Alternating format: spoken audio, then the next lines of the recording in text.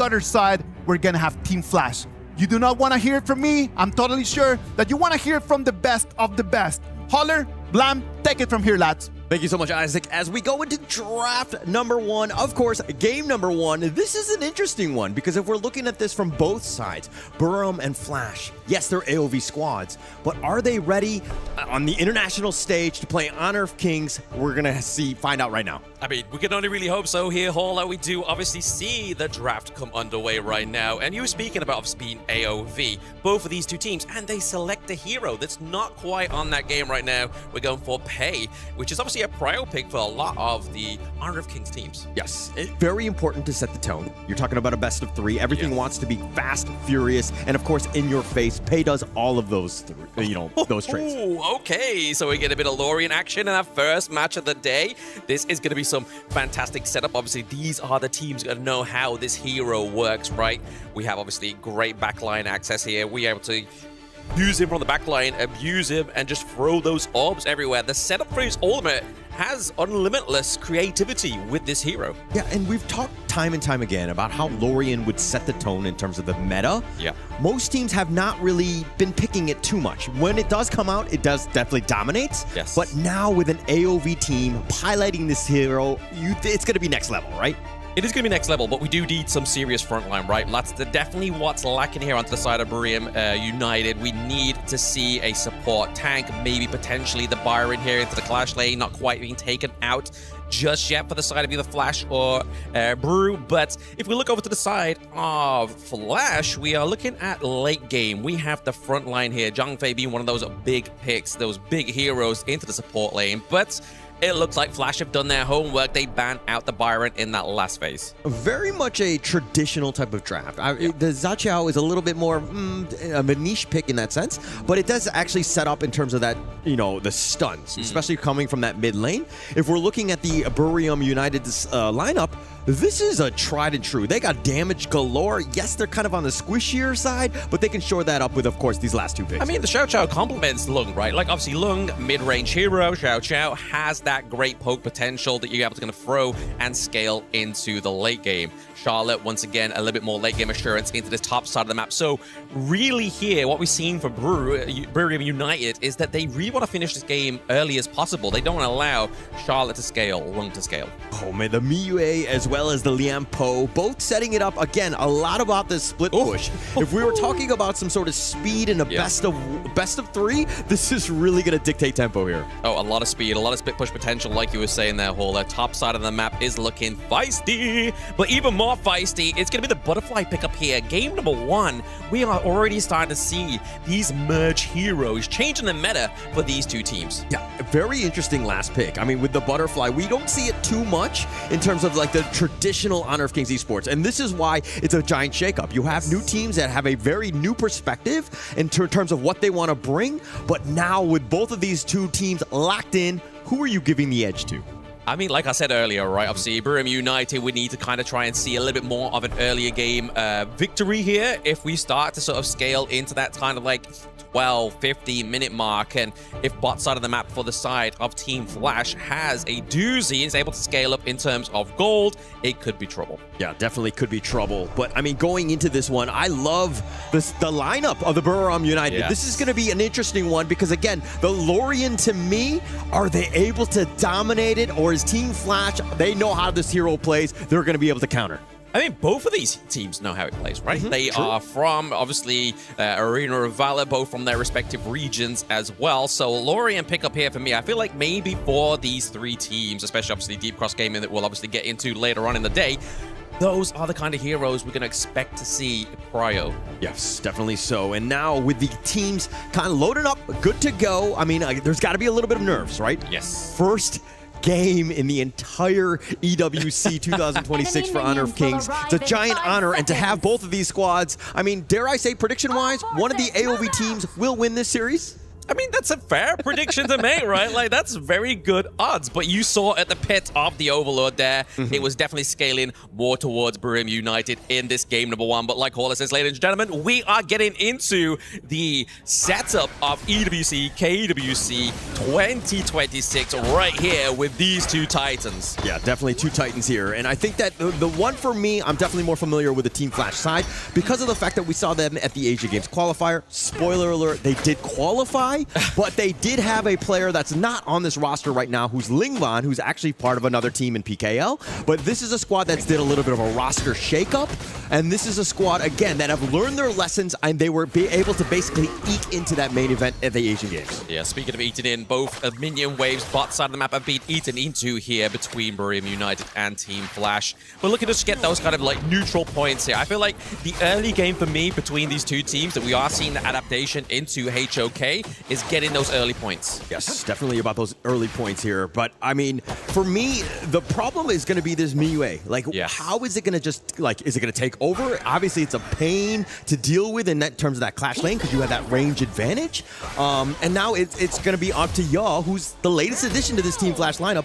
Is he able to kind of overcome the range differential? I think the obvious question to his name is, Ya. Able to do it. Yeah. Can we see him do it? But I mean, the thing for me is obviously looking at little boys here on Miyue, that umbral moon, right? Like, if you are able to time that correctly, you are able to dodge the Charlotte ultimate. Yes, and I mean, if he's able to do that, that's what it's going to come back to, right? Is Ya able to kind of find that perfect moment to go into that team fight? But they're going in now. Okay, we did see a big teleport play there from Nunu. Obviously, quite aggressive, but we did see him capture between two sides of the side of Flash and able to escape. This really just shows you the viability of Lorien. Yes, and another player to kind of highlight here is Nunu, right? On the side of Buriram United. He is an absolute beast in the mid lane. He's incredibly elusive. And as you saw there with the Lorien, he was able to kind of just dash around, always stays, make sure that his life total is quite high. Yeah, someone's life total is not quite high is Ryan, but he does have the ultimate that he doesn't want to get forced out yet. The infinite vastness is staying in check. He really wants to hold on to that around about that 4-minute mark, right? If you eliminate infinite vastness here from Aoin, from Reen here into this team fight, into this neutral objective, it makes it a little bit harder for the marksman to be a bit more viable. Incredibly patient by Rand, right? Being able to just hold that infinite vastness, and he didn't want to hit that ejection seat because he knows that he needs it come the team fight. We're starting to get to the point where it's, 3 minutes in, getting to that 4-minute mark. You don't want to waste that ult and just kind of use it willy-nilly, if you will. Interesting roams here from Xiao Xiao as well, right? Mid lane of Flash, looking to be very proactive here, looking to actually get a lot of gold funneled into herself. Because, I mean, if we look at the side of Team Flash as well, there's so much carry potential here, but it looks like they're all putting into the Xiao Xiao. Yeah, it really comes back to who can get that farm. Yeah. Everyone on both sides, kind of on the squishier side, but they're going in. They are trying to go in. I think Taos is kind of paying a bit of pillow talk, man. He's like, you know what? I'm going in. I'm going to try and bait as many skills as possible. Nothing to be worried about here. He is the tank of Buriram United. What? When 3 people jump you, you're talking pillow talk at this point? Hey, it depends on like how you gauge that. Some people can take a little bit more than others, you know? All right, understood on this one. But what I like about Buriram right now, they're getting a little bit more in terms of value.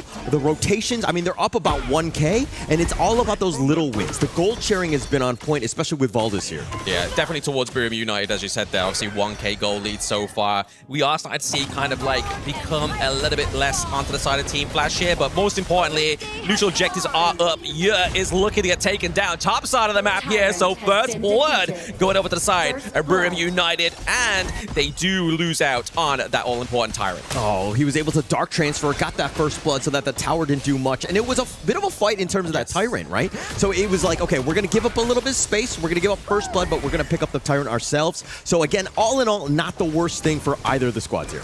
Not the worst thing, but it could be setting the pace, you know? True, like, definitely losing that Tyrant, especially losing a Tyrant to a team that is a late game composition here. It's just going to enhance their early game. And speaking of enhancements, we are seeing that shifted up tier to Buriram United, able to get that T1 turret for themselves. Yeah, Tao's there was actually going for the solo play. I've done this as a roam myself, where you're like, I see 2 people, I'm going to get my Tremor Smash, get it on, and I got a 2-man stun, but then there was no follow-up, so you're like, oh crap, now I have no damage. Got to get out. So what you're telling me here is you're blaming your teammates for your impeccable choices in HOK. Yes. And so if I win, we move on. If I lose, I hit that report button at least 4 times. There we go. We've got Horless insight to his ranked games, but top side of the map taking a lot of pressure here for the side of Team Flash, and definitely pressure is something you want to be eliminating here, or at least kind of trying to blunder if you are Team Flash, because you are behind around about 2.5k gold as well, and it's not looking too good, especially Charlotte here. Yeah, may not be able to get to that late game.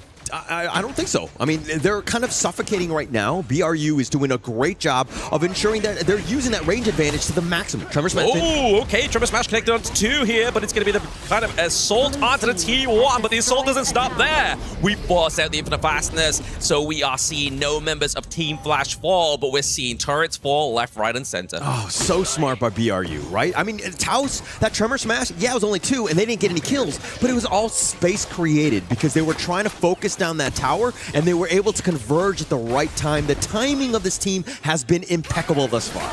Very good, very good. Obviously, pacing, roaming, the way they have been shifting through these lanes, definitely something that Team Flash maybe want to adapt in here, but it's going to be the Unbridled Outburst that saves Tofu, and actually does nothing here for a follow-up for Licky. Yeah, Tofu just hanging on by like the very, very end, ensuring that he gets that ult off, has that huge hero boost. I mean, I like this Tofu way better than the other Tofu on desk. Oh, he's not your kind of favorite kind of Tofu. Okay, we not. are having shots fired. I mean, Kin did obviously point you out earlier, so I feel like that one's a fair shot, you know? Yeah, of course. Payback. I was going to get back at him at some point, but BRU are on a roll as they take the mid T1. More space, more of this map control by BRU.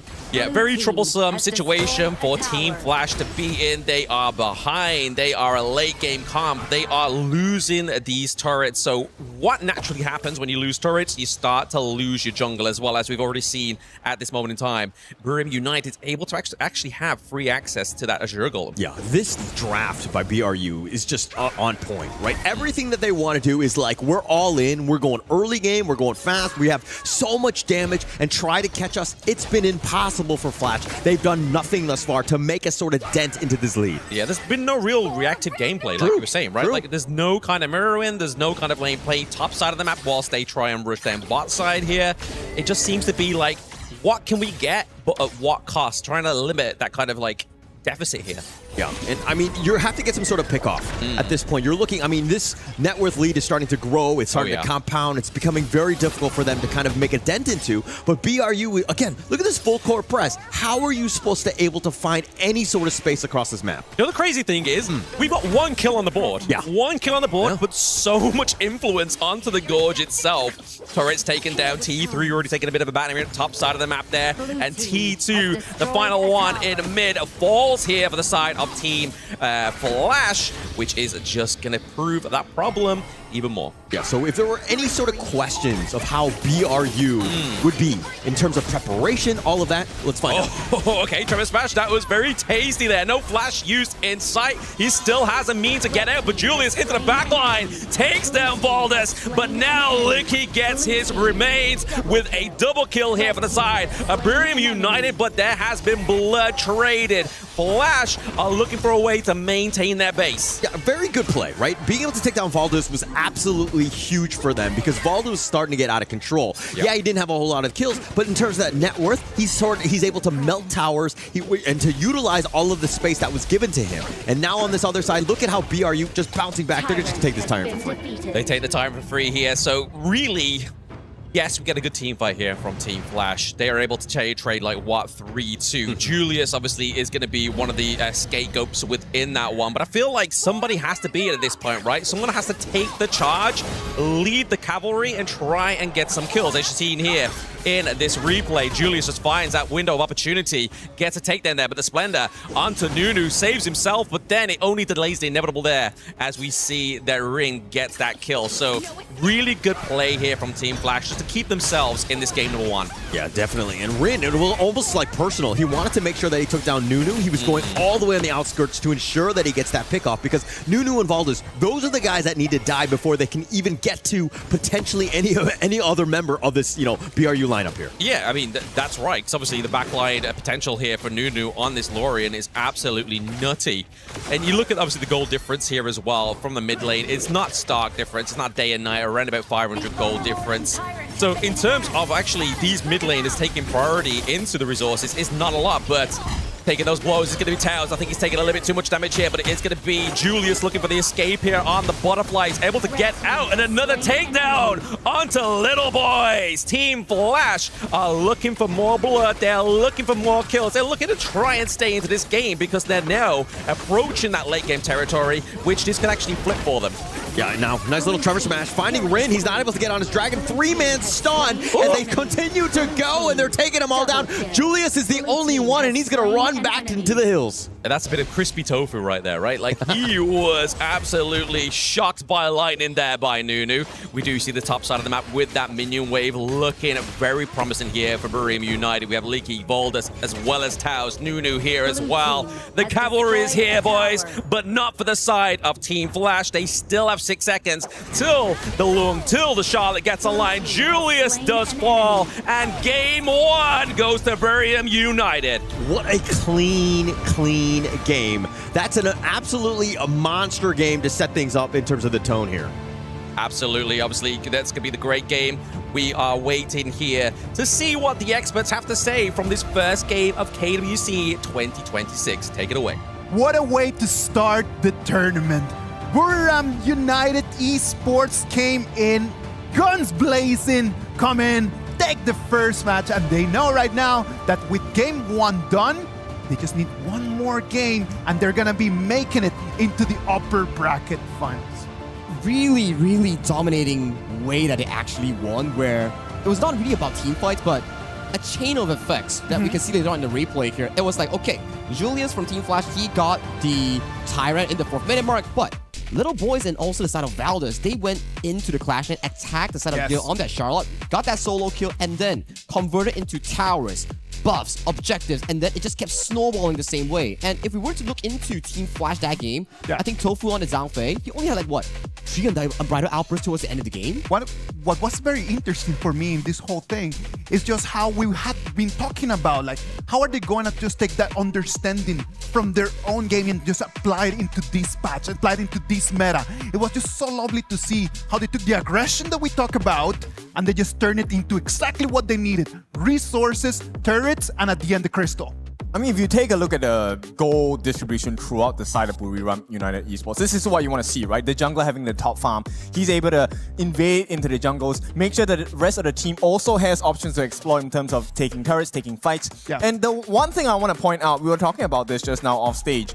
Nunu on this Lorion. Oh my. Guys, you have to ban Lorion, man. The ultimate, the setup, the stun, there was no way like his counterpart, Rin, couldn't even take flight with the Lung. I've been talking to the KPL casters in all these days, and they've been saying that Lorion is going to be one of the meta picks in this whole tournament. And we just saw it over here in game 1. It is going to be the one hero that we're going to have to keep our eyes on.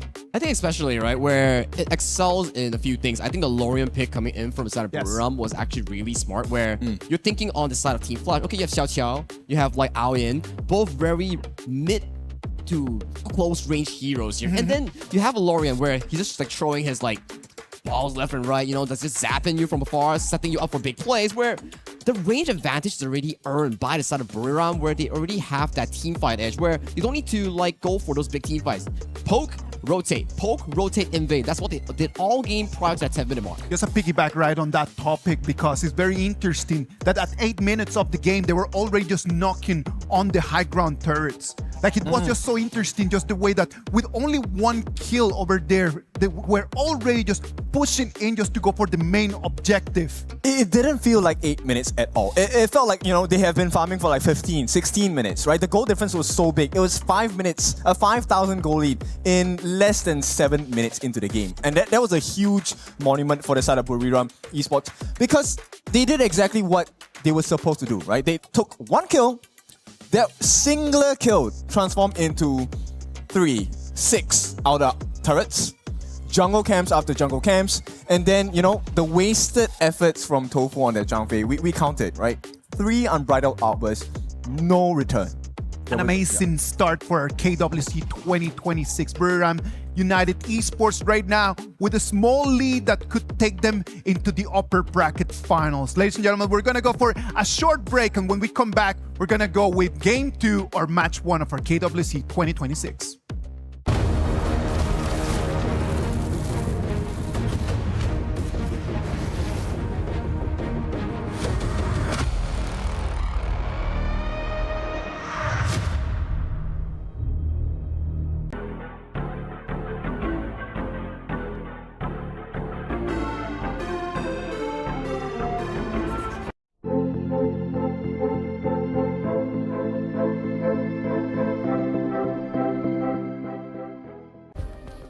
play is in our DNA. Whenever we let it out, it becomes our superpower. Now imagine an entire city being built to supercharge it. Kadir City, powered by play.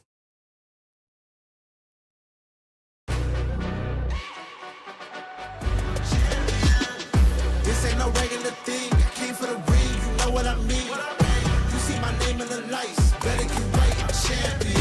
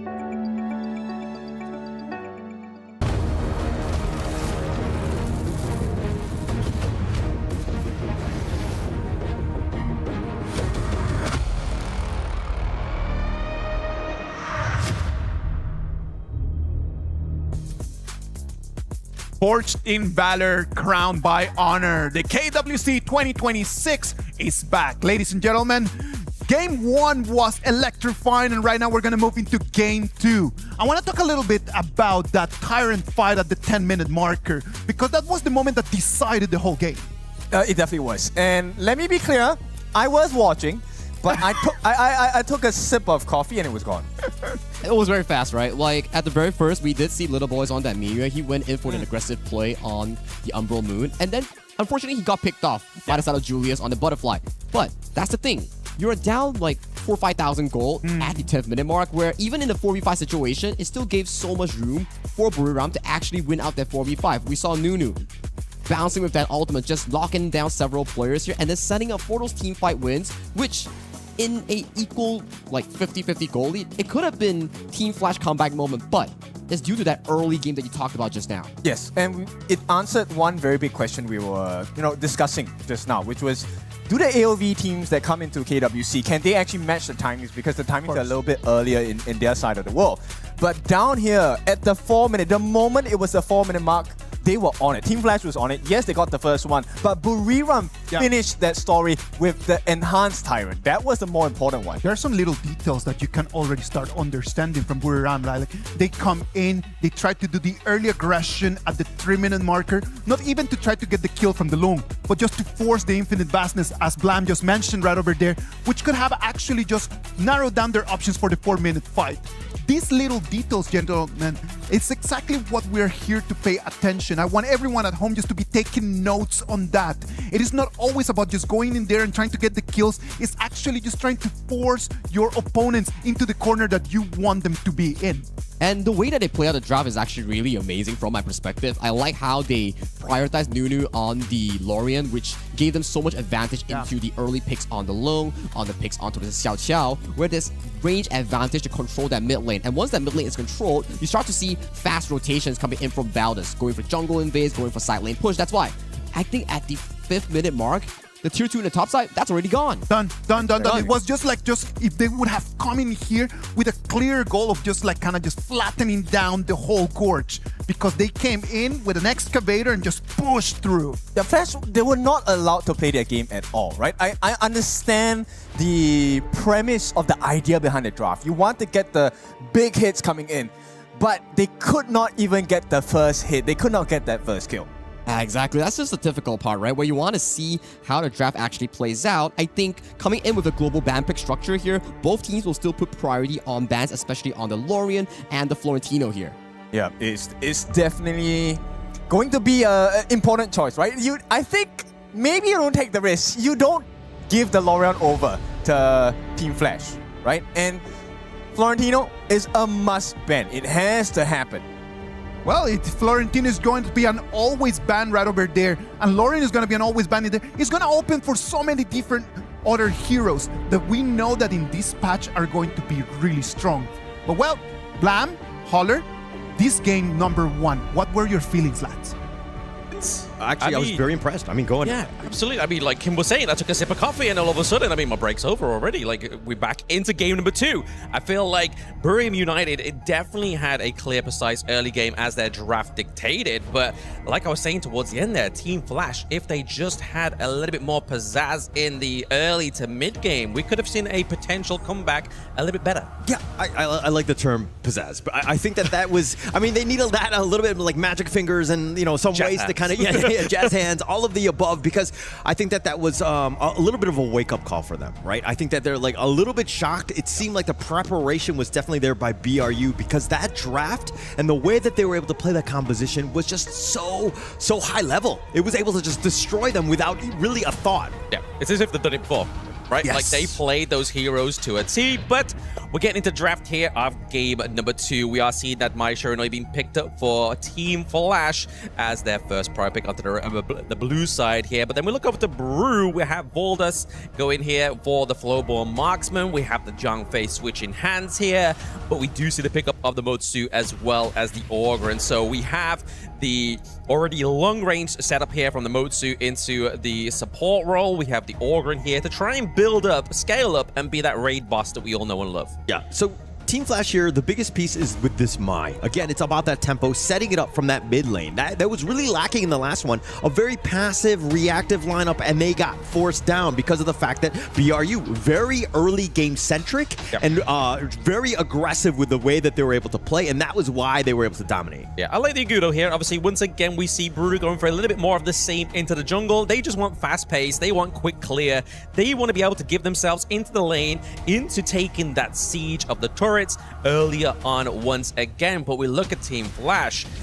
Once you get to level 4, get a few items, definitely that's when we start to see the Mai Shiranui come online in terms of combos, in terms of knock up onto CC into the backline of Buriram United, which is obviously going to be the Flowborn Marksman in this case, but it's going to take a little bit of time of Orgren to actually scale up. Yeah, and it's all about that space, right? You expect it from the Mai, and that's kind of what they're trying to set that up with, so that you have a very good mid game because your early game was set up. You have the moats here, we could potentially wombo combo off of somebody, and plus it's kind of looked at as a bit of a weaker counter to the Orgren as well if you're able to cannon blast and slow it down. So you take that yourself, and now you can set things up. Yeah, I mean, if we saw anything from Team Flash, obviously they do know how to get the pickoffs right. They do know how to orchestrate a bit of a comeback into a team fight that not necessarily they took the engage for. Like, they saw it, they rather than disengage, they thought, okay, bet, let's go blow for blow. And then they come back. So I do agree with your point there, Motsu being able to kind of set this up for either a pathway of Mai Shiranui or Orgren in these team fights. But we are getting a little bit more sustained here onto the side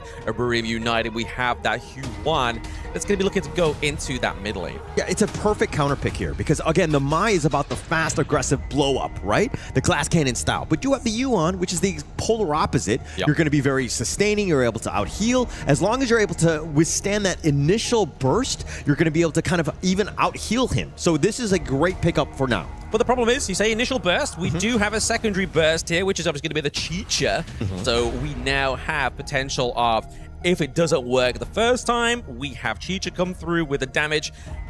And they now actually have a sufficient front line. This is the thing that they didn't have in game number 1 for Team Flash, was a sufficient front line, but now they have the Byron, they have the Orgren. I feel like this is definitely a comp here that could get Flash a 1 point onto the board. Definitely, definitely. And I mean, it definitely makes a lot more sense. It's way more balanced. They shore up a lot of the weaknesses. And they have, you know, from early to late game, you're kind of set. My only concern is that the range, the Chicha kind of limited. You don't have as much, right? Yes, the Ogren will be there, but once they're hitting that mid mark, everybody with that range is going to be super, vulnerable, right? And so that's where, BRU need to kind of play around that, dance, if you will. Yeah. Speaking of dancing, obviously, like you said with the Chicha, you do kind of have to prep yourself before you go into a team fight, especially if you want to have that range. You got to stack up your passive, and then that's when obviously the burst potential does come through. Not quite as kind of like demand and go as the Mighty burst. Yes, and as it looks like the players are about to load up into game 2. Must win, I say, right? Because if you're at the EWC, you lose 2 series, you are going home, unfortunately, from the play-ins. You don't have too much time to explore Paris, if you will. I mean, depending on which airport they flew in, right? Obviously, there's an airport quite close by. Like, there is an airport quite close by. I made the mistake of flying in from CDG. Took me an hour to get here. I could have gone literally maybe 15 minutes max, but that's my bad preparation. So one can hope the Team Flash and Burium United have better preparation in this game number 2. Yeah, and I think that for both of these squads, this draft looks a little bit more 50-50 to me, right? You don't see one that is skewed one way or the other, but this is going to be about those team fights. If BRU is able to win one, especially with the setup that they have, you have the Dharma Truth, the Zhangfei Umbrella Outburst, and then you win that team fight, you're going to just start losing towers because this Agudo is going to be a problem. Yeah, there's a lot of crowd control. Absolutely. Crowd control, but I think the most scary thing is here, obviously, yes, we know that Ogren can do a lot of damage, but can you kind of out-damage the sustainability that the side of Burium United have? Yeah, it's all about this early game, and I love the way the Team Flash are playing right now. This is what they did not do, and now they're going in. Valdez getting a little bit low himself, but he's going to lose the red buff to start things off. A bit of a disaster for BRU to start this. A bit of a Flash, a mob dance here from the side of Team Flash. A bit of a change-up, I would have to say myself. Very well greeted, well needed in this one, right? Because like Hauler was saying literally moments ago, if Team Flash didn't make these quick adaptations, it's looking very bad for them. Not looking good. I mean, it's not over. It's still very early. We haven't even hit the 2-minute mark. No. But setting yourself up, those are the little wins that you need to really, compound your lead. And now BRU, they're going to do a little bit of pressure onto Hayduk as well. Hayduk actually able to get out of there as well. We are seeing that the vote in game is still going over to Burium United here, so we do see a lot of fans for this team looking to try and round this one out for a nice, comfortable 2-0 for themselves. But I feel like for me, what's going to have to take a difference here for this game number 2 is Flash trying to get some early game kills. Like you said, try and compound that effect in the early game, get it into the late game. Yeah, they didn't get out their first kill for quite some time. I mean, BRU were playing flawlessly, the positioning, and now even putting pressure here, Hayduk is coming out worse for wear here. Yeah, definitely taking too much damage for my liking as well. Obviously, as we see, quite a bit of a compounding effect going on anyway, right? Like, we are seeing everything coming into that mid lane. We're seeing, obviously, the Spike-Tail Beast being taken off the side here. The Pigs on for Burium United. So you can already see the action and consequence going into the gold lead. But did you see how Team Flash, again, they were taking boars away. Yes. They're being aggressive, and this is exactly what you want to do, especially in a lineup that needs to spike in that mid game. If you're having a terrible early game, but you're going to have a rough time. So again, you want to be aggressive. You have the timer, and now with this Crimson Golem, it looks like it's going to be started here. Taos is looking to take that away, but Valdez gets the smite. Valdez does get the smite there. I mean, it's kind of looking like here Julius has got squatters' rights into the enemy's jungle, right? Like, he's just constantly like, you know what? I got the timer.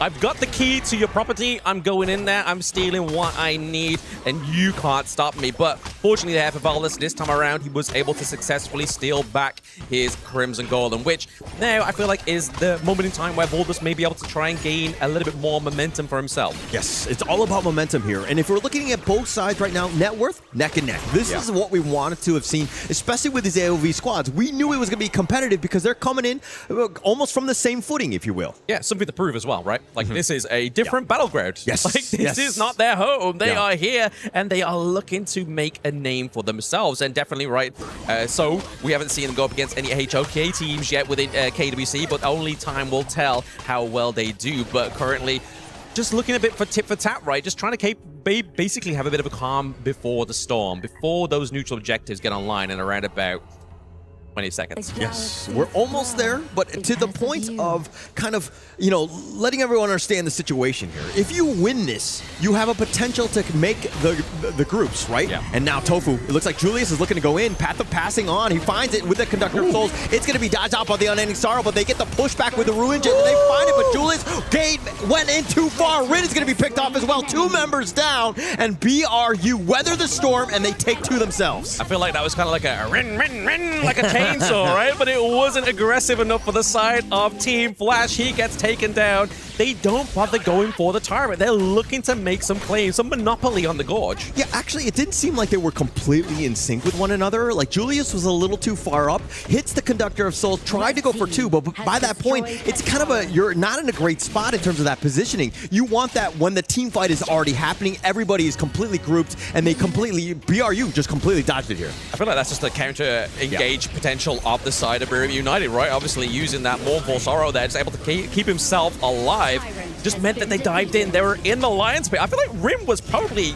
like you said, completely out of position there. Yeah. I mean, the timing wasn't great. The way that they were going in, it was like one by one. They were kind of, just putting themselves, you got to go in together. You got to be in sync. You got to have that coordination. And BRU, the way that they were able to dodge that, again, this is why they're looking to be an incredibly scary team here at the EWC. Scary team here at KWC. Scary team here into the mid lane. It looks like they find Tofu. They actually pick him off with an Umbrella Outburst, and BRU are going to be so happy with that. Oh, absolutely. Happy and more, right? Obviously able to get a bit of damage onto the mid lane, create a bit of priority, just kind of give themselves a little bit more room to get a bit more reactive, right? Because that's what the problem was in that early game. Yes. They weren't able to react because they didn't count on Team Flash invading in the jungle. Yeah, did not expect it, but now that net worth lead completely shifted in favor of BRU. This is a huge situation, and now the Overlord, that is going to stem a little bit of the bleeding for Flash. I feel like I'm watching the stock market here with that gold, Like, we saw in the early game, it was kind of fluttering up and down, but it definitely put your money on Buriram United here. But we are seeing a lot more Monopoly being taken away here from the side of Team Flash. It seems like a little bit of a rinse and repeat of game number 1, which is a problem here. It's just taking Brew a little bit more time to get into this position. Perfect disengage. They had that vision, BRU that was, but Taos didn't have enough madness to get that ult off. So they were like, okay, we can't team fight. We need to get out of this. They lose nothing. They take what they can from the jungle on their way out. Very smart play, even when you're looking to just retreat. Yep, you are playing the offensive, but defensively, right? You don't want to kind of get too greedy here if you're Buriram United. Once again, a very low kill game so far. 6 minutes in, 3 kills onto the board here. But that's not what's important. It's about creating that nice cannon blast. Bot side. Oh, the Kachusen as well, but the Aerostorm just zoning them away. Team Flash, a good attempt, right? That's the kind of setup that you're looking for, but they actually find Taos sticking around a little bit. They have the cannon blast onto him, but they're not going to continue on. It looks like BRU, again, just dodging most of the attacks by Team Flash. I think this is the beauty of obviously the Motsu, like we're saying in the draft, right? You're able to use that cannon blast from a very safe distance, disengage for your teammates, kind of almost like a second chance card, get out of jail. And that's the biggest problem, right? I think that the way that they've been able to kind of set things up, but BRU, again, just dodging most of it. They're mitigating most of what he brings. Yeah.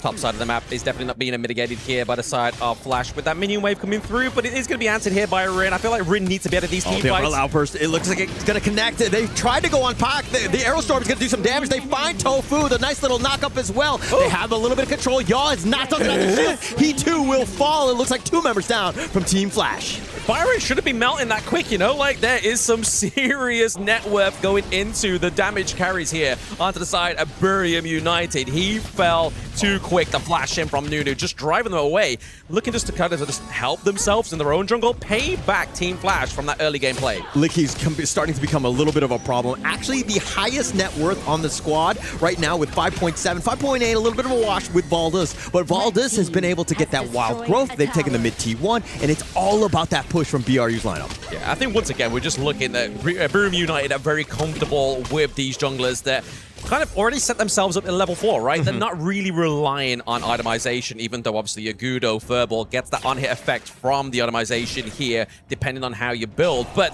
it's all about just creating that momentum, able to create that early game desirability for yourself. Yes, and it looks like Team Flash using all of that to kind of counter the movements, right? They need to push themselves. They're going to take the bottom T1. BRU not in position, but they're in your jungle. They're looting and pillaging everything. It's kind of like knocking on your door, right? They're like, they are looking for repossessing your goods. Like, they was like, right, okay, you owe us money. You owe us that early game money that you stole from us. And we see here, Buriram United are taking that away. T1, top side of the map, does get taken away here. Just see Nunu just creating that area of space, that area of safety for Buriram United here with that long-range CC. A lot of respect giving by Team Flash here. They've actually had to kind of retreat into the mid T2, which is going down. The Umbrella Outburst just zoning them away. Team Flash right now, they are caught left wanting, not able to find anything on BRU. Team Flash. I mean, looking at where we are in terms of obviously their team comp, right? We see Rin not quite doing too well here. He's kind of having to be into the side lanes, looking to try and scrap any kind of resources he can get for himself, just to try and get that mid to late game activation here. And I feel like the same is the problem for Julius, right? We're looking at carries, we're looking at them having to... They need the gold, right? Yes. Like, that's the problem here. I mean, he's trying, but there's no space. They're going in. Nice little revenge and finding him back, but is not able to get it. And Yo has that force field suppression. He's taking most of this. He's still Byron at the end of the day. He does survive. The vibes this time. Obviously, Yes. last time we saw him, he was literally cut through like a hot knife through butter. But this time around, he's definitely looking a little bit more tankier now. But we do have to keep, obviously, an eye on, obviously, common skills, right? Because we know that High Duck is not going to be making those engages because they don't have those flashes on. Does not, but they have the cannon blast, and with that Aerostorm zoning them away, Tofu's gonna just have to Peacebringer on back. But the way that they're able to kind of, mitigate, dodge things around, BRU just playing with their food, if you will, as they start the Tyrant here. Tyrant, 10-minute Tyrant being started here. Hauler, can they make a clear engage here? Path of Passing does come Julius, through. he wants to go for this one, cannot give this one, but he gets control, he gets knocked down over the wall, it doesn't even matter, and they take the Tyrant.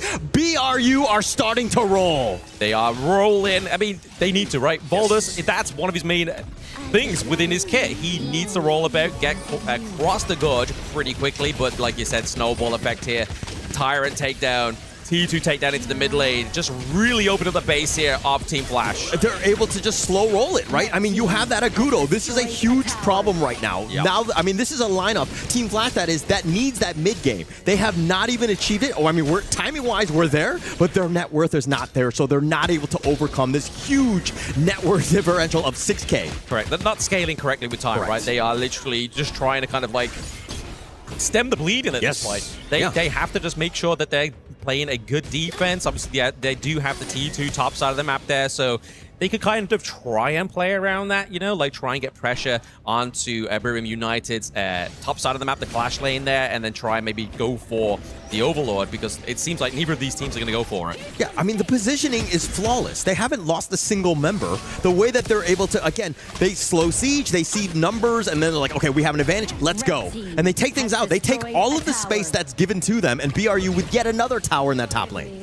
They are looking to try and get that T3, but I mean, nice pressure here down bot side. This is going to correlate to obviously the Shadow Overlord if you want to go for it. It defines it, but Liggy's going to be on back. They've already taken the top T3. The Unending Sorrow tries to go for the back line, but he will fall. Nunu just way too deep. Julius gets stunned up. No control. BRU looking to end this game, and they will take the first series at the EWC.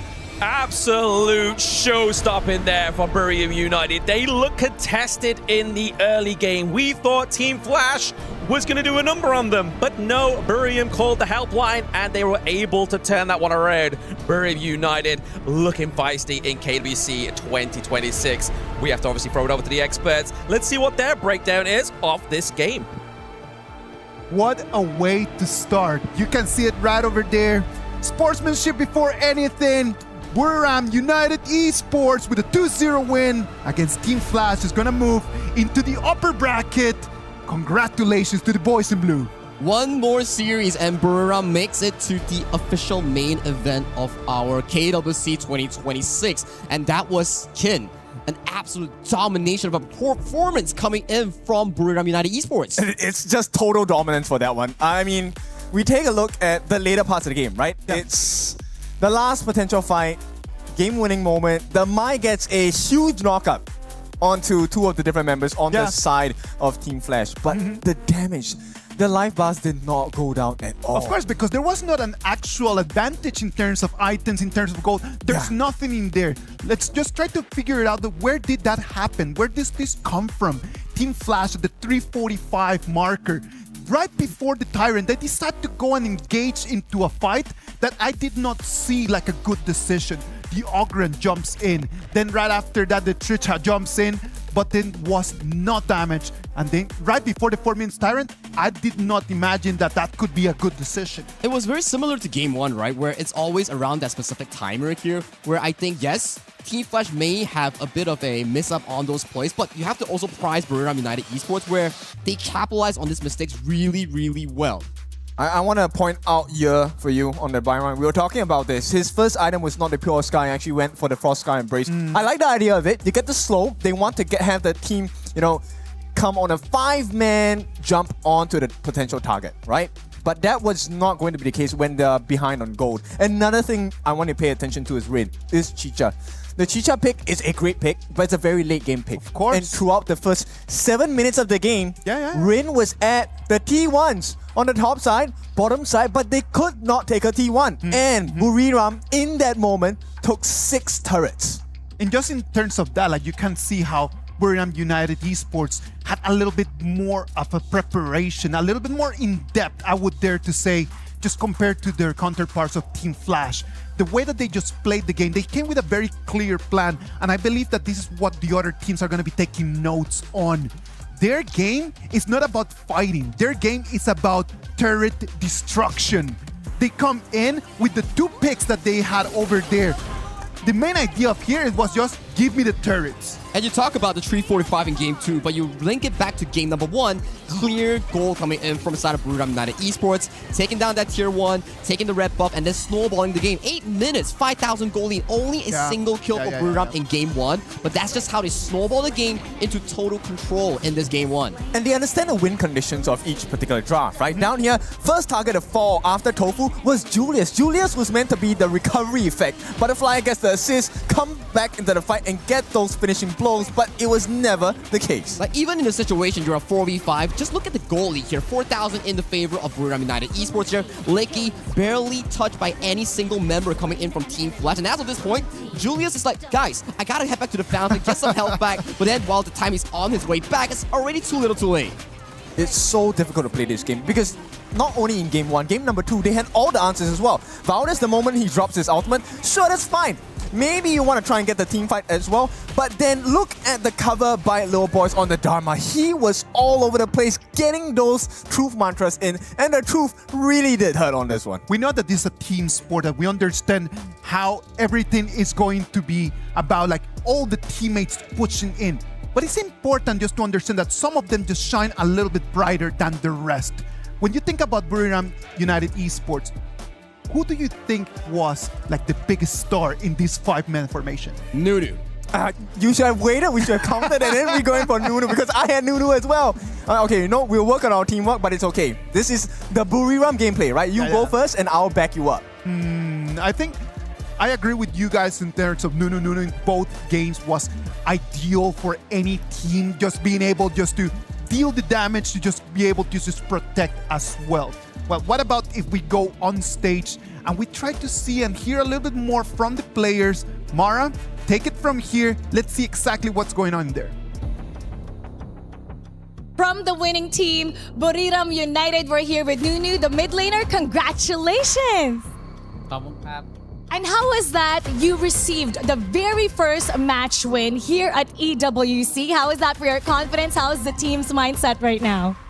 ก่อนอื่นเลยนะฮะก็ขอแสดงความยินดีด้วยนะฮะรู้สึกยังไงบ้างครับที่ตอนนี้เนี่ยเราคว้าชัยชนะแรกของทัวร์นาเมนต์ EWC มาแล้วฮะดีใจครับเพิ่งมาเล่นด้วยครับก็แมตช์แรกก็สนุกครับ Yep, I'm very happy and excited that we already achieved the first victory and we are very happy to be here too in Paris. And one thing we were really happy about, you used the new AOV collab hero Lorian in the mid lane. They're the very first team to use that in EWC. Now, Lorian has a really long stun. And when you get your opponent, well, it's a guaranteed success for you, especially when you were getting the farm laner in game 1. How much fun was using Lorian, our new AOV skin hero collab, for your first match? มาพูดถึงในตอนเกมแรกบ้างนะฮะเราหยิบลอเรียนมานะฮะซึ่งเป็นฮีโร่ที่เป็น collaboration กับทาง AOV นะฮะเนื่องจากว่าตัวนี้เนี่ยมีสตันที่ค่อนข้างเป็นเวลานานเลยทีเดียวเมื่อเราว่าแลนสตันได้แล้วเนี่ยค่อนข้างจะเป็นการการันตีได้เลยทีเดียวมีความคิดเห็นยังไงบ้างครับก็รู้สึกว่ามันแตกต่างกับเกม AOV ที่ผมเล่นครับเพราะว่าโลออนเกมนี้ก็จะเหมือนกึ่งโป๊กนิดนึงครับเพราะว่าสกิลเขาค่อนข้างแรงครับ Yeah, so Lorian in this game is kind of a bit of different from the AOV that he has been played because it's in this game it's kind of semi-poke. But we really enjoyed watching you. How about some tips for everybody watching looking to use this new hero, Lorian, in the ranked games, what would you like to suggest for them? Any tips for the rank? ก็ขอ1ทิปให้กับแฟนๆที่ดูจากทั่วโลกหน่อยฮะว่าเวลาเล่นลอเรียนเนี่ยมีทิปอะไรบ้างครับ ก็ถ้าเป็นของเกมนี้ก็พยายามโป๊ก่อนครับ แล้วก็พอศัตรูเขาเข้ามาพลาดเราก็อันตีสวนไปครับ So for this game just try to poke the enemy like as much as you can and like so when you saw that alright the HP of the enemy is like low enough just all in your ultimate skill Great, for sure. More people are going to use that, and we're so proud with your first win. How about send a message to everybody watching from Thailand? What would you like to say to all your supporters? มีข้อความอะไรอยากจะฝากถึงแฟนๆชาวไทยบ้างครับ ก็ฝากเชียร์พวกผมด้วยครับพวกผมจะทำให้เต็มที่ครับผม Yeah so thank you so much everyone for keep supporting us and like hope you guys will keep like supporting us till the end Job well done once again. Congratulations, Nunu. Congratulations to Bariram United. And now we're going to head over to the casters. Lead the gorge. Thank you very much, Mara. Thank you very much, Nuno. You can hear it over there in the background. The people are enjoying this a lot. As a person who has been working on HOK already for so many years, I'm going to tell you, lads, I am extremely happy of seeing this match 1 going the way that it went. Because this is the main idea about this KWC 2026, expanding our family, making the ecosystem richer, and make everyone just to understand from different angles, with different heroes, with different players, how our game can become richer and richer and richer. And richer also comes in the form of pick and bans, right? Where you have AoV heroes coming in. We've seen in that game just now, Florentino, permaban. Yes. Not allowing anyone to play it. That is a very, very strong hero. And then you have the things like Lorian, which has had an amazing performance coming in from Nunu. And we have yet to see Anna yet, but I was pretty surprised when Julius picked up the butterfly in that game 1. He had some pretty good moments here, but at the end of the day, it's a team game. And I think this time around in this upper bracket semifinals, I feel that specifically for the side of Buriram, they did better. They definitely did. And of course, the tips from Nunu, right? This is very important, right? If there's low health, just get it poked. But of course, let's poke the bear a little bit. Let's go to Isaac. You know what? I am extremely excited for this game. I am really looking forward for match number 2. Before we do that, what about if we go for a little break, and then after that, match number 2 is going to be upon us.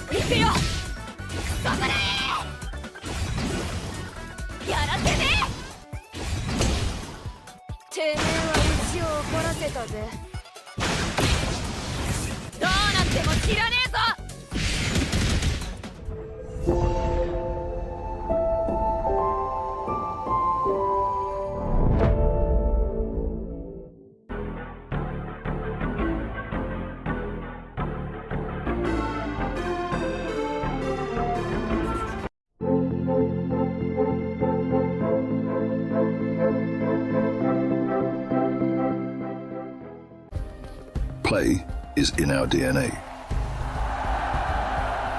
Whenever we let it out, it becomes our superpower.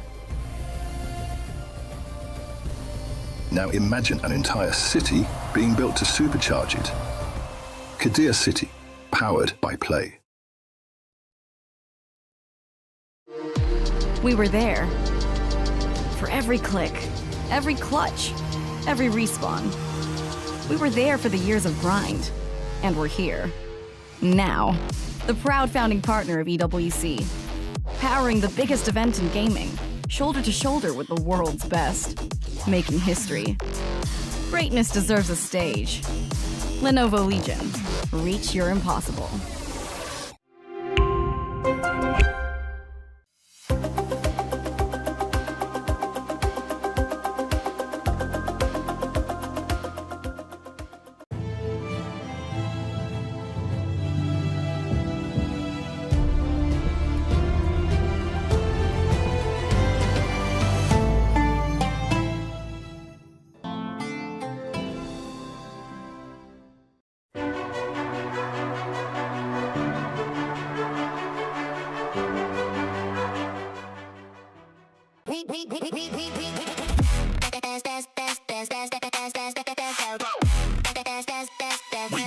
Esports World Cup.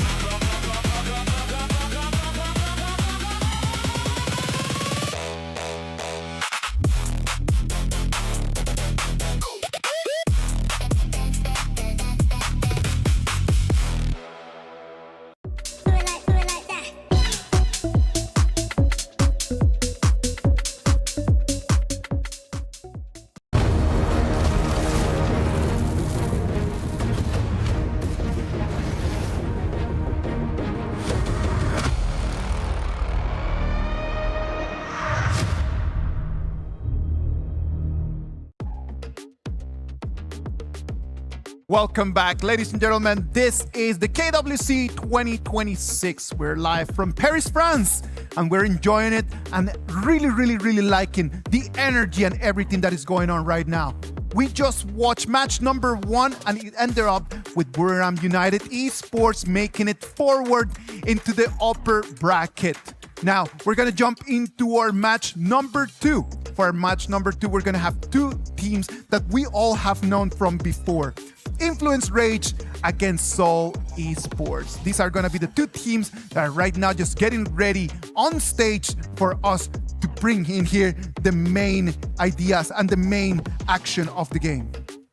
For these two teams, right, I feel for Seoul Esports, they are a very new region as a whole, right? Where they just joined the region not new long ago and then coming in for their first tournament. It's already KWC here in Paris, France. So, Blam, if you were to look at SAUL, how would you rate them?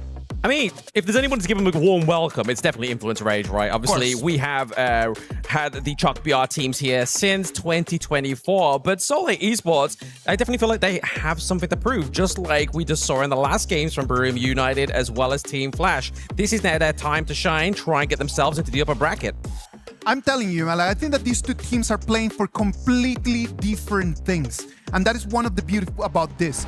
The people that you can see over there on your screen, SAUL Esports, Seoul Esports, they're fighting just to write the first page of Indian Honor of Kings storyline onto the KWC with really golden letters. Now, I don't mean to be someone who will like to discourage teams, but I feel that the direction coming in from the Indian region, the Kings Arise champ, the runner-up here, which is SAUL, it's to learn as much as you can, adapt in towards it, and see how far you can realistically go. Because your opponents here, Influence Rage, it comes from Chalk BR.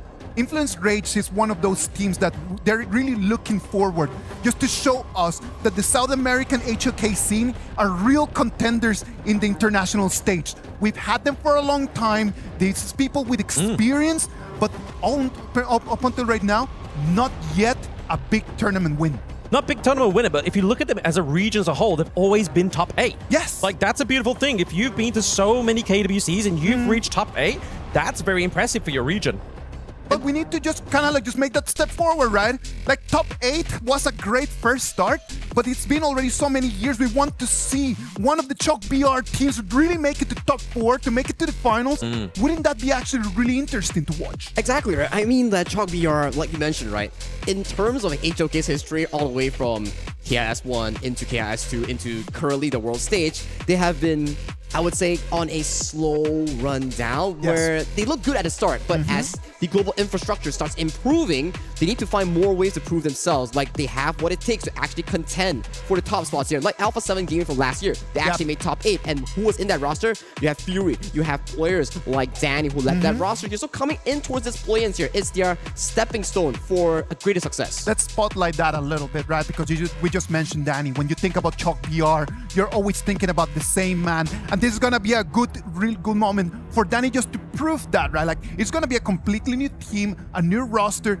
Can he really just play to the level that he needs to play in this KWC 2026? I really think so, because I mean, last year we kind of like doubted him as just a solo tank jungler, but then this time around, obviously last year, he proved to us, he was like, right, we can be the assassins, or we can play the game.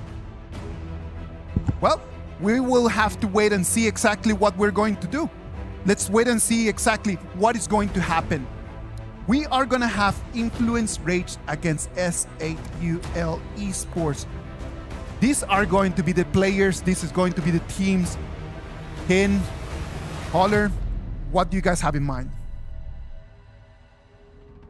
Right? I think that for this one, it really sets the tone of the rest of how the Group A is going to be. We saw the first two teams already, especially in terms of this AOV squads, but now a lot of pressure on both of these ones, especially for, I mean, is it Sol Esports? Like, who has more pressure on them?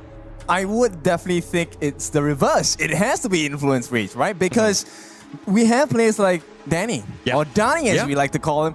He has experience in AOV as well. He should know what's coming under the covers of that punch. Yes, definitely so. And I think that for him, in terms of experience on the international stage, he probably has the most throughout the entire, both of the squads here, right? So I think that for looking into this one, Danny is probably the guy.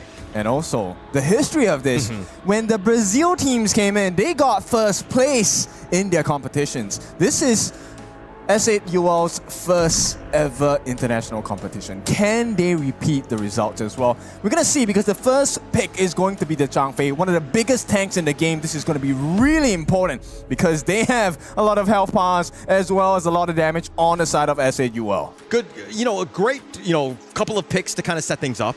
SAUL, especially with this Flobo Marksman, you're really setting things up for KLTZ to really get going. He wants that type that needs that range, and Flobo Marksman hits all of those parts. Ooh, this one that hurts me in the gut. I mean, the Lorian, we've already seen this in the first series of the day, and that's a lot of damage, a lot of CC, more importantly, because 2 seconds is a long time in the Honor of King's Wall. But add that in, we have the Guan Yu coming in for the side lane with the Zhang Fei. So what? This is like 4 seconds of CC? Yes, a lot of control. And I mean, with that Lorian, which you rightly pointed out, a lot of it is going to revolve around that. We were expecting going in, there was going to be a moment where Lorian would be insta-banned almost every single game. Obviously, very early. Second series of the day, and we've already seen it in the first one where it was completely dominant in that first game. Yes, and of course, the biggest surprise to me is that they did not pick up the Florentino. So Florentino is open for the taking, but it will not show, right? Unless someone wants to play in the jungle, which shouldn't be the case.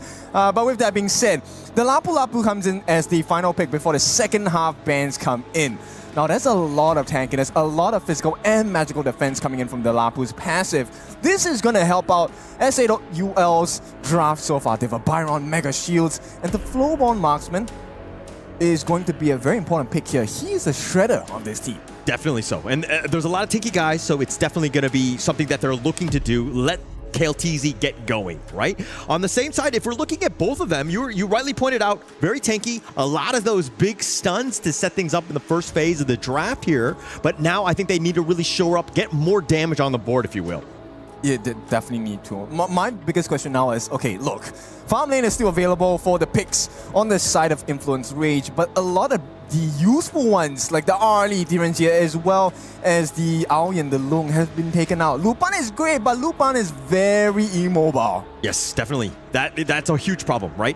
Right now, it's about mobility, being able to kind of, when those team fights are about to happen, especially with the Guan Yu lurking around in the wings, Lapu Lapu is going to be looking to set things up himself with the Byron as backup. You got to kind of make sure you have the right angles. It's so difficult. You know what hero comes to mind? I like the Garo. She does a great job at shredding the shields, plus 50% damage on shielded targets. That could be the answer here, but once again, mobility is an issue. They need help. Hopefully the Guan Yu, the Zhang Fei, and the Lorian will be able to assist and provide the space needed. Yes, and now with this Lady Jeanne here to kind of set things up for the mid game. Again, a lot of the stuns. This is even more pressure on KLTZ to perform. He goes down, they're going to lack a lot of damage. For sure. And you know what? I'm hoping for the skin coming in on this Lady Jeanne pick, but we'll take a look at what the final portions of this BP will be. Influence Rays, they're going to set the stage. They need the jungler, they need the farm laner, and they need to be able to shred. They have the CC, they have the control, they have the movement as well. They need the final answer here. My problem is I'm not a huge fan of this 4 Protect 1 lineup, right? I think that, oh, okay, well, there you go. They're going to get to the back line. This is one way to do it. But I do think if we're talking about, overall team fights, they have a lot of control to deal with this Jing that's going to potentially jump to that back line. Okay, you know what? Mirror's broken. That's not going to be a good sign here for the side of Influence Rage. But if there's any team to pull this off, Dani in the jungle on a Jing. I don't remember seeing him play this hero too many times, but we also have Leffy on the channel. Can the Brazil squad bring themselves to the next stage of KWC Play-Ins? I love how Influence Rage drafted this, right? They were like, okay, who is our star player? Danny, right? Let's set things up so that we ensure that we get a hero that he's going to love to play. It's going to be all or nothing in terms of just how this hero is able to kind of, get his farm and to do that damage. It's all in right now on the Danny train. Okay, and we also, we had a very short moment with both coaches just now.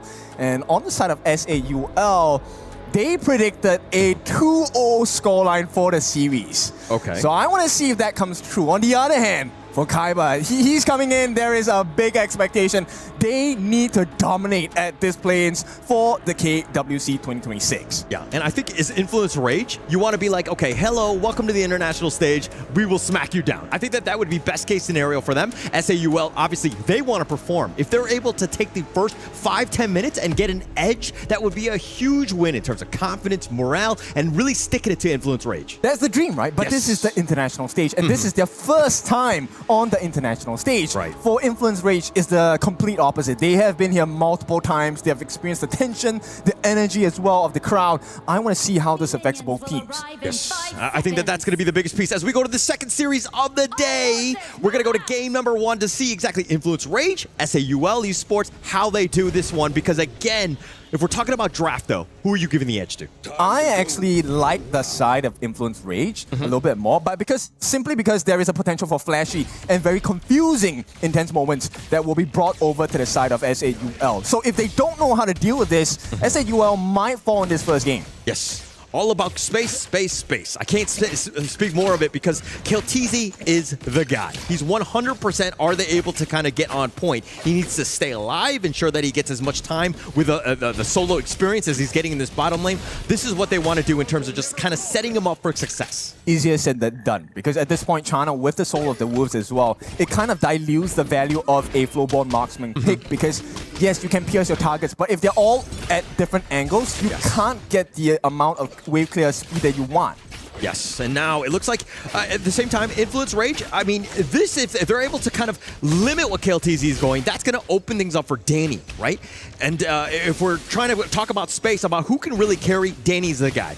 It has to be. And the Jing is a big pick here. They need this lady in the mirror domain and dimension to be able to shine. And this is going to be the first big objective you're talking about, right? The goal lead. Can they get the EXP and the goal lead over to the side of Danny? Because if they can't, then SAUL, Kong is going to show him a world of hurt. Yeah, Kong is definitely the guy that needs to step up, right? Make sure, I would like it if SAUL were to be aggressive and to take away some of those Azure Golems, because you take away that blue buff, Danny's not going to be able to farm as much as he would like.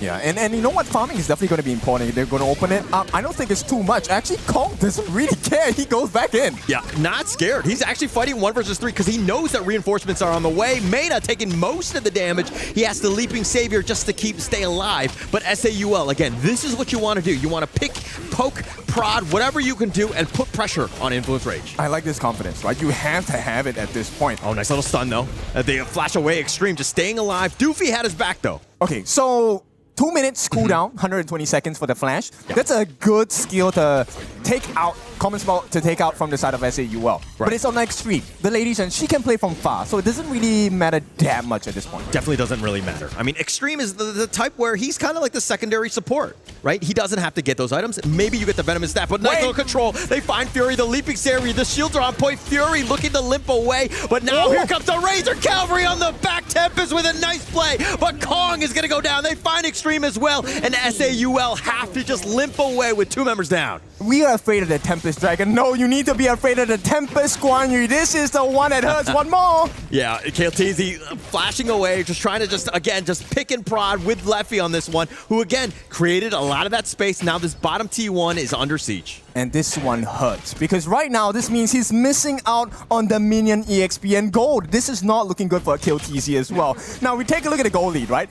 Close to 3,000. Oh, nice little sun. Oh, Doofy finds Leffy. He tried to soaring signal back to safety, but he got caught out. The charge is just too much from Doofy. Not the kind of peekaboo that Leffy wants to. And you know, the fact he came from the left, that was great. Leffy, as he goes into this one. Now, I mean, that's going to be a huge win for that. But now, if we're talking about how they want to play this one out, Doofy, nice little control, finding 2 members in the brush. But again, it was more of just impeding the ambush attempt. Yes, it is. And right now, this laning phase is, I think, even Stevens for now, but the goalie's definitely in the side of Influence Rage. And 4 minutes, Doofy hiding alone here. Oh, he's all by himself, but there's 3 members that tried to go on. Good. This is great in terms of that spacing, right? Doofy took a lot of that damage, and now it's going to set up for this Tyrant. Oh, now they find him. Doofy getting a little bit too low, the Raging Sea, but he's going to be picked off. Kong is too low himself, and they find 3 members. Influence Rage are starting to create that space. Exactly what you want. The important members, they're all gone. The tank, Doofy is gone. KLTZ, your farmland is gone. Your jungle, Kong is gone as well. And SAUL, they need to find a recovery point because Danny has already secured the first timer of the game. 30 seconds in, not what you want to see. It kind of started with Doofy, right? He was kind of initially fighting, got a little bit too low, and when the actual team fight was happening, he was kind of just taken down. You need his CCs, you need him to kind of cycle through his skills, was not able to do it because it's just a little too low at the beginning of that fight. I mean, he was just doing his job, right? He wanted to get the vision for the team, but now that simple change has made life a lot more difficult. Influence Rage, they're looking for the target in the mid lane. If the T1 falls here, it's going to be a difficult one to fight back. 5k goal difference is not something you can come back from easily. I mean, it's 1k starting to grow with every minute that's happening, right? I mean, we're only 5 minutes into this one. Kong just trying to keep his Crimson Golem alive, or, you know, the buff away for himself. He does take that, but SAUL right now, they are absolutely reeling. They need to calm down, find ways to get back into this. Okay, I mean, it felt like you were telling me to calm down because it was looking kind of scary for Kong at this point. 0-2-0, no assists, no kills, 2 deaths. This is not where you want to be at this point. Do not. And look at how Influence Rage completely zoning them away. They've kind of just, you know, springboarded past that T1 mid to push them further back. SAUL right now, they're starting to group up together, and that is a losing proposition. Yes, when it rains, it pours for this one because now the jungle is getting taken away. You don't get the EXP from the lanes anymore. You don't get the EXP. Here we go. They dive on this one. They find Kong, who has to roll on back, but the Razor Cavalry, the pushback is unreal by Tempest. Miriam is solo himself. He's starting to limp away, but Influence Rage have already taken a huge opening with 2 members down. They're going to take the bottom T3 as well. Okay, what's the call here? Do we go in for more? Because there is no more Extreme, there's no more Kong. They have the 2 tanks left. KLTZ actually right now is a very, very crucial positioning. If they can take KLTZ down, there is no defense. There's absolutely no defense. I mean, he's the guy that needs to just do the wave clearing. He needs to get that farm. But again, if we're talking about space and XP, he's just overall, he's fallen really behind. Leffy has a 2-level advantage over him. He also has a 2,000 gold advantage. It's 2 for 2 at this point. And you know what? 7-1 in terms of the kill score. It's looking all Brazil at this point. It is, definitely so. I mean, they're taking everything. I mean, they can't even get to their own Crimson Golem because of the fact that they've been zoned away. Influence Rage playing this one phenomenally here as they've like completely zoned them away. And they play this really safely, right? Both Crimson buffs, one on Fury, one on Leffy. The big pokes, they don't even need Danny to jump in. He doesn't have to take the risk. Yeah. And that's the thing. I mean, when you have Fury, you have Tempest, all of these guys that can be those frontliners, and Danny can just, secondary initiate, which is what you want to do because he's very vulnerable. He's able to find that damage, and he's able to burst them down when they need to. Yeah, Fury definitely was watching the interview, right? Yes. We meant the advice for new players, but Fury was like, okay, that sounds good to me too. Yeah, I mean, they saw the first series. This Lorien has just been unreal in terms of how much impact that he has. Those orbs are starting to do some serious damage. He pushes away, zoned them out. The top T3 look at just like that. They're looking to take this down. Yep, the fight hasn't even started, and they're low, right? The two pokes, Leffy getting those soaring signals in, Fury with the pokes as well. This is a hard defense for S8 UL, and it's not going to end anytime soon. Yeah, I don't know if it's hard or impossible at this stage, Whoa. right? Oh, they go in, they find him and kill TZ just like that. You blink and you're going to be killed, and they find them. They push him back as well. They find Kong, but the crystal is open. They're going to take it, one down. Influence Rage up, game number 1. Big moments for the side of Influence Rage, and it was a rager. This is where Kaiba, the coach, wanted to have happen. He has been waiting for this moment on the international stage for a long time. And now it looks like, I mean, they're going to be so happy with that, how that one played out. SAUL, on the other hand, kind of, this is a bit of a wake-up call. It's not the end of the world. It's just one game, but they need to find ways to bounce back in this one. I mean, okay, it's just one game, right? It doesn't matter if you lose at this stage that much, you still have a second life. But ideally, you want to be able to make it last faster. And INF is going to take that first victory. It was an 8 minutes match. They came in and then just in a very supreme and very superior fashion, they came in and they took in the victory. Lads, break it down for everyone, please.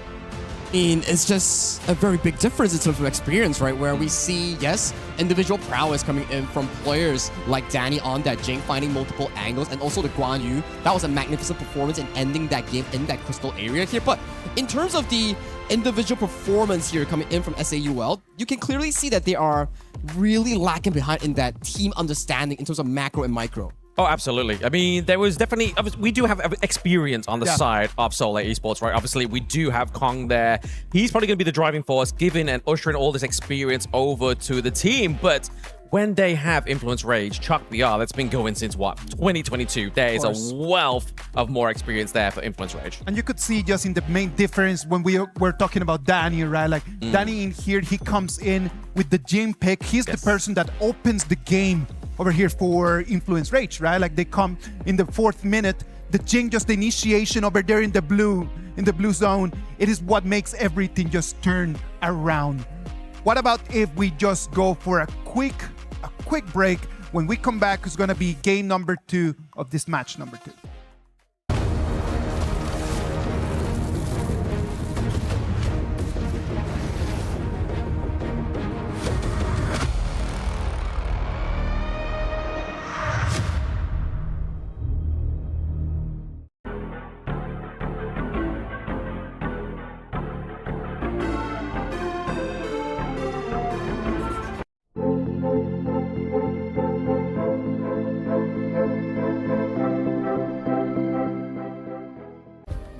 Play is in our DNA. Whenever we let it out, it becomes our superpower. Now imagine an entire city being built to supercharge it. Kadir City, powered by Play. We were there. For every click, every clutch, every respawn. We were there for the years of grind, and we're here. Now, the proud founding partner of EWC, powering the biggest event in gaming, shoulder to shoulder with the world's best, making history. Greatness deserves a stage. Lenovo Legion, reach your impossible.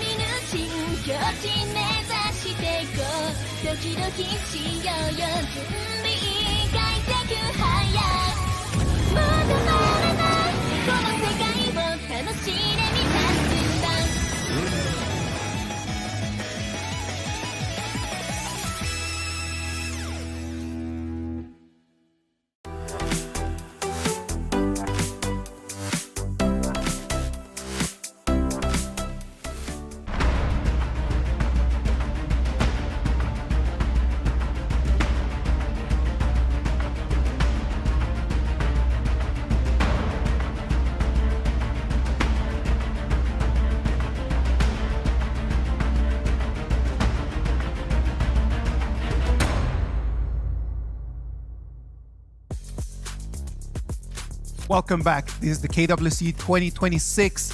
Let's go back to Influence Rage against Seoul Esports. In that game number 1, I do believe that the key for Influence Rage to be able to take the victory was their awareness of the map and the way that they were zoning out their opponents in all of the different lanes, right? I feel like it's a very good point, right? Where you have the Unbridled Outburst coming in from Mena, and also Tempest coming in from the back with that Guan Yu's ultimate here, which actually limited a lot of space coming in from the side of SAUL to find those early game markers here. Yes, you want to play the double marksman composition like what Buriram did, but in the end, if you can't get the early game going, laning phase jungle, you're just gonna get sandwiched by that double engage. Of course, that is not going. It's not going to work out, right? Like, because at the end of the day, like, you need to be able to have an advantage if you want to play with that double marksman composition, right? Absolutely. I mean, if you want to play with that double marksman compensation, you then going to try and like create that space for yourself, right? But then, like you said, if you got the Guan Yu just pushing you into the jingle, it's kind of just like, where's your space? You've not got it. If you don't know where to be, we're going to force you into that right place. They did have at the beginning of the game, they had one opportunity just to take that first blood that might have just turned things around. Like, it would have actually just made everyone just feel a lot better with themselves and could actually turn the game around, but they couldn't just capitalize out of that. And especially when you talk about these moments here where you are losing not only by draft, you're also losing by team fights here. So it's really difficult for the players on the side of SAUL to realistically find a footing for those proper team fights. There we go. Obviously, they need to find the proper team fights.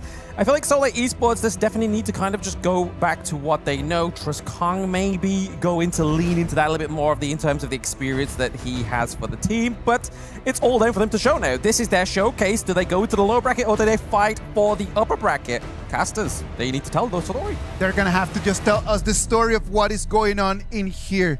Take it from here, lads. Yeah, thank you so much as we go into game number 2 to find the draft. For me, it seemed like it was too much of an all-in play on the KLTZ, especially with this Flowborn marksman. I feel like you need to balance it out, right? I think that you can't put too much pressure on one guy. Everybody needs to step up. Yeah, it needs to be a balance in terms of who gets the resources, how do we distribute the resources for this. And at this point, I think, you know what, at least in game 1, Kong, I felt, did a decent job of trying to resolve the situation, but time was not on their side. Yeah.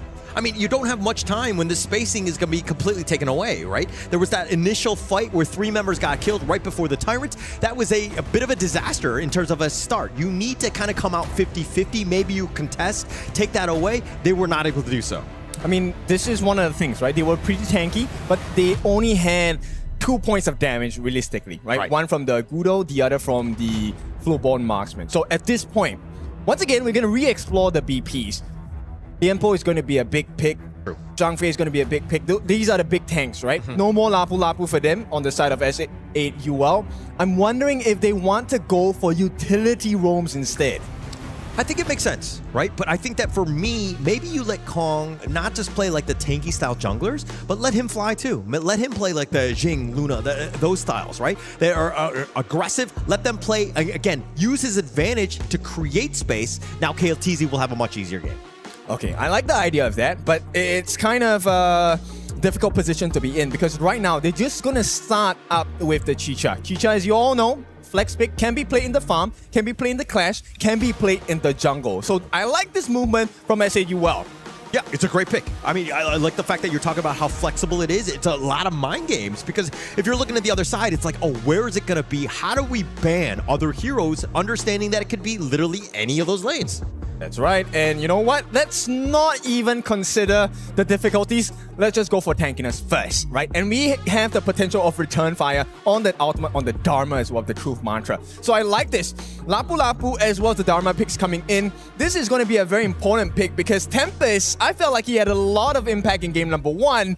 Now with a Dharma, there is even more pain to offer. Yeah, just setup after setup. And he finds the right angles, especially like he did in the last game with like Guan Yu. But if we're looking at the other end, it looks like they're going to go with the tried and true. The Zhang Fei, very traditional, but the Zhang Yu, your thoughts on this one in the clash? I love this hero when it's on my team. Okay. Because with the Hegemon Slash, which is the ultimate, the lower your health, the higher the damage. And you also get a mini stun from that skill itself. So this is a positional objective on the side of SAUL, right? If this Xiangyu gets into the correct position, soaks in enough damage, returns it fully to the side of Influence Rage, it could change the plane of the fight. My only concern is Xiangyu very slow, right? The Hegemon Slash takes like 3 business days to truly arrive. I mean, to actually hit that mark. But again, if you have other setup, especially with this Zhang Fei, you have ways to kind of mitigate and play around it. I mean, okay, number 1, yes, maybe for some people it feels like it takes 3 business days. And plus, you're trying to get it on an Erin who is like a feather in the wind. Yes. Right? Very mobile, able to change directions at any moment. And within a moment's notice, that's the biggest thing. Now, the big question here is, can this Erin farm? Do they give the space for Leffy to get the gold in his pocket? Yeah, and actually Leffy, let's talk a little bit about him, because when he was picked up, it seemed like Influence Rage were able to kind of up themselves to the next level. They were able to kind of really just use his play and, you know, just solidify that farm lane to elevate this team to the next level. Leffy right now, from what I'm told, he's one of the hardest workers in the room. So there's a lot of good things that, again, you can kind of see in the play of Leffy here. Okay, so hardest worker, I mean, if you're paid fairly, then probably he's going to get a lot of gold in his pocket for this game number 2. Now, they're going to pick up the Ukyo Tachibana for the side of Influence Rage. Going up, wait, what is this? This is going to be a Ziya in the mid lane and a DNJ in the farm lane. The Chicha is going into the jungle. Okay. We knew it was going to be flexible. And again, they might as well just flex it like that. But now you have the Ziya, which again is one of those win more type of heroes. It doesn't do the greatest things at times because when you're behind, it feels like a really just tough hero to play with here. Actually, I would contest that. With the Sanctification, he gets extra EXP as well, right? And he can break the level limit, so you get to level 25 if the game really goes late. Put that on a Chicha, put that on a DNJ. It changes the whole situation of the team fight. Right now, you have to have many other considerations as well. Now, they're gonna finish up the draft on S8 UL's side, or no, Influence Rage with the Nua. I like that. There's a lot of burst damage, a lot of mobility, very quick rotations from the mid lane as well. This could change a lot of things. And actually, it's about that range. You have a huge the artillery bombardment from, you know, the next level or the next map, if you will. I mean, he's able to just stay alive. He's able to kind of stay out of harm's reach, especially when they have the Zhang Yu as well as the Zhang Fei. Both of these guys that are looking to find that backline. You know, I always think like that when I play a Nua, but somehow I find myself in the loving arms of the opponent team. So hopefully this doesn't happen for the side of Influence Rage.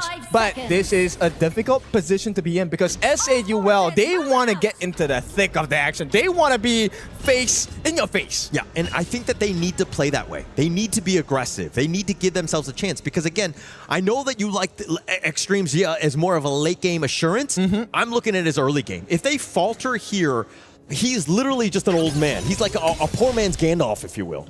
Okay, well, the old man put some damage in here, and Danny, I like the idea, the question, but this is time wasted, right? If they don't manage to get the early rotations, this is going to cost them. Yeah, and Danny here using that gold sharing. One thing that we saw even in game 1 was how Influence Rage were able to extract as much value across the map, especially early, because that was what was able to get that snowball going here. Yeah, and more importantly, right, it's also they now have the information about which buff was started. True. So this is going to impact what are they going to be thinking about, right? In the next 90 seconds, how do we want to plan our rotations? Do we want to care about the mid lane, right? Right now, this is free EXP that they're losing if they don't get here on time. Yes. But look at how all three members, just like that, right? Influence Rage, all of them are like, okay, let's use that gold sharing. That wave is about to crash into the tower. So they've kind of, again, extracted as much as possible, sticking to a three-man posse here. Okay, I like this, right? I'm just going to sidestep into the Hyper Roast. Revenant, Spark, as well as SAUL Esports will break the meta of HOK Global Esports. As it stands now, it's looking a little, new. Yeah, I mean, it's so hard to be like where these teams are, especially when you haven't played against some of the levels of these teams who have been playing around for year after year, right? So it's a little bit, more of a kind of a free roll for SAUL as they kind of find their footing to find. Nice two-man stun with that Universal Law, which has been dodged out. Influence Rage, get on out of there. Okay, did they burn the common spells? No, they did not. But was it worth the exchange? It puts fear in the minds on the side of Influence Rage, right? This is a possibility you have to consider. Now, with that being said, SAUL, ooh, KillTZ. This one is looking a little bit uncomfortable. Leffy, you talked about being the hardest worker in the room. He is working really hard right now. Yeah, KillTZ though, he's gonna get found out. Danny, he's looking for the first kill. He's gonna take first blood right there, and that was a wounded fish, if you will. He's gonna take that free food to go. And this is a level 4 Mana. There is something to set up here. If they can steal this away before the 4-minute Tyrant, this could be huge for the side of Influence Rage. Actually, the way that they're disengaging is that, okay, it's about value, right? Let's just go to the mid lane. We don't need to do a 50-50 smite, and a smite battle, if you will. Danny completely giving that up, but again, just trying to extract more farm on this map as they're up about 1.3. Yep. What I'm curious about is at this point, have they frozen the lane? No, they have not. So Leffy actually allows the recovery of gold and EXP for the side of KillTZ. Yeah, maybe a bit of a misplay. I mean, again, I think that freezing it in that bottom lane would have been huge for them because KillTZ, that walk of shame all the way back, plus you're losing a lane, it would have been very difficult to find anything. So again, a little bit of a, misplay, if you will. I think calculated risk at this point, right? So Goofy, that's the thing I want to really focus on. Goofy, game number 1, got caught out early before the fights. Right. But now we're going to have a new one. Oh, here's the emergence. They actually have the numbers. The 3-man stun, the Hegemon Slash will actually connect on, but they find Kong in the bad spot as Danny takes that kill. This is unfortunate for the side of SAUL. They need Kong to stay online. They need him to come up as soon as possible. They're going to stop this TP. 15 seconds cooldown. Oh, Miriam just stopping the teleport, but there's 3-4 members of them, and Miriam is going to sacrifice his life just to cancel that TP. Yep, didn't even have his ultimate available. Had to burn the flash as well. And now, 4 minutes is here. The Tyrant has arrived, and Influence Rage looking super strong. And Kong, he's already used the smite. It's on cooldown right now, so they actually can't even contest on this one. Influence Rage are going to pick this up for free. Yes, they are around, but again, you're giving that one away.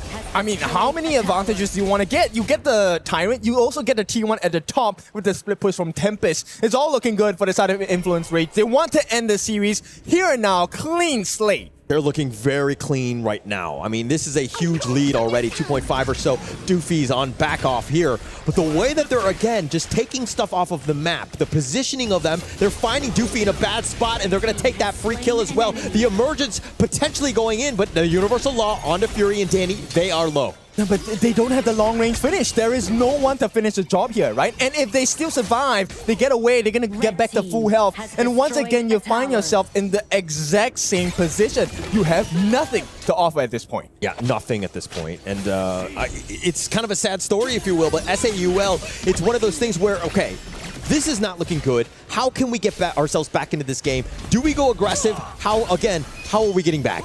I think it really is avoid the fights, right? Okay. They have to avoid the fights at this point. They have to try and farm safely and also understand what rotations are possible. This needs to be done by Doofy. He needs to let the team know where the buffs are up, what kind of rotations are being made on the side of Influence Rage. He's already giving the vision. Okay, but it looks like they have all 5 members. They try to go all in. They do get the pickoff. They find Leffy. And on the backside, it looks like Fury's going to be targeted on next, and he too will fall. That is a great ambush attempt, but Miriam a little bit low. They find Extreme. Danny has showed up, but he gets stun locked here on this side. And now with that Raging Sea completely Kelteezy, who gets back onto the tower. Doofy is still duking it out with Danny. Danny decides to turn it up. He actually leaps over the wall, but they're going to dive the tower, and Mena not able to find Miriam in the end. It was a sliver of hope, right? It looked great. 2 kills for the side of SAUL, but the punish coming in from this side of Influence Rage was exactly the same as well in quality. Now, Danny, recovery 4-0-1. This guy is a monster in the making, and there is no slowing down. 3,000 goal lead. Majority should be in the hands of Danny here. Yeah, Danny is that guy, right? He is literally the guy in terms of just like when the team fights are happening, you got to get out. Extreme trying to flash away. The mini stun on. He's not getting out of that one as Danny finds yet another. Miriam is going to charge on back, but they've been completely zoned away from this bottom T2. Yeah, it's not even about taking a fight. It's just pushing them back, so the backdoor defense will be unlocked by the moving minions on the bot side of the way of the lane. And right now, Influence Rage, they have absolute control over the gorge. Yeah, absolute control. I mean, SAUL were able to find a couple pickoffs. Things were looking decent for them in terms of this comeback, but then Danny shows up and you're like, wait, actually, we are really that far behind. Yeah, but it's a difficult position to be in because if you take a look at the 2 main tanks, they're eating too much damage before the fight actually starts. Now, this was looking great for a moment, but look at how many spells they threw, how many ultimates they dropped down to try and get the 2 kills. These are the squishiest targets, and you have to use so many resources. Yeah, they threw everything. But Danny, finding that backline. Once he shows up, he's like that superhero, right? And he was able to find enough, and they were able to kind of take them down because of his damage. And again, Danny has been the guy. If he's nearby, you just got to run, if you will. Yeah, man, this is the byproduct, right? Hang on. Oh, they find Tempest. The nice little charge back. Mena trying to control, but the Raging Sea is going to be on point. They find Tempest. Doofy doing a little bit of work, but he's going to be whittled down by Leffy, trying to focus him down. SAUL are going to just walk away. Emerges just barely misses Doofy. And why did Influence Rage take that fight? Take a look at the top side of the map, right? They not only get the split push going in, quite a bit of damage on the T3, and right now they could be looking for more. Kong needs to move away. In fact, the rest of them, Kelteezy as well as Doofy, they have to be really careful with Extreme.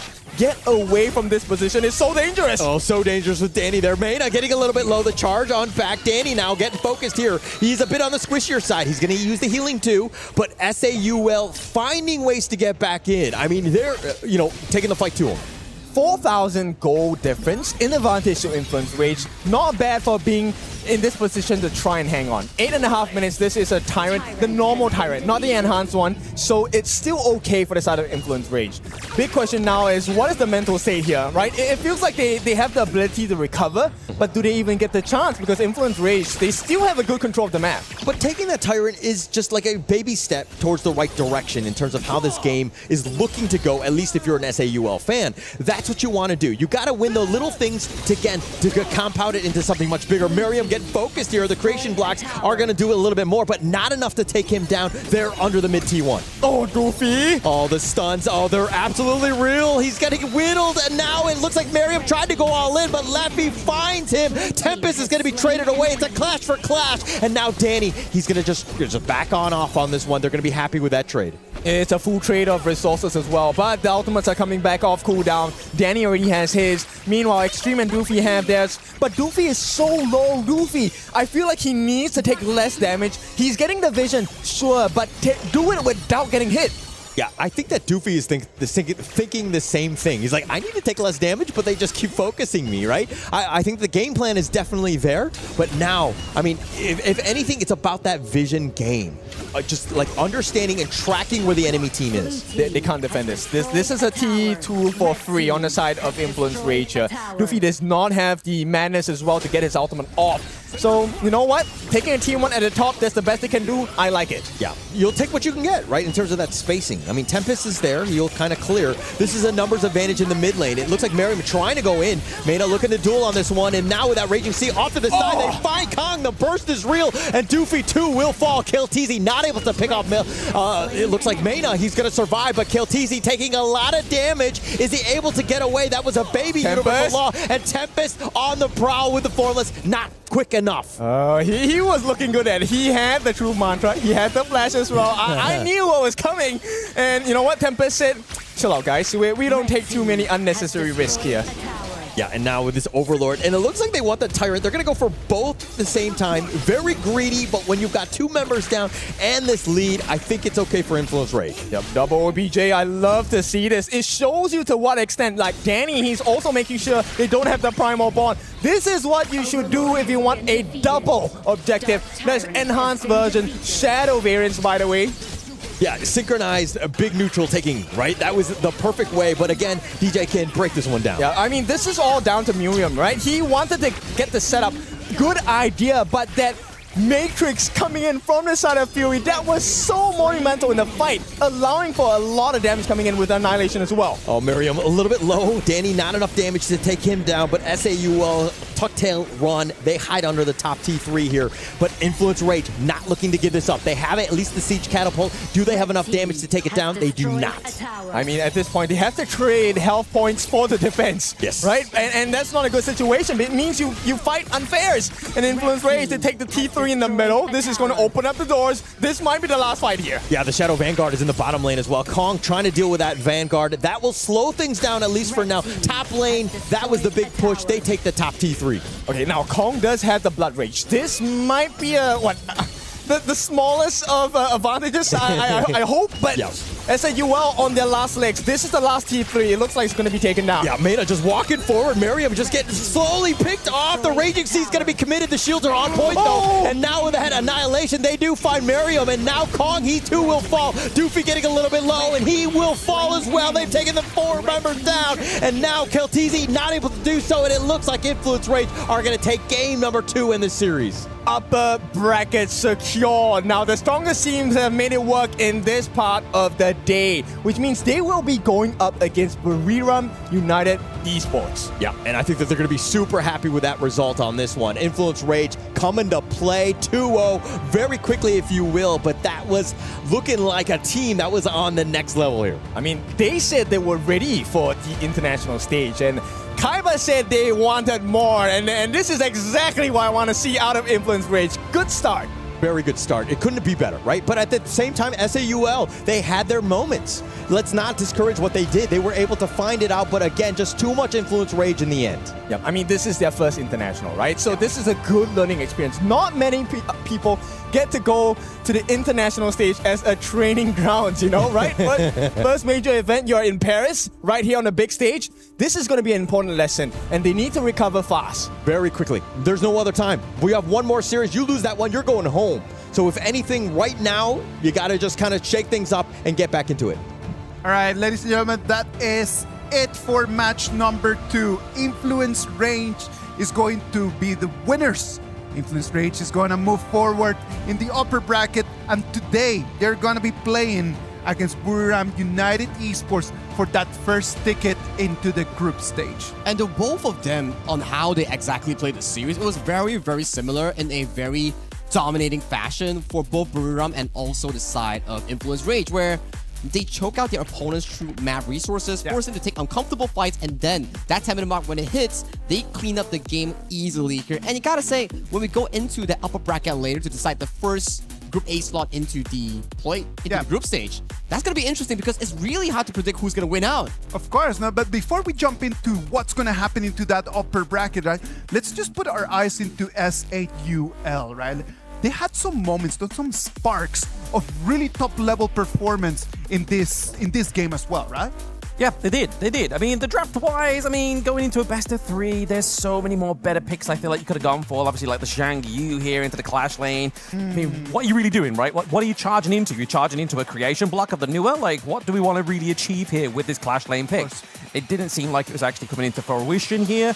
And in terms of, obviously, like, the actual tempo of, like, scaling, mid-game, it was kind of, like, all over the place. Yeah, that was a good point, right? Like, they actually saved it in as one of the last few pickups here, and this is some of the highlights coming in from game 1, where that wombo combo coming in from Mena on that zombie unbridled outburst, connecting with Tempest with that Razor Cavalry was just so beautiful for that specific play. And Leffy, I don't know, buddy, that healing deal is probably not for you. Yeah, Leffy should have gone righty, right? Like, he should have definitely stayed away from that T1 turret down to the bot side, but there were some actual, like, there were some good things here for Soleil, right? They were trying to set up the team fights, obviously, there with Doofy, but it just all fell apart. They were able to compose it here onto the side of Influence Rage. And I like the fact that you pointed out, like last year, it was Danny's year in playing those utility junglers, those tanky bruiser styles, but coming in towards this specific series, man, he's improved. He brought back the Jing, he brought back the Ukiyo-Tachibana here, and both of the games, 0 deaths occurred for this jungle player. His identity has always been like that, right? Like he's always been an assassin. Oh, yeah. He's always in the jungle, getting the resources, trying to get the kills. That is exactly the Danny that we know. Absolutely. I mean, to be honest, though, did we expect anything different here from Influence Rage? And I mean, yes, obviously, they go up against Solar Esports. They do dominate in a 2-0 fashion, but the bar for that domination isn't quite, obviously, what they're going to be reaching into this next phase, right? Obviously, Buriram United really showed some great colors and really big promises here. S8UL is going to be working their way up tomorrow to try to keep alive in the tournament. But what about if we go on stage right now? Mara got Danny that is going to break through this everything that just happened in this game. Mara, please go. We're here with Danny from Influence Rage. Congratulations.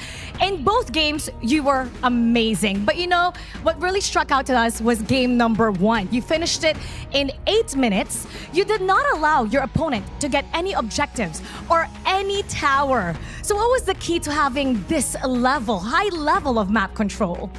I think it's because like the matchup against them, like we have a lot of experience, so the difference between us and them, like in this series, I think is the experience. So that's why like we just smashed the game like in 8 minutes because they are new in this game, right? They are playing like for 3 months, I think.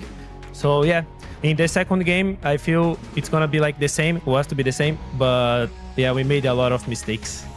But it was great that you're also acknowledging the experience of your opponent. And what we also noticed was that for every pick, before every objective, you got a pick.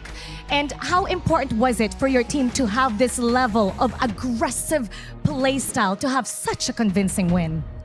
Yeah, this is the style that we like it to play also in Brazil. We are an aggressive team, so we like to fight a lot. We like to invade. We like to fight like for everything for the TPs. So yeah, this is the style of our region, I think. So yeah, that's the difference. And with that, fight, we're gonna see another one later on. So Influence Rage, your team, will go up against Buriram United as our 5th match of the day. And we want to see and hear about your honest predictions for that one. I mean, Buriram United for sure, they are like a really great team. They are also champions in their game. So yeah, I expected that series gonna be like a really good series, but for sure we are ready. We're training a lot and we are in my house, right? We are in EWC, so we're gonna win and we're gonna to the group stage. Let's invite the viewers to support you later. So thank you very much, guys. You guys are supporting our team a lot. You guys are sending message every time. So yeah, we're gonna try our best in the next match and we're gonna to the group stage. So thank you very much and keep support us. Danny, as always, you're amazing. Once again, congratulations, and we'll see you for the 5th match. You heard it from Danny, and now we're gonna hear from our casters. Lead the Gorge. With total class and an amazing sportsmanship feeling right over there, Danny just break it up on what it was. Like once upon a time, there were the teams that they had months only of experience, and right now, after years and years of clashes, they have gained experience to right now being the ones to lead the Gorge, as Mara also was saying.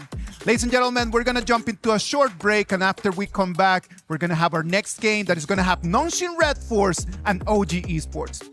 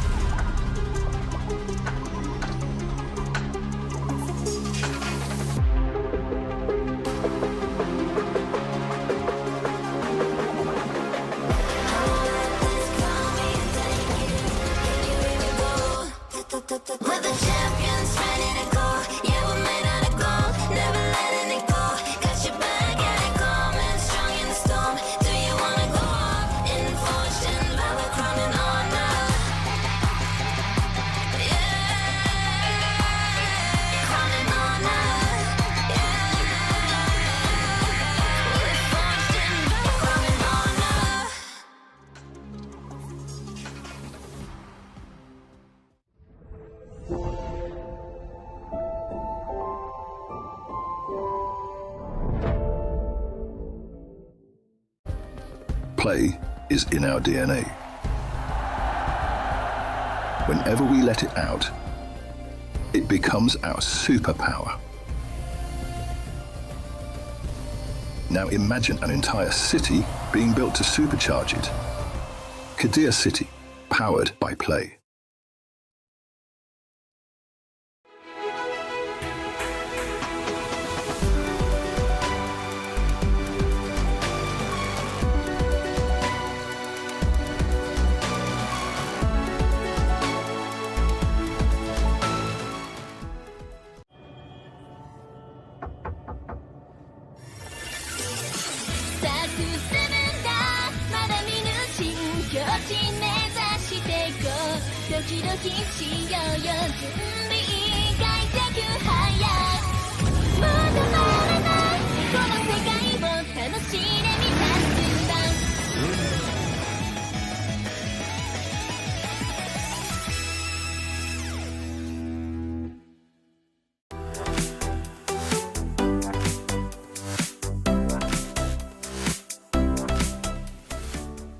The human body was built to move.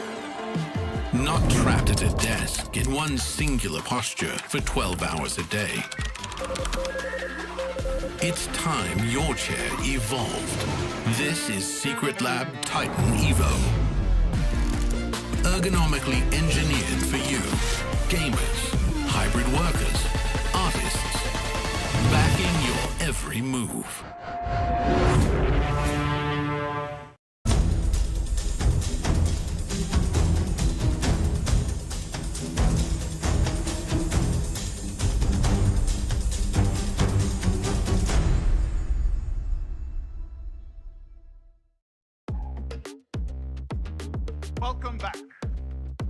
Welcome back, ladies and gentlemen. This is the KWC 2026. We're going to jump into our match number 3 of the day. Group A is already done. We're going to move with the action in Group B.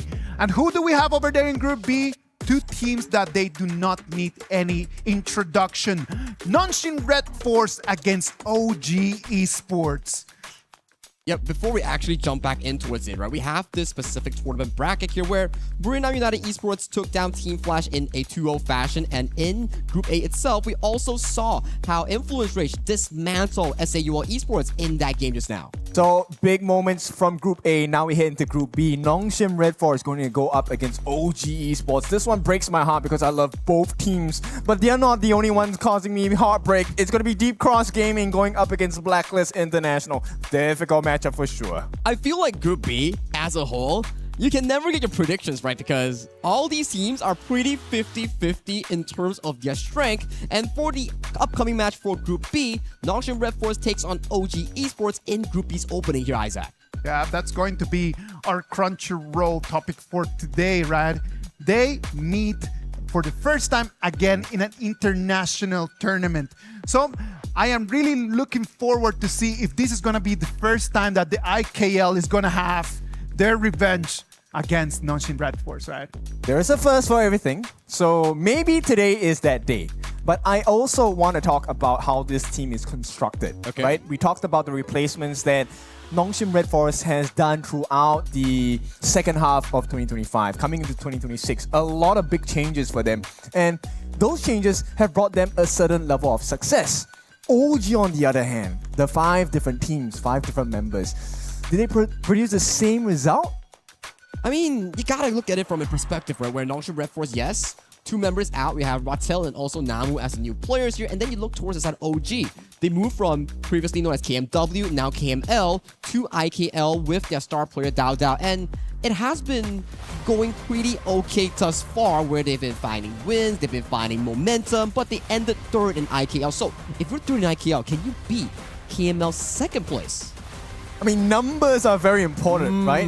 But these numbers keep changing. That's the thing. OG Esports, as they walk their way to the stage, can they find the confidence to break Nongshim Red Force apart? And to talk about this specific roster, right? Yes, it's coming from different players, different background, coaches, and everything. But if you look and dive deep in towards it, Omkru is their coach. He was top 8 last year with Bigatron by Vitality, and Dao Dao with OG top 8 as well. And Neil, also Bigatron by Vitality. So you actually have a lot of players coming in towards this roster that has sufficient competitive experience in a top level. Okay, I agree. Yes, you have the quality, but you have to find the balance. The flavor is so important. It needs to be just right. And Nongshim, I feel like they have found that exact flavor. The heat, the spice, the different rotations. I mean, it feels like I'm cooking a pot of noodles at this point. But yeah, they have been cooking so far for Nongshim Red Force, and I like this roster.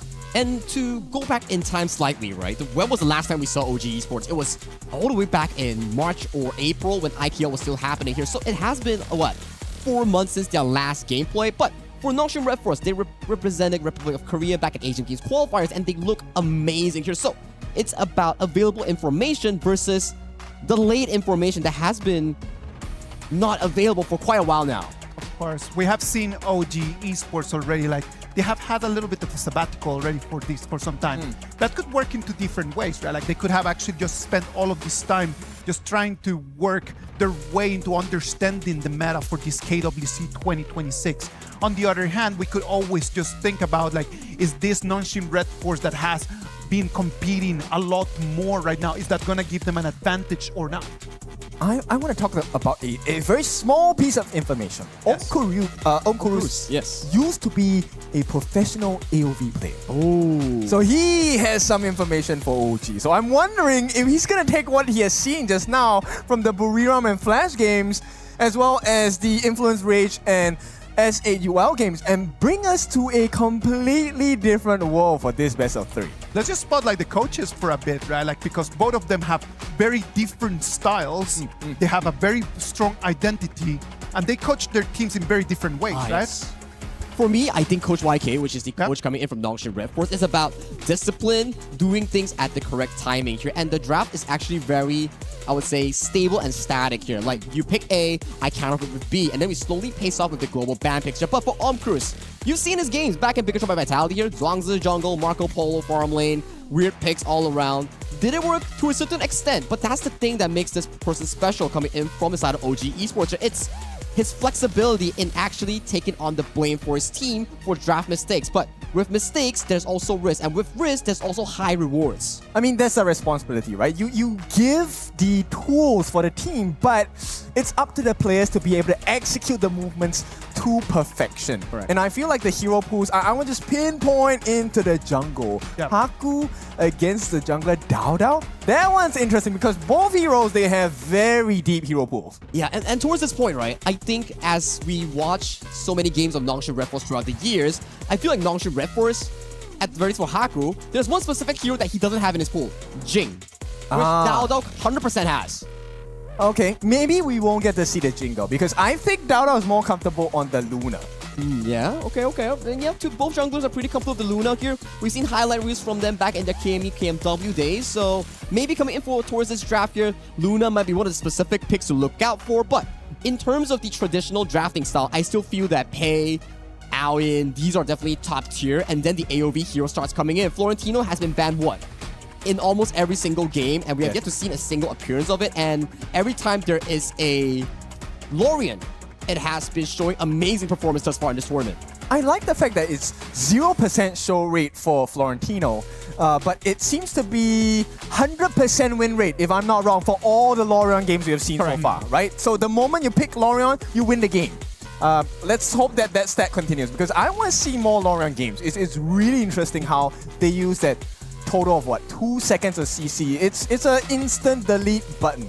And towards this specific pick of Lorien, right? Yes, it may seem like a very strong pick. It is. I have it ranked at like tier 0.5 to tier 1. Okay. This hero is exceptionally good that you can pick it in the first phase. I believe in a longer series format in the BO5 and BO7. This hero either highly pick or almost 100% pick and ban. Now, what kind of heroes counters Lorien here? Based on my conversation with some of these pro teams, they mentioned like hard engage, like Mai Shiranui, hard engage, like a Guan Yu, for example. These things are what you can actually try to dissect the Lorien pick. Yes, and you know, one of the discussion points we have, besides the mid lane matchup of Lorien, we expected him to be picked quite a lot. It's also about the roam. So on the roam side, you know, we talked about Kui coming into play in this meta. I have not seen a single Kui today. Can I please be blessed with one game? Just one. I feel like Quay, I will definitely 100% want to see it here. And if it's anywhere, it's definitely going to be here because Namu has picked it a lot of times before in clutch games. But Isaac, what do you think? I really look forward for the Quay, man. Like the Quay is one of those heroes that I just enjoy so much watching. Like just the ability that it has, like the way that you use that hero with the hooks. But well, maybe they will let us watch it. Maybe they won't. Holler, Nora, let's take it from here. All right, thank you so much, Isaac. As we go into, of course, the third series, this one has been a lot of hype, especially when we're talking about the play-ins. And my name is Holler. With me is Nora. I'm so happy to be here with you on the desk. But your thoughts on these two teams? Well, my thoughts on these two teams is that it's kind of like a deja vu for the EWC last year because they actually met up against each other last year in the group final for the first round. And that was a 2-0 goes to OG. So again, this time, Nongxin face against OG again, first played in EWC this year, while they make their revenge on OG. Oh, is it revenge? Is it bad blood? How are the, I mean, going in, the rosters are slightly different from when we did see them in that rematch, right? True. But I think that at the end of the day, OG, you still have Dao Dao, which we know is one of the strongest players on the team. They've leveled up, I would say, with Amcorus as coach. I like OG in general. I mean, the fact that they got here, I think it was a little bit of a surprise, if you will. Yeah, well, I feel like they are definitely like a jungler core playstyle. So this time they definitely will put a lot of strength on Dao Dao again, since he already got like 12 MVPs back into the springtime. So definitely, yeah. And I would say maybe Nongxin, they were kind of restricted the heroes on the side of OG. Yeah. And I think that Nongxin's on the other side. You're talking about jungler. Let's talk about the other side. It's Haku, right? Yes. He also is a very aggressive one. I don't know in terms of like level, if he's the same level as Dao Dao, but he's still, I would say the team success revolves around his play, correct? Yes, I totally agree with you. So I'm looking forward to seeing like both assassin jungler play against each other. Okay. And for the BP phase, actually we can see Mai will be the first one, goes over to Nongxin Red Force. While Illusion, he's definitely going to be the shot caller of the game. Yes, and actually this is one of his signature heroes. Yes. He will almost always pick this one because, again, the Mai Shiranui, there are many reasons to like her, but she's also about that tempo. Yeah. Illusion loves to play these types of mobile, high damage type of mid laners, if you will. Yes, I feel like he's always going to pick Mai every time, each game. But Lauren's been so popular right now so far in EWC, and it's actually doing well. Yeah, it's actually done very well. It's funny because it's been available, even in the Asia Games qualifier, but no teams were really willing to pick it. But we've seen it time and time again. Every single series, it's been first phase picked. It is incredibly strong. I mean, even in my own ranked games, the Lorien hero absolutely destroys. So, I mean, seeing it on the big stage, your thoughts on this? Well, I feel like maybe it's because it's kind of new, so teams and also the players need time to get to know this hero more throughout the game, and also because of its long attacking range and also the burst out damage coming from this Lorien, so it can do both good in the laning and also in the team fight. Yes, it adds quite a bit, right? A lot of flexibility. That orb and that damage is unreal. Yeah. It kind of controls things. But if we're looking on the other side, Nongxin's lineup, I mean, the Aaron, the Zhang Fei, the Mai, these are more traditional Honor of Kings esports heroes, correct? Yes, and it's pretty solid, I would say. Agreed. Like, you can never go wrong with the Zhang Fei pick, and also with this Irene. Well, I do like the Irene pick because it's kind of just guarantee the output through the team fight. So I would say Nongxin Red Force is looking for a very well-rounded composition for the team. Agreed. And I think that it's funny because they see the Arlie. They know that, on the other side, it's going to do definitely its own damage from a hem. Yeah. But the Aaron has kind of risen in popularity in terms of like a counter. It has that like homing missile, if you will, but it has definitely play. But your thoughts on the Aaron overall?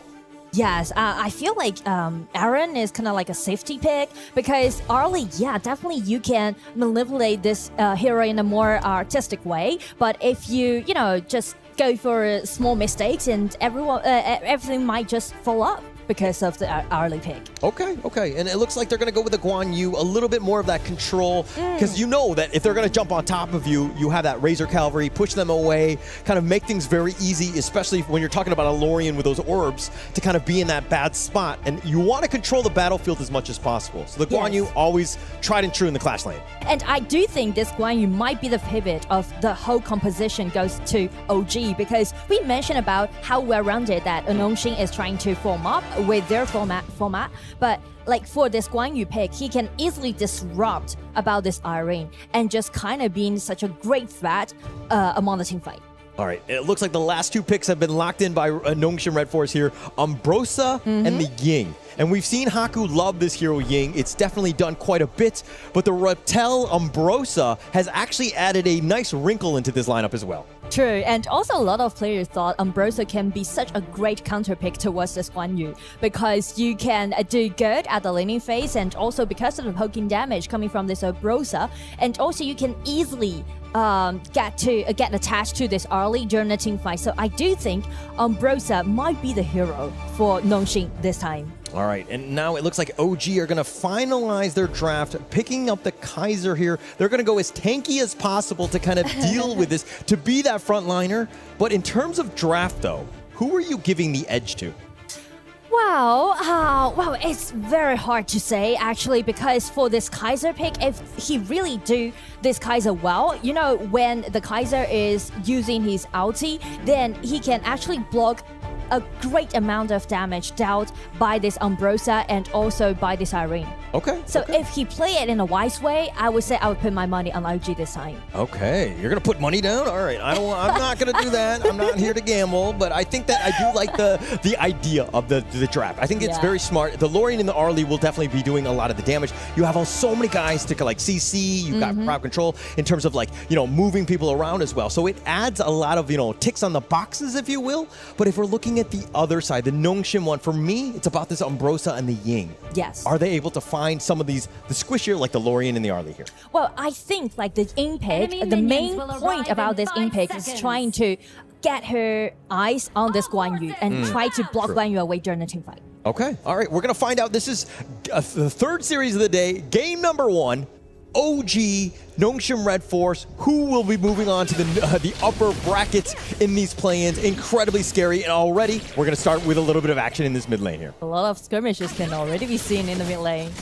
And actually, I'm really curious about how strong that Group B can be.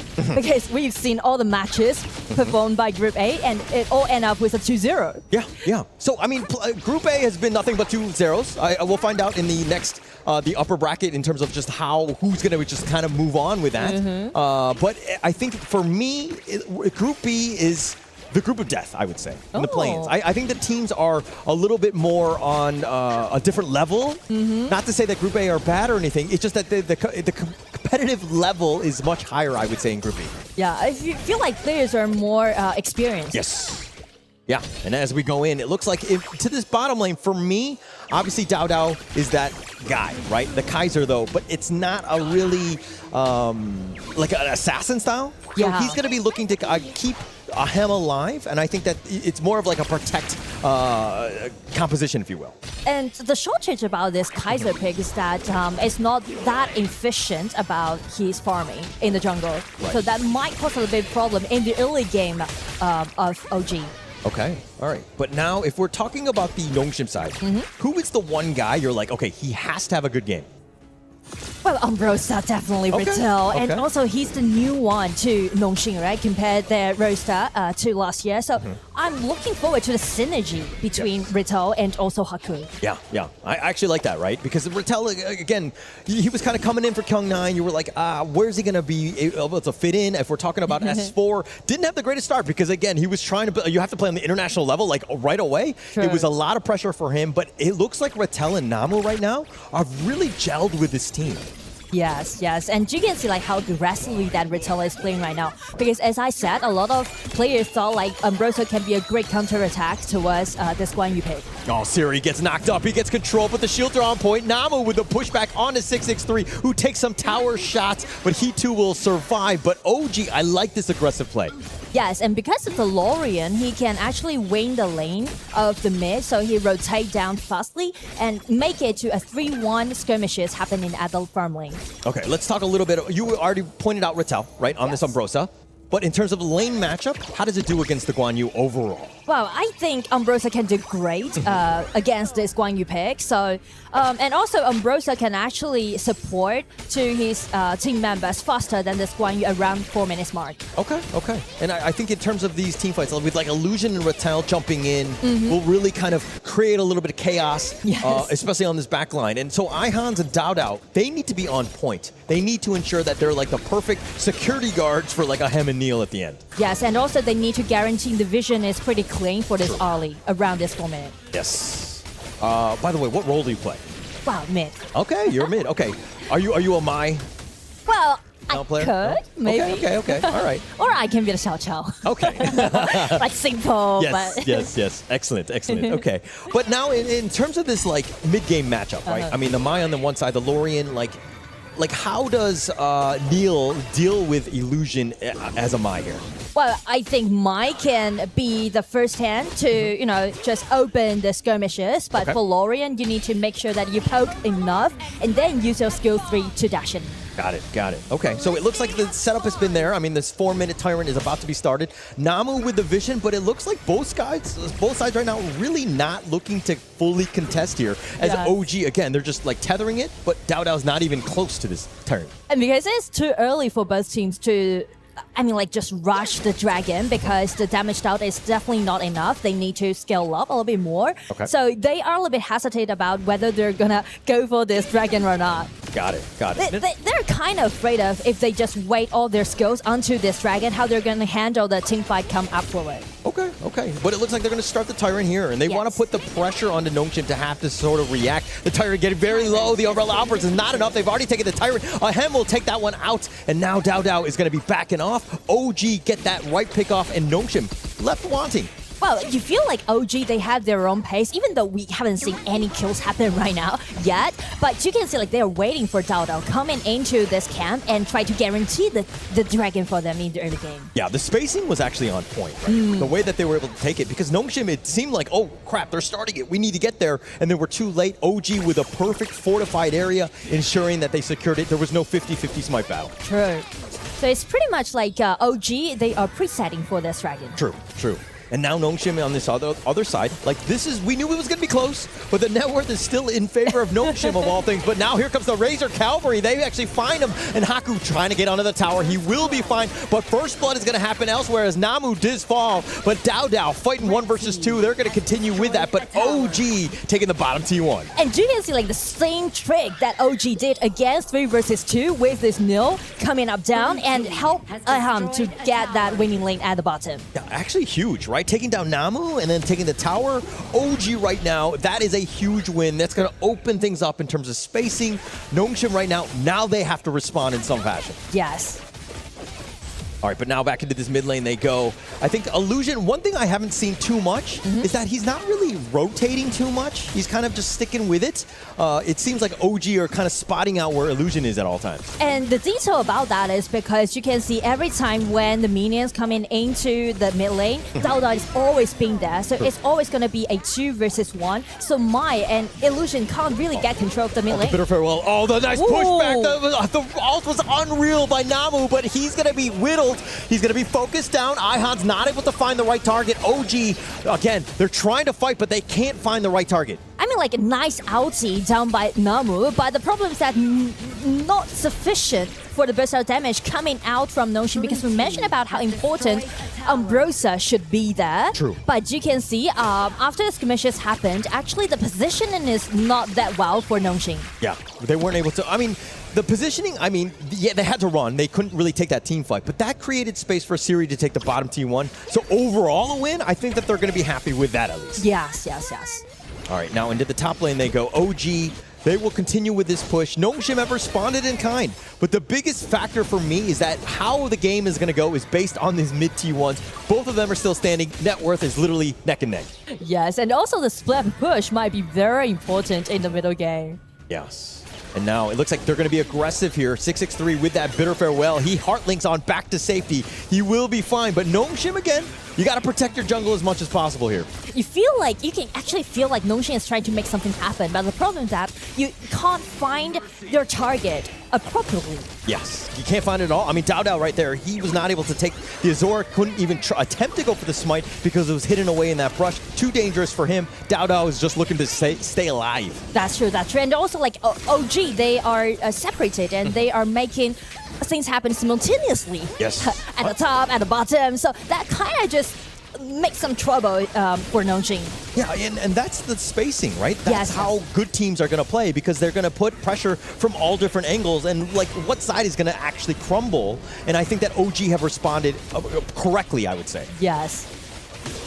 All right, now it looks like the Azure Golem is going to be taken away. Dao looking to go in. He's a little angry. He's going to be pushing on back. And it looks like Neil gets a little bit low. He's trying to stay alive on that side, but they find Haku. The pickoff has been real. Ihans is looking to run away. Ahem is going to sacrifice his own life, fighting 1 versus 3, but double kill on his way out. It looks like it's a 2-for-1 thus far, but 663 so low. He too will fall. Siri gets that pickoff, and he's going to get under the tower. They turned it around. It was just bait, and they find Dao as well.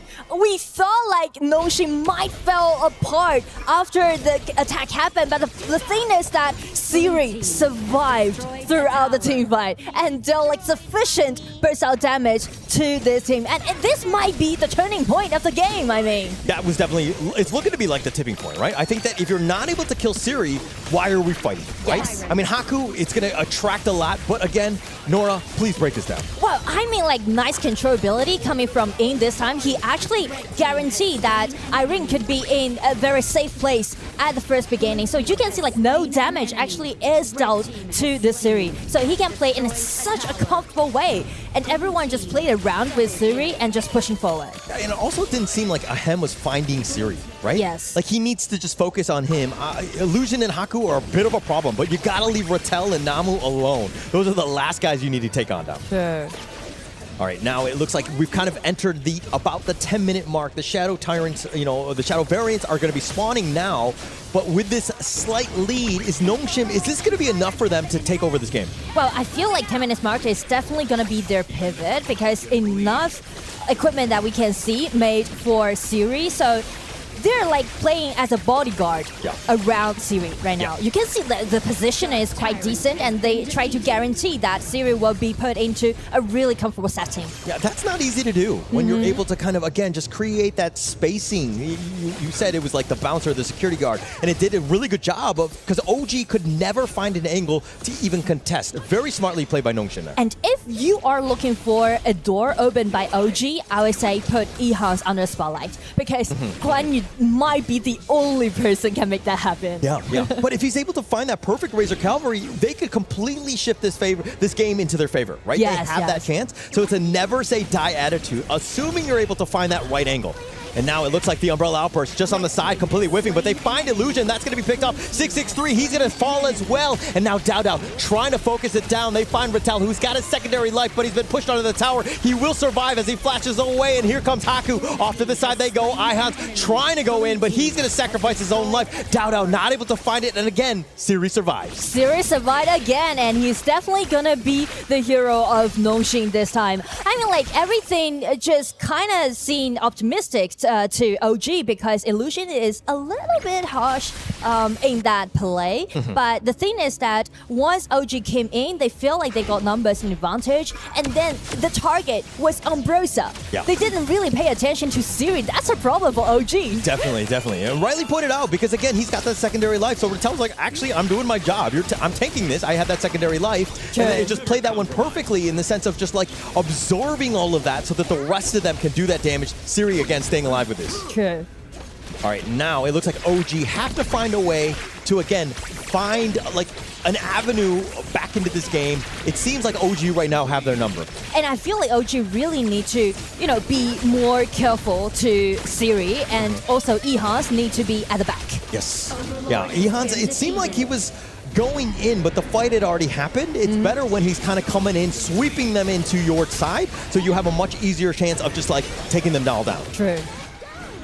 All right, now OG on this side, it looks like, again, they're still grouping up, looking for that angle. Nongshim not giving anything. Even Siri playing very aggressively up front.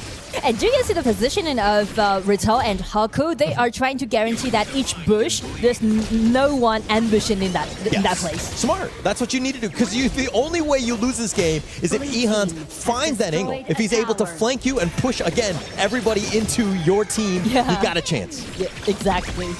All right, now this bottom T3, it looks like Siri, off to the side they go. Ahem is trying to deal with a wave, but Dao, I mean, he's tanky, but at what cost? The Invincible Warrior is going to be committed, but now he's going to look to just run off, but they find Illusion, who dove a little bit too deep. The bottom T3 gets taken down. Nongshim, I think, are going to be happy with that trade. I feel like the way that how Nongshim is operating this game is that Illusion is kind of baiting OG. Like, he's sacrificing himself and trying to make sure that everyone just put all of their efforts onto Illusion and just waste all their skills onto Illusions. And, you know, it kind of just makes Siri to be very comfortable. I mean, you see Illusion jumping in, getting onto that side. She is very squishy, so it's a very juicy target, if you will. So I understand OG's lineup, but I think right now you got to be like, okay, it doesn't matter about anyone else. The only thing that we need to do is find Siri in these team fights. Exactly. All right, and now it looks like if we're talking about damage, Neil on this Lorien, this is why we were talking about it in the pregame, in the draft. This Lorien is going to be a problem when you're able to do this much damage here. Tyrant getting takedown. He's a little bit low, but Haku gets the smite. It looks like he steals it away. And with that Umbrella Outburst, they've got a little bit of control. Dao is on the run as well as the rest of them, and they find 663. Rittel has been doing some serious work as they get the knock up on the Dao. Are they able to take down the Invincible Warrior? Yes, they are, as Rittel slices him down.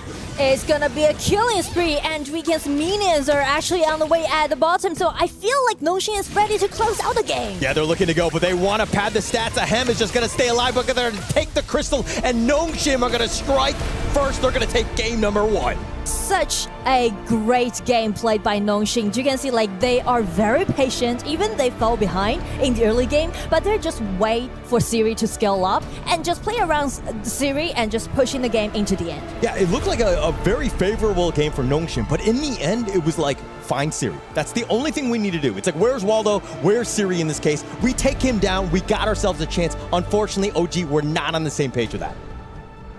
And now it looks like that's going to be it for game number 1, but let's send it right back to Isaac here. Nongshim Red Force, it is actually done in here. Taking that victory, it is going to be an amazing performance for them. OG Esports, on the other hand, they had the advantage at the beginning. They had a couple opportunities to turn the game in their way, but they were unable to actually take them right now. Yeah, it was much of a stalemate in towards the early game where we see, like, I think at the 8-minute mark, there was like barely any kills and only one. And when it mattered the most, we see, yes, OG finding a good team fight. At the start of the team fight near the 8-minute mark, they got like 2. But then they overcommitted, and then they made a good trade into an unfavorable one, pushing it back to Nongshim Red Force favor here. And then, I like how both our casters mentioned here, if you don't get Siri, you don't get the game. Where Siri and Rittel, they were farming so well and being the main damage dealer of the team. Well, Illusion, he can just set up, make the play happen, set the crowd control down, and he can rest in peace. And other than that, Siri, Rittel, they did a fantastic job in this game number 1. Yeah, he used his life to trade for the benefits of the side of Nongshim Red Force. Yes. And this is where, look, that rise in gold right from the 9-minute mark, this was a huge moment because Nongshim, I mean, like I said before at the start of the day, I feel like these two teams, regardless who wins, they're going to break my heart because I love both of these teams. The growth has been superb. But the way that Rittel played in this game, this Ambrosa is a pain in their neck. He's so hard to kill already. He's overfarmed. He's pushing OG into the corner. And yes, Ahem comes out, gets a couple of surprise kills. But what good does that do when your main damage dealers cannot finish the job? Nongshim Red Force came here, they took the lead at the 8-minute mark, and then all the way until 14. They pushed and pushed until they took the crystal. Right now we're gonna go to a little break, and then as we come back, it's going to be game 2 of this match between Nongshim Red Force and OG Esports.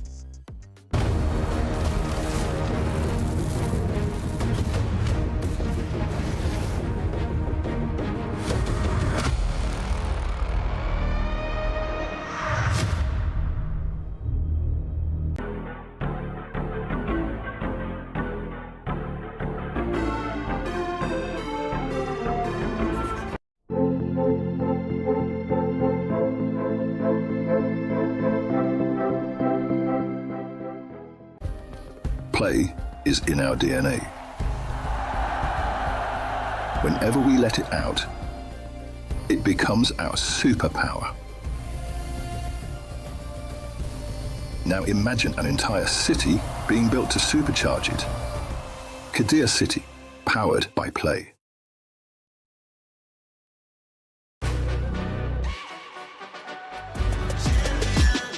This ain't no regular thing. I came for the ring, you know what I mean.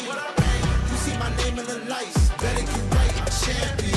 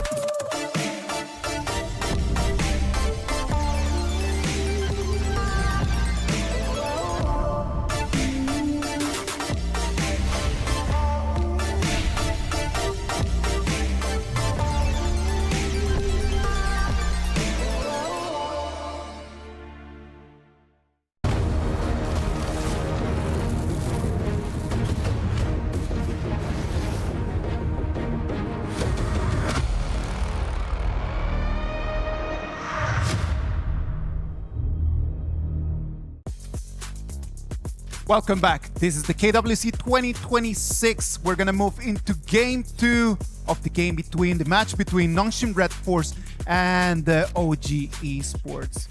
Well, I am really excited about this KWC 2026, not only because of the games, but because of everything else that just comes into this competition. Yes, and this is the one that has newly dropped the Heaven Beacon Princess Frost skin. I am a Princess Frost user. Okay, I'm gonna brag a little bit. Oh, 46 in Asia. 46 is pretty good. That was the highest I could achieve. That's so pretty Once good. upon a time. You leave that into old news. Okay, talking about this upcoming new news though, you can get it from July 30 to August 8, where you can bargain for a lowest price and then get it later on with tokens there. So remember to get it, check it into in-game client here. But we are here again today for the second game coming in from OG Esports and Nongshim Red Force. And judging from game 1, they're pretty neck and neck, but it comes down to the key moments where so far Nongshim Red Force has the clutch factor over OG. I want to really highlight the fact that everything in here is high stakes, because whoever that loses here is gonna have to play tomorrow against the loser between Deep Cross Gaming and Blacklist International. You don't want to be on that match with no lives left.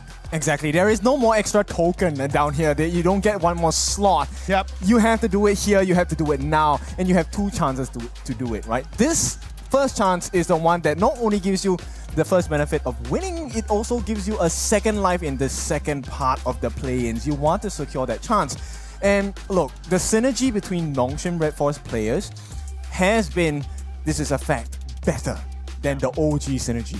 And we were talking about it last time, right? Where OG Esports, yes, a very prestige roster coming in together here, but comparing experience to the side of our Nongshim Red Force side, this is the thing. Nongshim, they've proven to us like, okay, sometimes it's okay to start slow. And when they start slow, they are so good at actually packing that punch in going for those important games. Are we seeing it back in KIS4, and are we going to see it today against OG? I am ready to see more, because they definitely need to bring, with the guns blazing at this point. They need to step up. OG needs to be here. Nanshin Red Force has been on the grind non-stop in different tournaments this whole year, and it's really showing right now. Like the way that they have been playing, it is up until right now one of the better teams of today. What do you think, Nora? I think definitely, yeah, they are playing very good, and also, as we said, they are playing in such a patient way.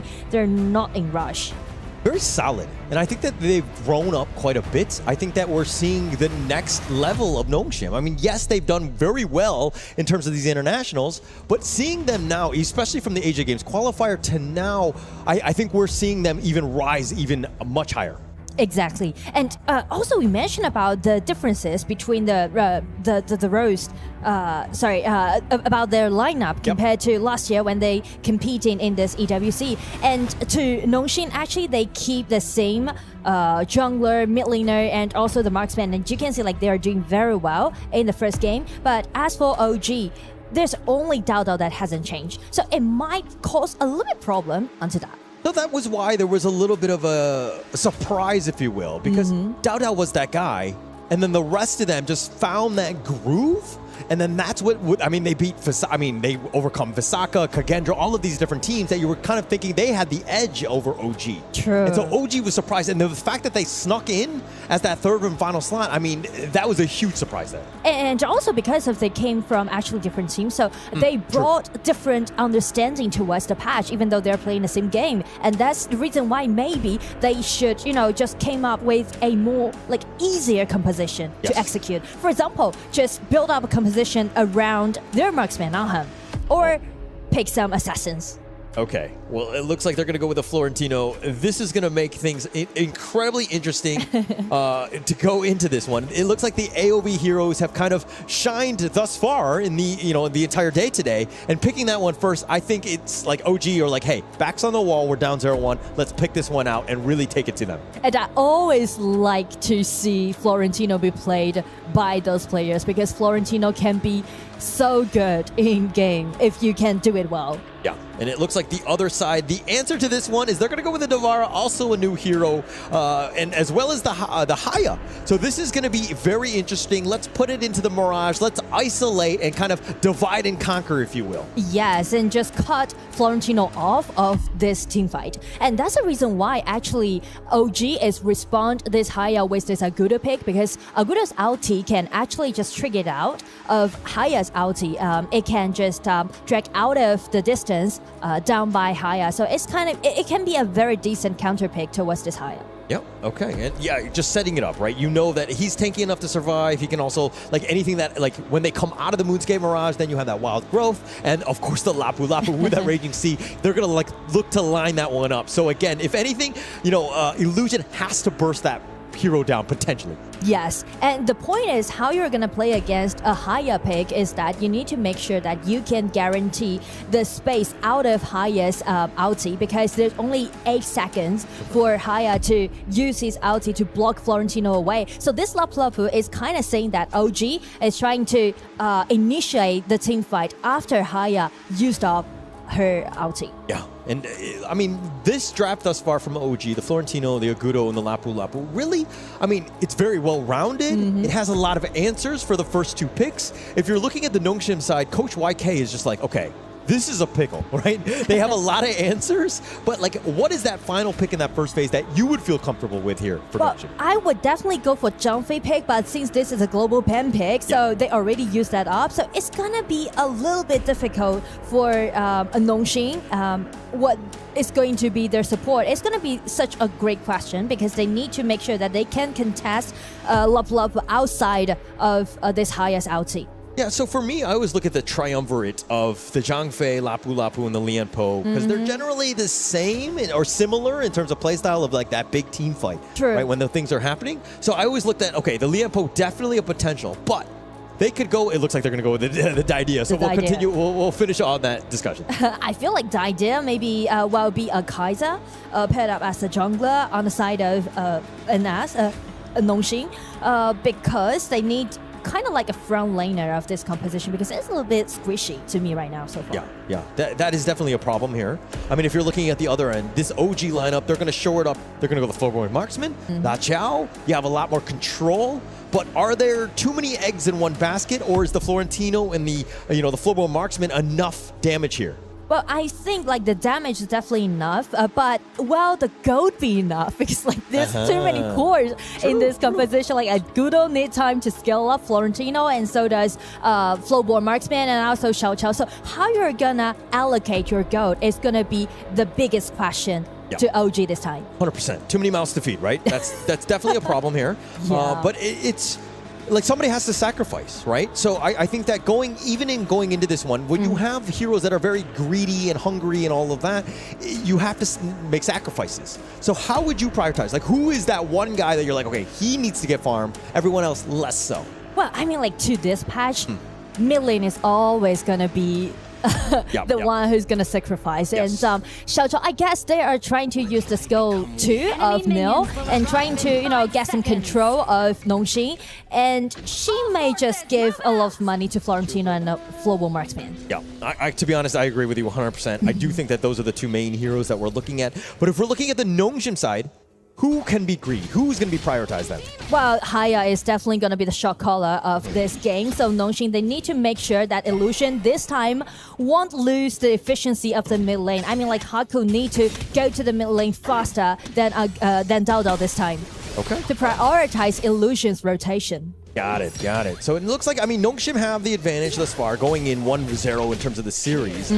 But in terms of draft, is this enough, or is OG, like, are you giving them the edge? Like, who do you like here? Well, I feel like this time it might be 50-50, but this time it's going to be a very slow game because both teams need to scale up and they won't fight till at least Haya upgrade to level 4. Okay. Yeah, definitely that 4-minute mark, right? That Moonscape Mirage, it will change pretty much everything in terms of how this game will play out.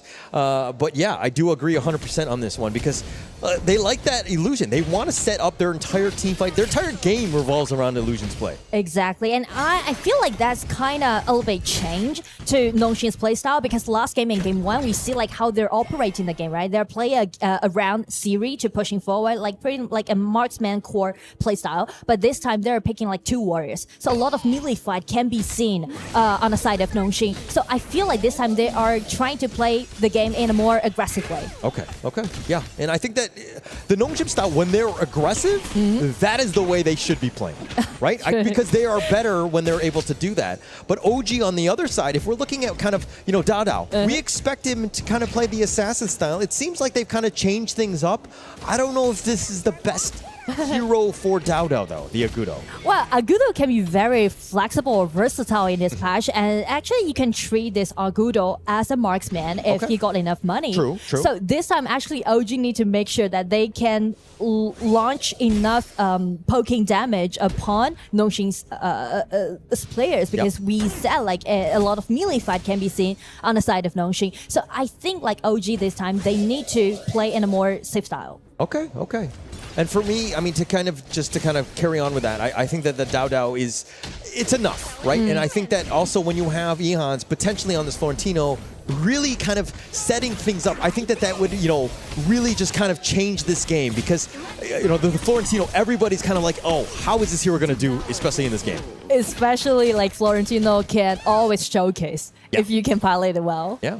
All right, but here, of course, Crown the Pit, like going into this one, OG and Nongxin to see exactly which of those gods is going to take the Overlord. I like it how they've kind of added some in-game, interfaces to kind of, accentuate some of these games because, again, both of these squads, we knew that this is probably one of the more competitive series going into today. Exactly, and they already got several titles in their own region. So Nongxin is actually the runner-up from KML, and OG is the 3rd place of IKL Spring 2026. Yeah, so, they're not the top dog in their region, but that's why they're in the play-ins. But I do think that when we're talking about the international, like Dao Dao is always a staple. The Nongxin side, generally speaking, you'll always see them as well. So both of these squads understanding what is at stake, continuing on in the play-ins, never easy. As again, you lose twice, you're out, man.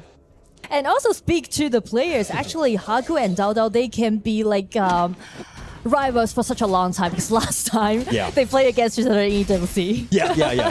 I think that there's a lot of history. There's going to be familiarity, but I think that, going in, especially with the OG lineup, are kind of from all over. The Avengers, if you will, in terms of how they kind of formulated this team. Very different story, but they have a little bit of the stun. Dao gets that smite onto the Tyrants, and now with the Raging Sea, they have a little bit of control onto Haku, who's trying to bounce it in. He's going to give up First Blood. Dao finding him out. I do like the way how OG is designing this team fight because we can see Florentino is under such a great pressure because he was like a 1-2. So OG, instead of trying to rescue Ehas, they just make some trade happen. Oh, but Siri going all in, goes all in for Neil. He sacrifices his life. I don't know if that was the greatest trade, but at least he got something on the way out. I feel like he's saying like, you are looking for a trade, I'm gonna go for the trade. Yeah, but I mean, diving into 4, probably not the smartest thing. For me, I'm looking to survive though.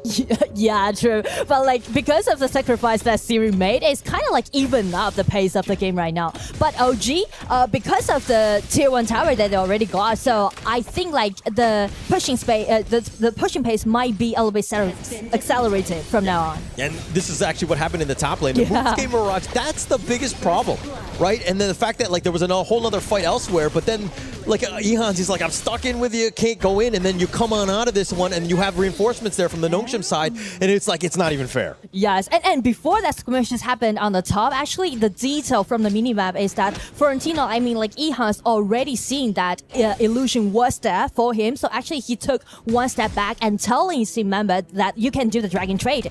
And that's a communication behind the movement that they did. Yes, and now Nongshim capitalizing on that extra space. They have even more members, taking over the enemy jungle, zoned away, taking the top T2. Nongshim right now, this is the way you want to play, especially when you have a little bit of a lead. Especially when you got higher in your composition. You can Also always initiate as you wish. Of course, as well. And now Haku, onto the side they go, and here he finds it. But it looks like Haku, again, not fully committing, which is probably the smarter play in the end. Exactly. He's trying to poke in a lot of damage towards Nongshim's. Yeah, and also, like, you can see the positioning of Dao. They are trying to guarantee the priority of the mid lane because they are kind of afraid of Illusion's Haya right now because you can see, like, Haya is hiding his vision. Yeah. Like, on the side of OG, they don't know where Illusion is. Yeah, they don't know. And that's a problem, right? He's like the boogeyman, right? He comes out of the corner, you don't know where he is, and all of a sudden you're in like purgatory into his mirage, if you will. So again, OG understanding that, hey, they need 663. He needs to be that forward scout so nobody gets jumped. Exactly. And now it looks like Nongshim back to the jungle they go. They still have the top T1. So in terms of like spacing, they're still fine. But OG, I like the way that they're responding. Understanding that they have a Gudo on this Dao. This is added further pressure. But they actually find Namu, who's playing with fire. He gets caught out. He gets burnt, if you will. The ghost ship is not enough to keep Illusion alive as well. OG finding some pickoffs. OG is kind of trying to accelerate the game pace because they know that Dao is farmed up so well. So everyone is just pushing forward around this Dao. Yeah, and no chance. I mean, I think it started with Namu getting a little bit out of position, thinking that he was safe with that heart link, but when you're bursted, you're a very squishy roamer, right? Exactly, and you mentioned about the shortage of Nongshim because of the idea need someone to pick her up, right? And what the position that Namu was is that he's so far away from neither Arta or Haya. Yeah. And I mean, that's why the idea is such a great hero, right? It adds all that mobility, plus you can kind of backpack on a teammate like you were talking about. So you have a lot in terms of what she can potentially bring. But now with this 4-2 kill score, it looks like OG have gotten a slight edge. I mean, in terms at least of momentum in this game. Yes, but actually, if we scrutinize the goal difference, you can see like Retail is weighing the upper hand towards Ehans. So, well, Retail used this goal lead to save his team in this mid-game. Yeah, and it looks like the team fight. We'll find out shortly. The Aerostorm is not really able to connect onto any members of Nongshim here, but they're spacing it out because they know that the Tyrant is going to be started. It looks like Illusion has that Moonscape Mirage, at least for now, locking in. It looks like it's Ihounds. Here, they come out right back onto this one, and it looks like Siri getting a little bit low, needs to be careful, but Namu's off to the side. The Tyrant is going to be started. Siri, though, I think with this HP bar, I don't think he can contest. And also, that's the reason why we mentioned about the level up who will be be the pick for OG because they are waiting for the team fight after Illusion break out his ulti. They're not looking for skirmishes beforehand, but afterhand. Yeah, that counter pick has been incredible for them, right? Being able to kind of mitigate, understanding that they're going to be right outside of this one, and even being contested here, Dao with that smite steal. Exactly. They're trying to put their battlefield outside of Haya's ulti. Yes, that would be very helpful for them, right? And I think Nongshim, like, you have a huge power pick. The Haya, I mean, at the end of the day, I think even in an ultimate battle, if we ever get there, Illusion will probably be looking for that Haya or the Mai. I think that he's kind of leaned more towards the Haya as of late. Sure. All right, and now OG here on this one. It looks like net worth, we're in a 50-50 game. This is the most competitive game we've seen thus far.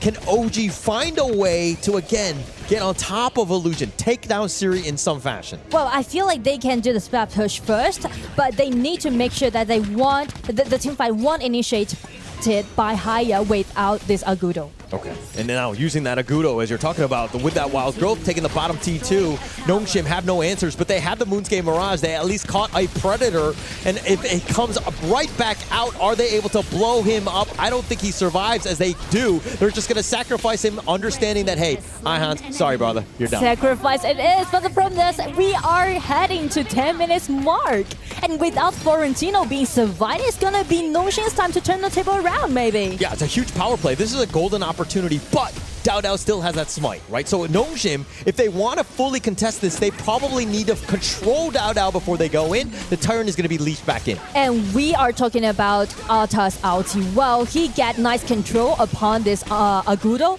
will be the thing to do. Yeah, the spacing, it's got to be unreal. Furball goes right back in. The Tyrant is in the mix of all of this. They have a little bit of control onto Rattel, but Siri gets the Tyrant. A nice three-man stun with that Raging Sea, and now they're looking to go for the turnaround, and it looks like OG, yeah, they had a nice stun, but they're not able to find a pickoff. Yeah, I mean, like, nice control on the side of OG, but the problem is that they got numbers in deficit, and that, I would go the credit to Illusion because of his initiation before the team fight happened, make them outnumbered and let this team fight goes favor to themselves. Yeah, it started with that, right? Yes. And I think that was, I mean, it was very bold, I would say, of OG when you were down a member trying to fight 4 versus 5 into the Tyrant pit. But they thought that, hey, we could just smite it out. But the way that they were able to navigate that, very smartly played by Nongshim, as they looked to go for the initiation. The Ghost Ship locking in, just barely 663, squeezes out of that hole. And now it looks like Nongshim back to the Overlord. This is probably the next big thing. They have Primal Bond. They're not going to fully commit here. And also the top side of the map, we mentioned about a goal difference between the top laners. So actually they...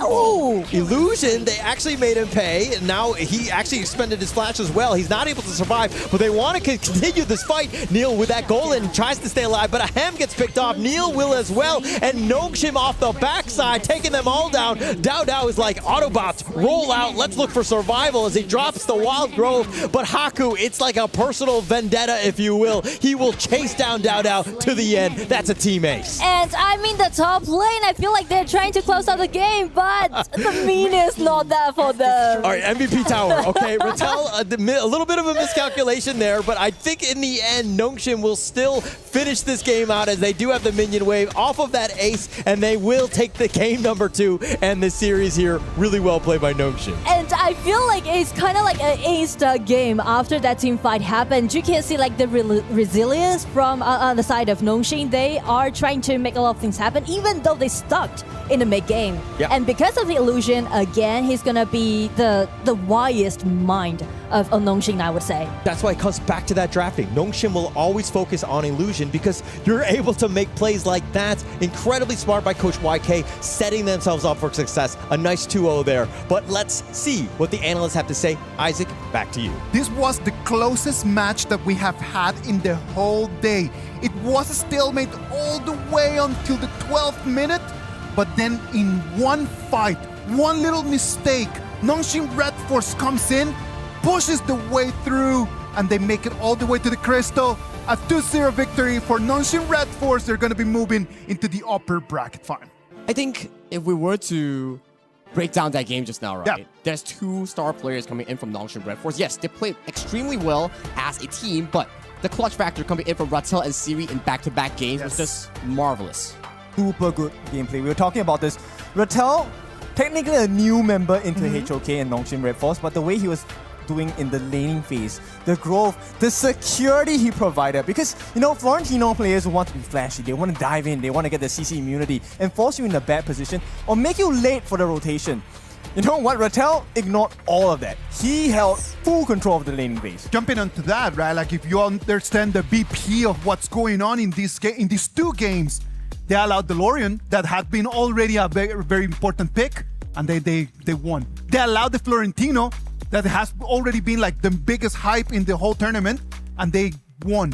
Nongshim Red Force did their homework, and they showed us that there are answers to these meta heroes in this game. Exactly, right? And we were talking about Valor as one of the new heroes joining Honor of Kings, where Rattel played exceptionally well with only one death available. And you can see this goal lead, right? Yeah. It was always back and forth coming in from both teams, and only towards the end, Nongshim Red Force found a decisive push to secure the deal against OG. Because in this game too, OG has so much control in that early game here. Every single place that you've been seeing here, it's Dao leading 4 other members, pushing down towers with that Gorge mobilization here, making it really difficult for Illusion to actually find those plays to find those 1v1 pickoffs here. But in the end, that one fight in that Azure Golem, that was just beautiful coming in from both Siri and also Rattel. It was Ahem. They found Ahem. If Ahem had survived, that fight would have gone completely different.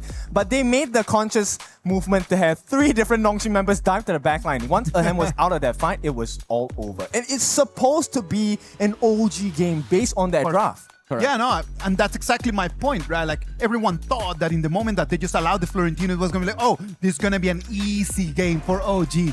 But when you look at the highlights, if you pay attention to it, Nongshim Red Force always had the answers in these 2 games. Like, you can see through this game, right? Every time it's a very 50-50 layup here, and as of this point, OG actually had the lead, but they overchased into the enemy jungle for the side of Nongshim Red Force, and they got punished by Siri here, almost getting taken down, gets popped in by the Redemption here, and then he scales in exceptionally well, and in game 2 as well. Early game was still in OG's favor here, but the late game team fights are what makes it special coming in for the side of Nongshim Red Force. I feel like there was a lot of pressure onto Ehans on this Florentino pick, right? And I mean, it goes both ways. Number one, Nongshim definitely did their homework.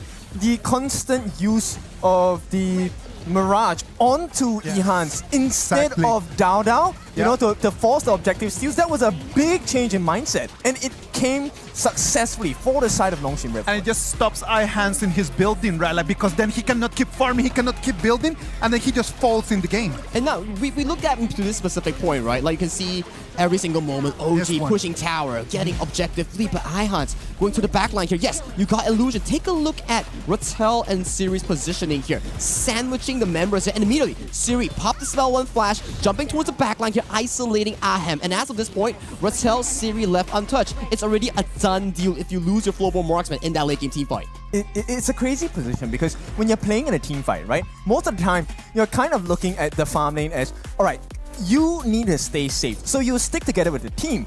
But because of the draft that they have, it's not good to stay together. You're playing against a Chucha. And you know, with that snipe, if you save the team, everyone gets hit. And Ahem wanted to leave safety for his team, so he went out alone towards the back. But that was totally 100% prepared for Nongshim. 3 different angles, 3 different members jumped on Ahem. That was the end of the fight. Well, Nongshim Red Force right now just showing us exactly how this game is supposed to be played. That was a lovely performance by them. Can we agree that has been like the strongest team in these 3 games? What do you think? I think so, yes. The way that they structure their team fights, the way that they build the minion wave, the way that they take patient rotations here has been pretty top-notch out of the playing teams here. But I do think that Buriram has shown signs of success as well. But they won't be meeting each other until the group stage later on if they make it to the playoffs here. So it's hard to say because opponents are also vastly different coming in for both teams. All right. Kin, what do you think? I think it's definitely the case for the side of Nongshim Red Force. Definitely one of the better teams. For now, out of the 3 we've seen, best. But the way that this game was won was just pushing to the absolute limit, right? There were fights where nobody took a fall, but they were left with the last possible hit, right? One more stun, you would have been out of the game for at least 30 seconds. Well, OG Esports is going to be playing tomorrow against the loser of our match number 4, the second match over there in bracket B. Ladies and gentlemen, let's take a little break, and then when we come back, we're going to bring you the action of our match number 4 of KWC 2026.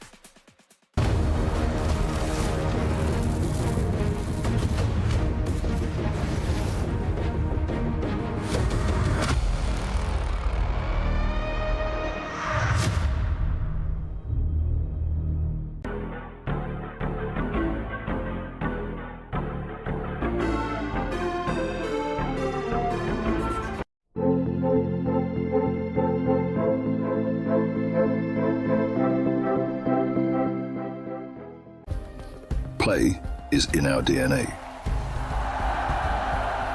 Whenever we let it out, it becomes our superpower. Now imagine an entire city being built to supercharge it. Kadir City, powered by Play.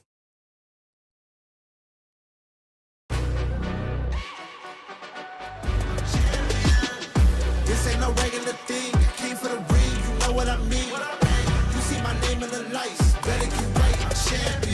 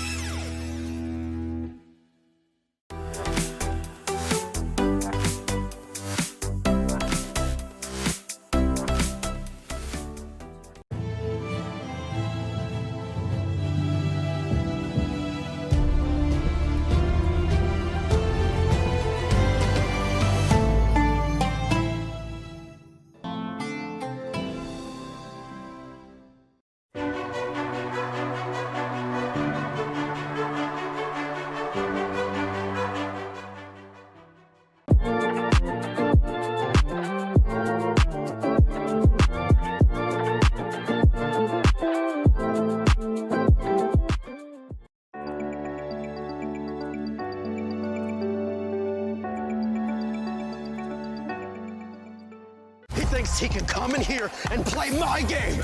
He knows nothing but go! Tyler won. You're done. This is my ladder. You can't climb it. That's an L airline. Somebody better hold me. Okay, yeah. Do something then. Raw energy. Half a blow the house down.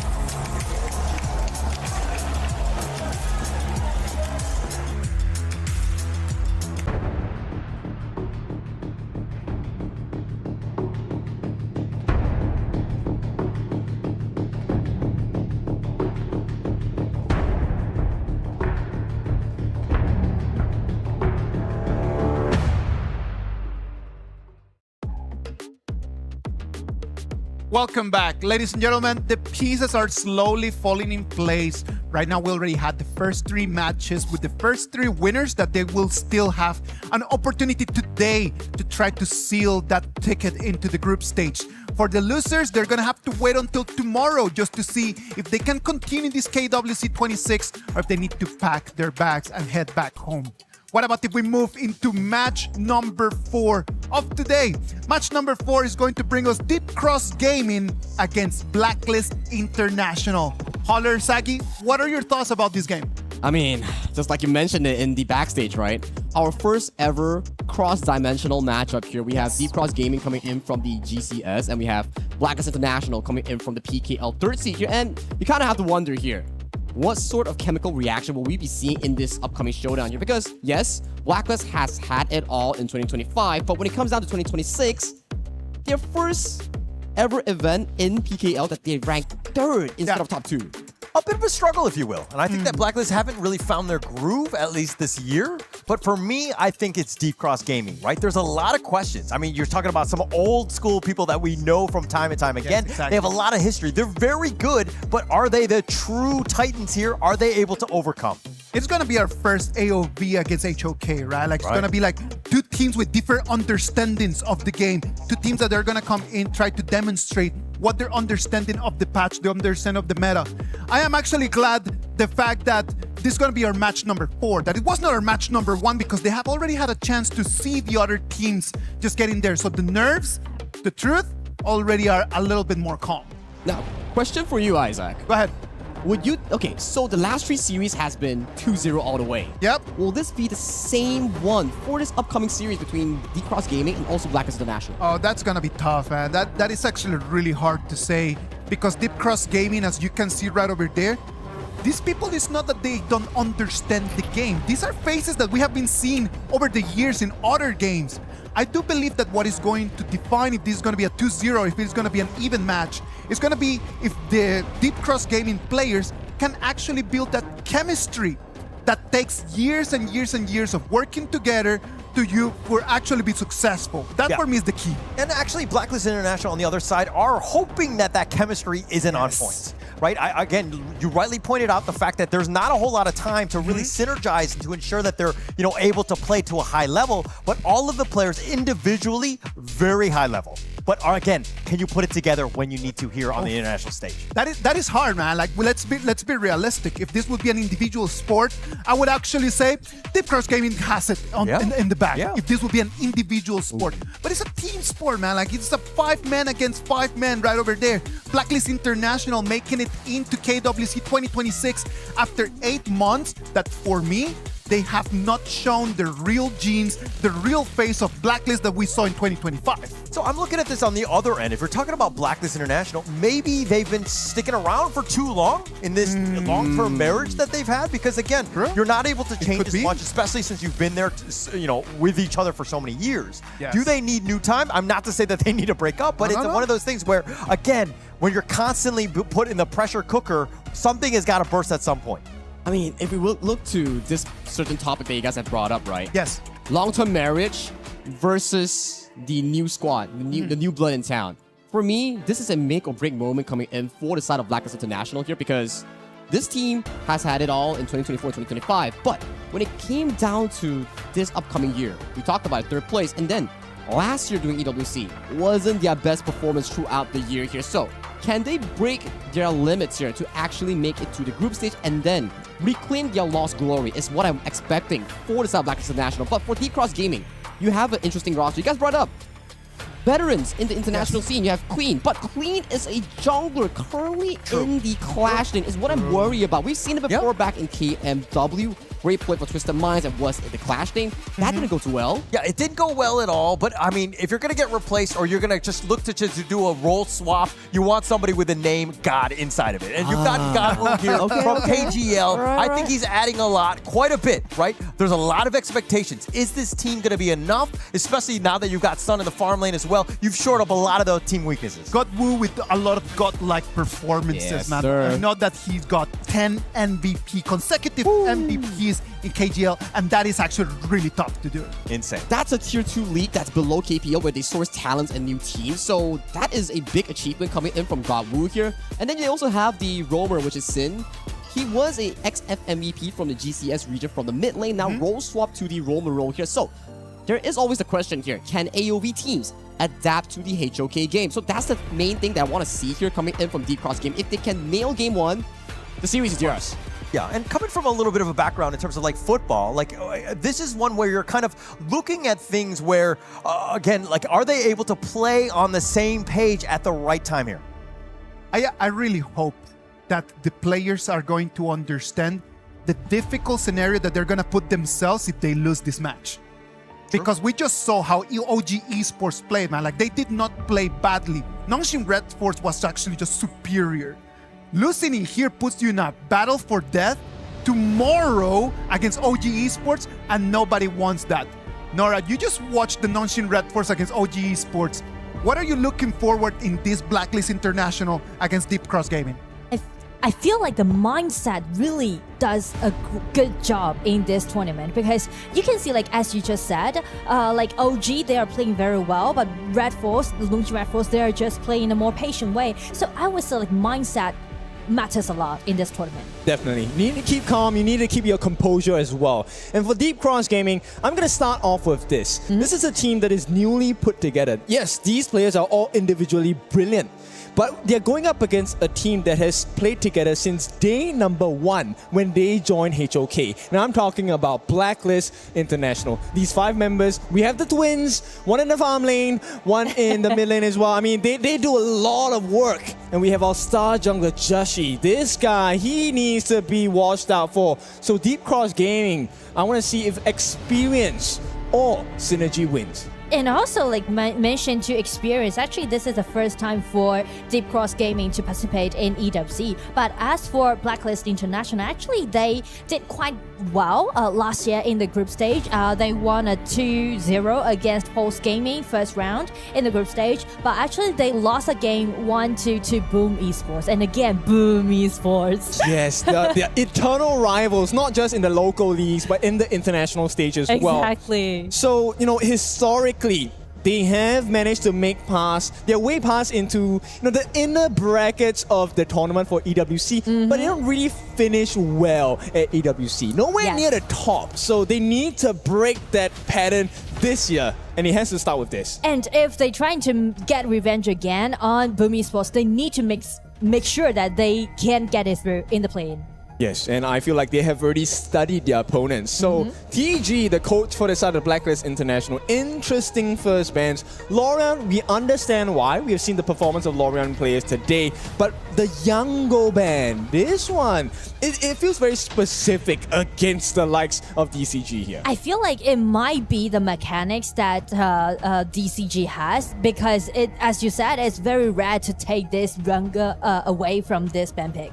Yeah, and if you take a look at the history of Clean used to be a jungler when he played for the teams in KML. True. But he has also impressed in the Clash lane. So I'm curious to see, does Clean bring a much bigger game? Because you have to bring it. You are playing against one of the top #1 Clash laners. There's a reason why he has 1 in his name.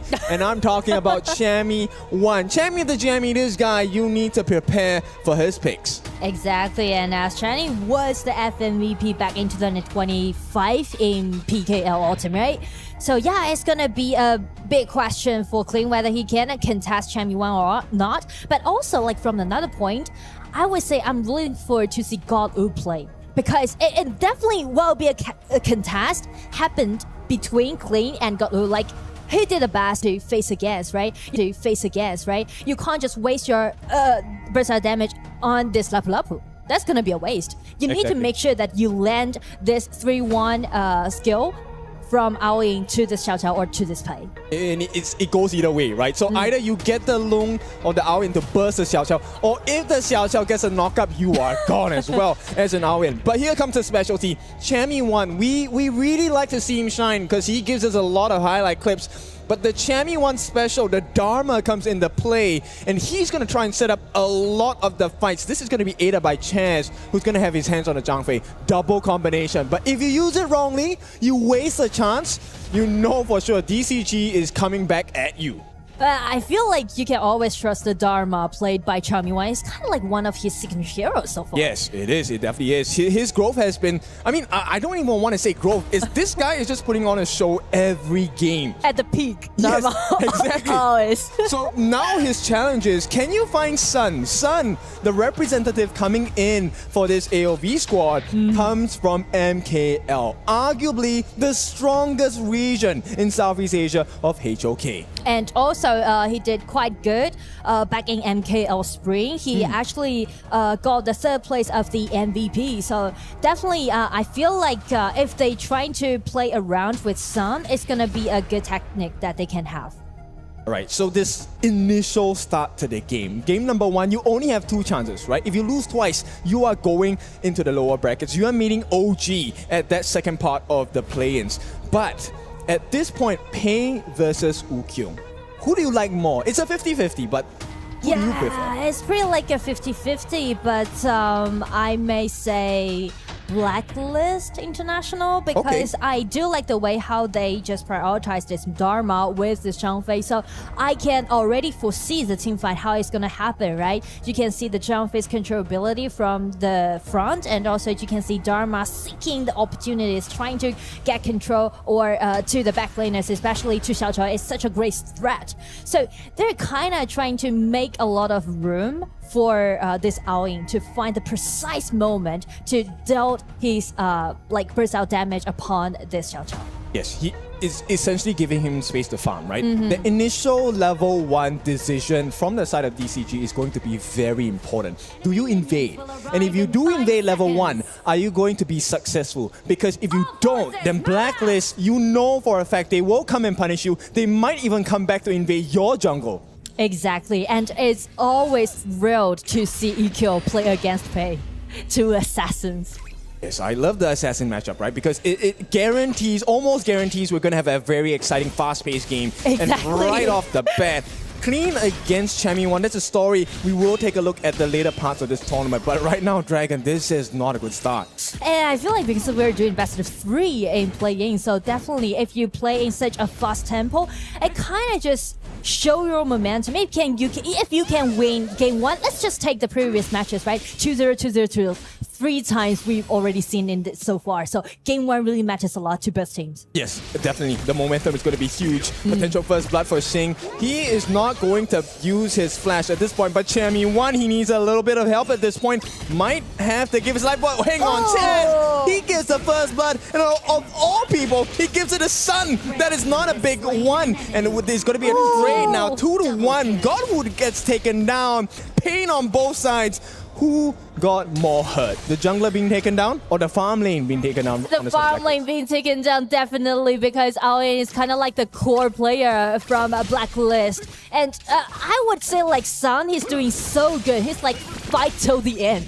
Yes. The last hit that he did upon this golden kite is kind of guarantee the winning lane at the bottom from now on. Now you take the risk, you get the reward if you're successful. Sun, he took the risk, he's 2-0-0. And Golden Kite, he's going to try and set up again. Sin is not the one that they want. They want Sun. They are trying to commit for him. The flash from Dragon, absolutely zero value coming out. They actually don't get any damage on Sun as well. But I do like the movement that made by Dragon. You can see like how proactive that he is playing right now. You can see like he rotates to the top, he rotates to the bottom. It feels like he's trying to use Angela's burst out damage to make a lot of things happen in the early game. But the thing is, as you said, if you waste the flash and your opponent might just catch the information, so they will just play more aggressively from now on as your flash is not available right now. It's going to give big plans to the side of DCG, right? Now that you know that Dragon does not have a flash, if he is out of position, that life is for the taking. And Blacklist International so far, I like the way that they're playing the laning phase, but they haven't, this is not the Blacklist that I know. I know them to be more aggressive. They like to take the big fights. And here we go. Okay, it's a simple setup. Okay, they're gonna use the Blazing Brilliance as a deterrence, but here comes the actual pain. Chaz as well as Joshi. This is a wrestle for the Primal Portal. And it looks like DCG, they don't want to take the risk, they'll give it for free. Exactly, because I think like they are trying to save it for the 4 minutes mark, because you can see like they're waiting for the Byron to rotate down first against this Dharma. They need to make sure that they can gain that a dragon around the 4 minutes mark. Yeah, I think the early rotations, especially for the Clash laners, are going to be very important because exactly. Either way, if Chani1 or Clean gets like a nice flash ultimate, it's the end of the fight for the opponent team.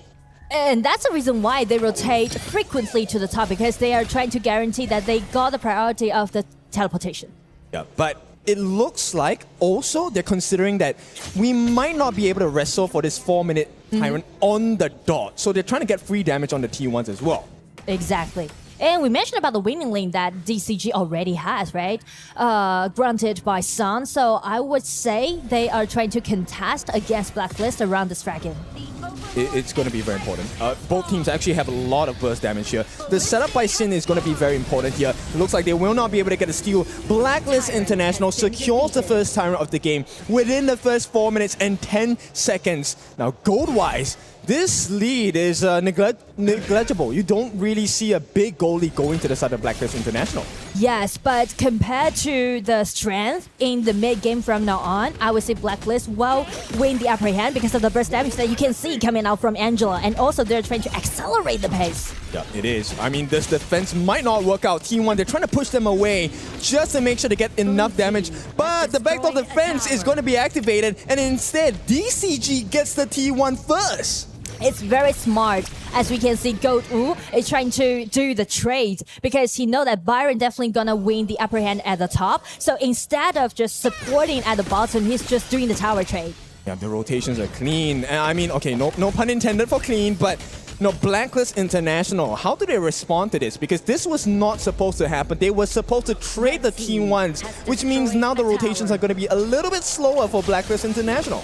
Exactly. I feel like maybe Dharma needs to hide his vision, right? Trying to, like he's doing right now. Like Chami Wan is trying to cut off the waves and trying to open the vision for Angela and also this Aoying, because they can be invisible, and invisible is the most threatening things right now to this global marksman and also Xiao Qiao. Yeah, but different kind of peekaboo, right? It's not just fear, it's pain as well. If you're on the side of DCG or Blacklist International, if you're caught off guard. Now, it's going to be a T1 trade for the bot side and the top side. So the side lanes are going to be a very important flank angle for both teams. Exactly.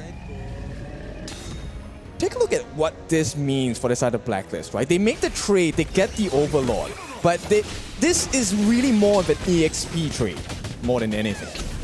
To me, it's more like psychological game from now on, because you can see like Blacklist, they are trying to ambush a lot. You can see like Chami Wan is always trying to ambush in somewhere, and just hiding his own vision has caused that psychological threatening towards DCG. Yeah, but if you take a look at Ethan, he's doing the same as well, right? He's the one in charge of watching out for Chami Wan. It's kind of cool because normally it will be clean, but Ethan is doing that job as well. True. He's taking quite a bit of damage here. Not ideal to Zhang Fei.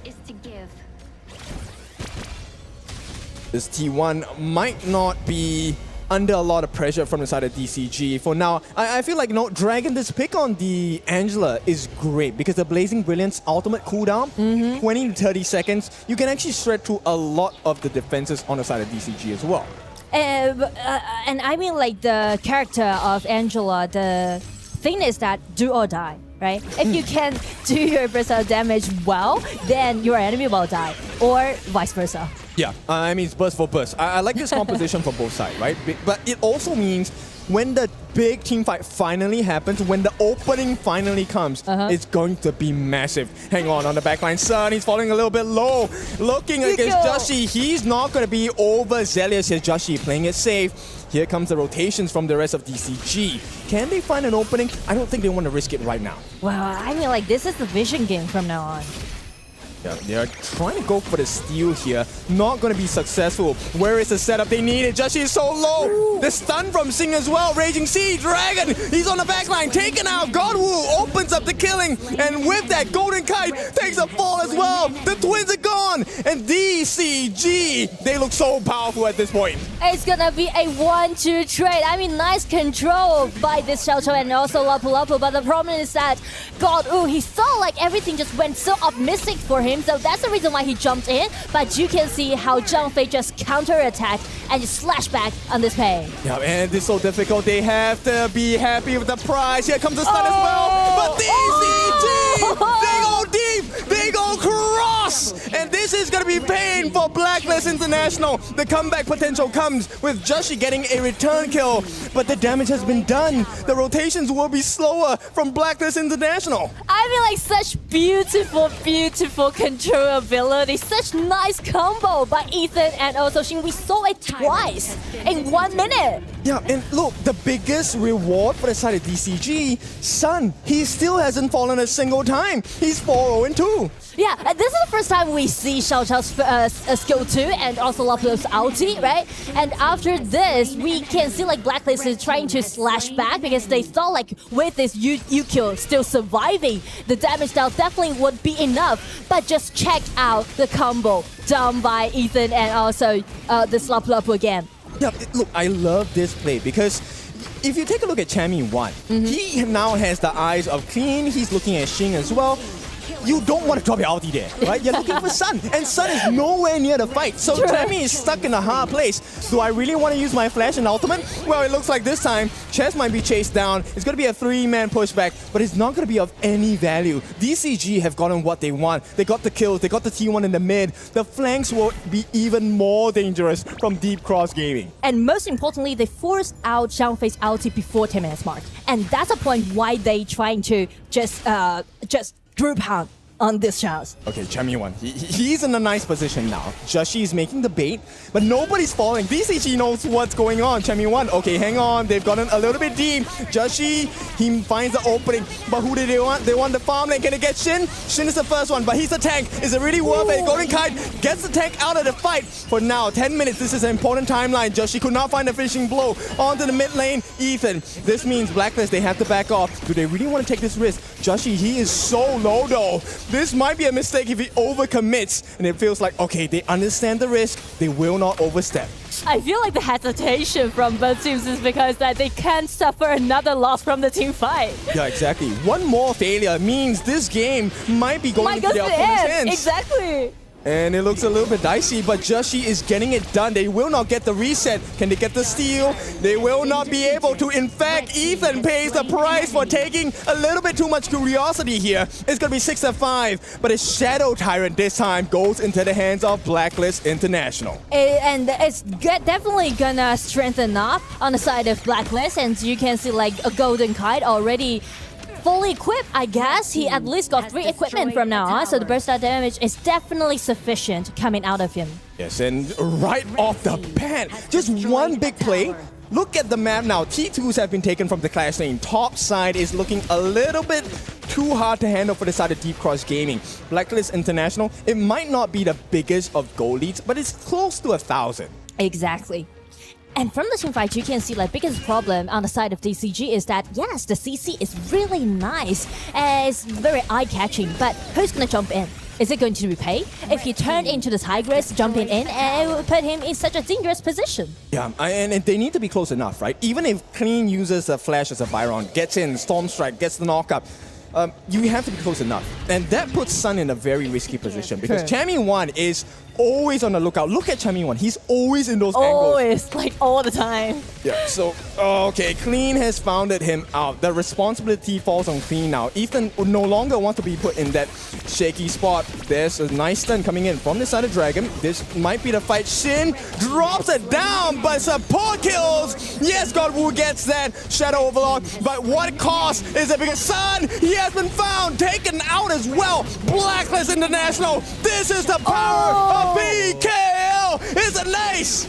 It's an ace. It's so overwhelming. They are just backslashing on DCG as okay, as you wish, you can go for the dragon, but we are going for the victory. Yeah, this one is going to hurt them. Blacklist International. What a play. They don't care about the backdoor defense, and they will march on to game number 1 victory. All they need is just the minions coming in for the backdoor defense to be gone, and Blacklist International draws first blood. I do like the initiation that did by Chammy1, and you can see like he's being so proactive all the games, and he's just trying to make a lot of things happen and trying to hide his vision, make a lot of ambitions happen. And the thing is that I would say Loon did quite good using his burst out damage, and also like the vision game that they played, it might be mattered the most in game 1. It's so difficult, but we'll take it. Isaac, please help us out here for game number 1. All right. Ken, Nora, thank you very much for that amazing game. I loved how both teams were fighting it out like Deep Cross Gaming. For me, it had the advantage when it came to the 1v1s. But as we just talked about, Blacklist International, the 5 members, they worked as a fist and not as individual fingers. Just how a team that's been sticking together are able to use that experience to overcome adversity. Yes. Right, Deep Cross Gaming, they got those micro wins. They had a bit of a lead. Yeah, exactly. But when at the end, it's about the power of friendship. I feel like it's a bit of like a repeat coming in from series number 3, where we had OG taking on Notion Red Force, where it was really similar in terms of the storyline where OG really dominated early game, but then when it comes down to the late game team fights, Blacklist International was really clean. Just take a look at Just G's goal here. 12.5k at a 12.5 minute game against Godwoo's Pay. One of the fastest farmers that we actually have based on the 1,000 gold per minute in this game for Blacklist Jungle. Not gonna lie, man, like the way that the game started, Sun takes a double kill in the first 4 minutes, then takes a second one. By the 10th minute, had already 4 kills in the bag with a flowborn marksman. That gives you a very big advantage. Yeah, very big advantage. And Jussie took advantage of that, right? I mean, it was the one where you're kind of like, hey, how would Jussie actually perform in this one? Would he be intimidated by Godwoo? There's a lot of history on him. And Jussie's like, I got this one. Get on my back. I'm going to go 4-0-12 or whatever he was in the end and just completely carry this game here. And we saw it from the game itself, right? Where the game playstyle coming in from Blacklist International's draft is like, okay, Just G, you go handle the side lane here. We let you deal with Godwoo. And Chammy1 is on the opposite end where he's going to be free roaming after 4-minute mark because he's not no longer going to take farm. He's just going to be like, okay, I have the Truth Mantra. I have the Flash. I will be setting up for some of these big plays for the team. I'm telling you, if the second game is going to be the same as this game one was, I am really looking forward to that. Let's go for a little break, and when we come back, we're going to go straight to that game number 2.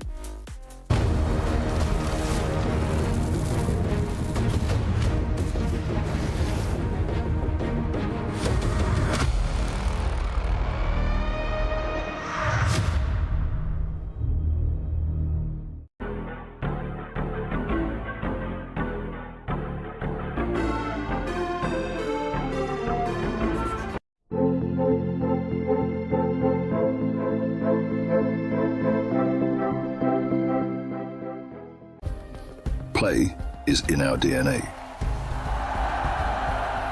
Whenever we let it out, it becomes our superpower.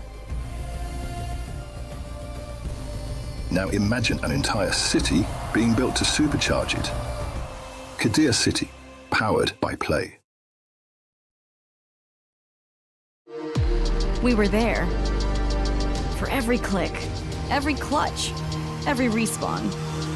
We were there for the years of grind, and we're here. Now, the proud founding partner of EWC, powering the biggest event in gaming, shoulder to shoulder with the world's best, making history. Greatness deserves a stage. Lenovo Legion, reach your impossible.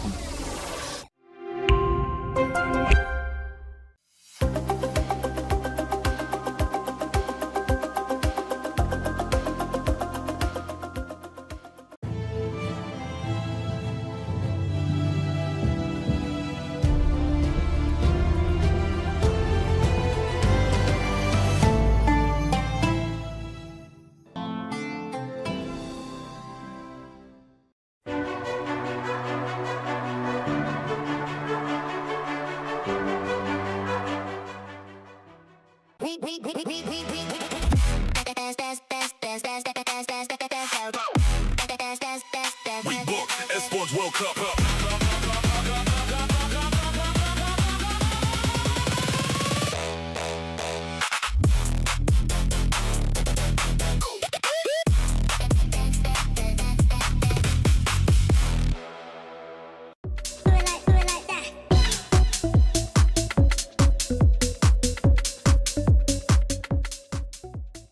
He can come in here and play my game.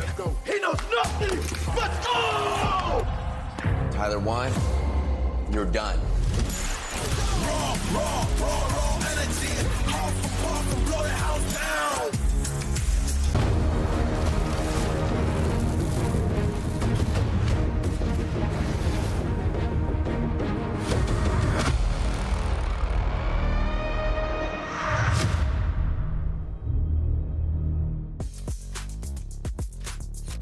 Forged in Valor, crowned by Honor. This is the KWC 2026. This was our match number 4, game number 1. We saw how Deep Cross Gaming, they had a nice advantage at the beginning, but then Blacklist International turned things around, and then they showed us that teamwork is better than any other individual performance. Yeah, teamwork makes the dream work, right? I mean, no matter how good you are, at the end of the day, you need to stick as a team, and you're able to make some of those macro plays to really kind of overcome some of those adversity that you have and to really take this game here. And I think something to really take note about is how Blacklist International, yes, you're losing early skirmishes and fights, but how they built the lead through map plays, through minion wave management and sending some of these minion waves to the side lane and then taking on those fights. Those are what are the key critical factors in differentiating a good team and a great team. And in that game one itself, if they didn't actually do that, they could have ended the game after that Overlord Secure coming in from DCG. So coming into the next game, DCG has the mechanics, but how do they play more as a team and how do they elevate that map play? Well, I feel like they had a very good strategy right over here, just kind of just playing around what Godwood could actually do, right? Like with that pay pick, like they did have some momentum in where they really looked a lot more dominant. But maybe if they were to just change to go from an assassin and they were decided to go to something a little bit more tankier and then just allow just the whole team. Sun had a very good performance. Maybe we just need to pass the ball to Sun a little bit more. I mean, it's one thing for Sun to have a good game and to continue on, but it seems like the team is kind of out of sync, right? And that's a scary moment, right? If you're looking down on this one and you're like, hey, that was a winnable game, how do we get the mental state back into this one where we're able to kind of get back into the series? I think this should be an okay scenario for them, right? Because they have so much experience as players. So you have Queen, who has played multiple seasons of the KME, KMW. You have also the side of Godwood in KGL, like Isaac mentioned, and then Son, who has so much experience as well in the MKL scene here. So I don't think that's going to be much of an issue here. But Isaac, your thoughts on this? Experience is vast. From both teams, experience is in there. What we want to see right now is, can we actually transform all of this experience into the plays that we need in order just to finish the game? The game is just not only about a good start, it's about just how do you build on top of that all the way to your opponent's crystal. Kin, what do you think could have been different for Deep Cross Gaming for them to end up with the win in the last game?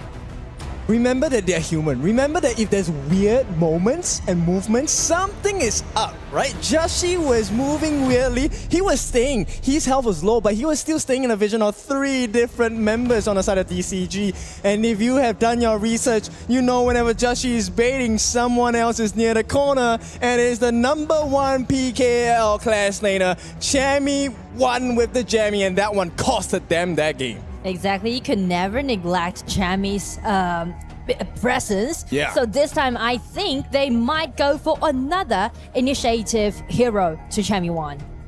I'm just curious. When we want initiation, Dharma was the #1 pick. Definitely. What would you put now? Would you consider Charlotte for champion? On the top lane? Yeah. Charlotte can be a little bit tricky because you need to use your ulti with the flash that will make it available for you to open the team fight. But if you're looking for some initiation, I would say Ata on the top as a flex pick can be very nice, or like a Sun Tzu pick. But these are not like kind of OP in this patch. I think both picks actually work really well because they have a Lorion now on Blacklist International side, right? At the same time, this is a great combination against a Chicha. Chicha, once again, flex pick, can go into the farm, can go into the jungle, can go into the clash. But at this point, Chicha's weakness is CC. You catch her, you stun her, she is gone.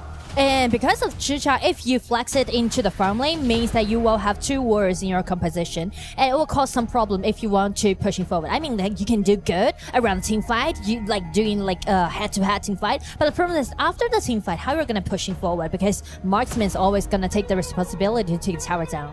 Yeah, she needs a lot of gold as well. Yeah. Like not only does she have to get her passive up with the auto attacks, she also needs a lot of gold to get the equipment. Because if she doesn't have the gear, she can't really take you to a fight. And right now, this laning phase is going to be even more difficult because the channel has been picked up. So you don't really have a lot of advantages. Yes, the wolves can give you extra hits in your passive that will help the Chicha, but we don't even know whether she's going to be in the farm lane. Exactly, and I feel like they are preparing for a potential lone pick on the side of DCG, because we know that channel can be a great counter pick towards lone. So I think like they are preparing for that potential pick. see what the final decision is, right? The big tanks are being taken out in terms of the jungle. No Musashi, no Nerja. Then we also don't have the Ogren. And this is a sight to see. I wanted to see this from day number 1. And we will get it. God Wu, KGL Pro. He is going to take out the Jing.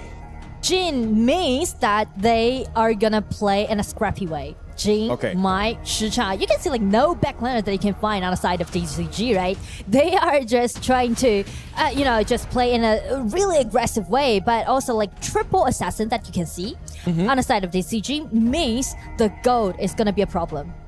Okay, yes, I agree with that. And in fact, the level 1 plays, the first, 3 minutes, 4 minutes are very critical for the side of DCG. If they fail, if the Jing does not come online, if the Chicha does not come online, the Mine does not get the farm, there is no late game. Exactly. Early game, end game. That's it. Exactly, and that's the reason why Blacklist, they pick out this Flowborn tank as the jungler, because the best restrictions that you can do to this Jin, if you want to stop him scaling up, Flowborn tank will be the answer. Yes, I like it. And in the event that you are out of position in your mirror domain, the Flowborn tank can actually use his skills or her skills to knock you out of the mirror domain, cancel your ultimate, and then the wall of her is coming. The Lapu Lapu is gonna land a stun. It's double knockup. Yep, and then you have the double chase, you have Lorion, you have the Devara. Oh lord, there's a lot of pain in store. But once again, it's DCG. This guy, they have individual abilities. All they need to do is to form them up. Nice combination, nice synergy. Maybe they tie this series up. And I feel like we mentioned about the synergy in DCG for game 1, right? We can see nice combo made by them, very beautiful. But the problem is that there's no like last hit burst out damage coming out from the players. And that's the reason why they go for Mai and also Jing this time. Because like no backliners anymore, everyone jumping in, play it in such a clean way. Is it going to be a mistake though? Because I know, like double-edged sword. Everyone dives in, right? So exactly. if I say go, everyone must go. And if we don't hit the mark, it's a big problem. And we asked this question before. Is there a chance that everyone agrees on what to do, but when the actual fight happens, everyone does something different? Right? There is a chance that might happen. Yeah, it's two differences. If you say it or you do it. Yeah, exactly. And this laning phase is going to be very critical for the side of DCG. It's still the same for Blacklist, but more important for DCG here. And also you can see like they flex this Chicha to be played for Klein as a top laner. So that will make Sun suffers a lot during the laning because Alessio, very vulnerable in the early game. But this is one of the playstyles you have to be able to endure as a professional, right? Yeah. Sometimes the farm laner needs to carry the weight for the team. Meanwhile, the rest of them will try and get their farm up. And I think the responsibility now is not just on Sun, it's also on Clean and Godwood. The two of them, you cannot miss the last hits. You have to get every single thing here. Yeah. And it looks like Ethan did get that away from Blacklist. They need to prioritize the top duels on the side of DCG. But speaking to Blacklist International, I would say Jashi, this time with this Flowborn tank, he can play more aggressively as he did in game 1. Ethan, he gets the first knock-up. This is not enough damage. Where's the rest of Blacklist International? They smell some blood. They're a little bit too late though, so DCG should be able to walk out cleanly. Now, the second part of this fight is going to be for the Primal Portal. Space Sprite will be given for free. DCG, no way to contest. I mean, like the composition allowing them to do a very solid team fight on side of Blacklist. Oh no, Godwoo, this is why you don't give him the Jing. First blood goes into the hands. They're fulfilling what they need to do, and that is to get the EXP and the gold. And it's a double whammy because Golden Kai now will have a 0-1-0 scoreline against Sun, who was having such a difficult time in lane. And this kind of clean movement down by Godwoo is giving me this taste that maybe for game 2 he's gonna be godlike. Ooh. Wow, okay, that's a huge statement. Let's see if that comes through here because Godwoo, he's making the waves, he's making the rotations, and he's not slowing down. That's the most important part, right? Now, to slow down the Jing, what does Blacklist have to do? Well, if they want to slow him down, they need to use this like their jungler, the Flowborn tank, and also Lapu trying to make a lot of invasions happening towards DCG's jungle. It's the only way that you can shut this thing down. Okay, but is it worth it to do now? Because Jushi's level 5. He's one level behind God Wu. And this might be a problem because if you lose the next team fight here, which is probably going to take about 10 to 15 seconds, it might not come back in time for the 4-minute Tyrant. Yeah, but like you need to make it happen because you are playing this Flowborn tank. You can't just try to compete with this Jing with the scaling up pace, right? You need to do it quicker or you will just, suffer a lot from maybe like 8 minutes later. Yeah, I mean, it's called Flowborn Tank. It's not Flowborn Dead. And here we go. Chance is going to have to suffer the first attack. He makes it out for the time being. Actually will walk away with his life. Now, did they burn a lot? Well, it's just God Wu's ultimate at this point. But Clean, he is not having a good time. This means the lane freeze might happen in the Clash lane. This is going to be beneficial for Blacklist. It means Clean cannot reach on time for the 4-minute marker. A 4-minute marker coming soon on the side. In about 10 more seconds, the wave clear already being started by God Wu as well as Ethan. So this means Blacklist International, they have to be careful with the brushes. The positioning of God Wu is going to be so important. Exactly. He's waiting for this Lorien. He already anticipates his movement. Yep. I think there's a potential of a steal. God Wu is nearby, but he needs to do it now. Not going to be possible. Joshi will get that smite down. In the meantime, Xin actually used his unbridled outburst. Not a lot of results coming in. Is this the mistake that starts to crumble? It's looking a little bit dicey for DCG. Well, I mean, it might be something to do with this decision, but as you can see, another team fight happened at the bottom.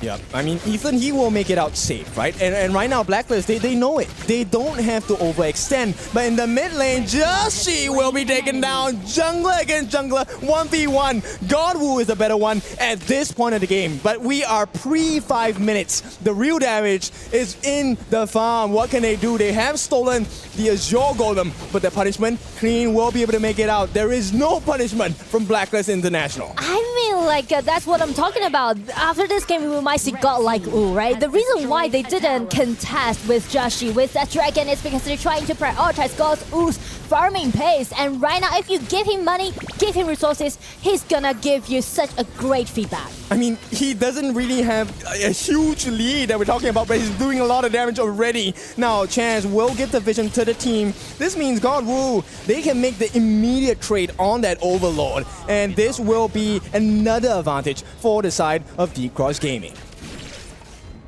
2,000 gold deficit. Well, it's actually acceptable on the side of Blacklist International, but the problem is that they didn't do any invasions, right? They are just playing passive, right? Yes. I would think. Not as aggressive as I think the Blacklist fans would have liked them. The big problem here to me is T1 at the bottom, T1 at the top, both gone, right? And right now, there's a lot of pressure coming from DCG, which is, I would assume, it's the correct movement. I mean, it's because of the comp that Blacklist selected. Just give us that kind of sense that they're trying to be more scrappy. But the thing is that they're losing the vision right now on the map control. You can see, right? Once we're on the fog of war for the side of Blacklist International, you don't really get to see too many of the DCG heroes and players. And that's a cause of concern because right now, if you lose the Azure Golem, it's going to be a big deficit. They will try to go for the steal. God Wu, he steals it and makes it out. Chance, he has to be careful about his life. In the meantime, DCG, they steal it, they get out, and they start working on their Crimson. And you can see like how mobile that DCG's comp can have, right? Because there's several assassins on the side of DCG, so it's gonna be a little bit tricky for Blacklist how they're gonna settle the battle area in their favorable place. Yeah, and you know what? In most cases, we have seen in history of HOK, right? If it's 1,000 goal lead, it's not the biggest difference. Yeah. But it feels like DCG are like way ahead, and it's looking like the space bot Sun. He's laying down the damage. Sin takes a little bit too much at the same time. But Blacklist International, they refuse to take a no for an answer. They want to put more pressure here. Chance actually just standing there. Okay, I thought he was lagging for a moment, but it's all good. They're controlling the map. They're trying to take away the red buff from Blacklist International because they know that they are going to incline a lot of resources to this channel. Yeah, Shin also has his ultimate as the Zhang Fei, right? So this is a little bit scary for the side of Blacklist International. They will give it back to Blacklist, but the pressure comes once again. T1 in the mid, so hard to defend here.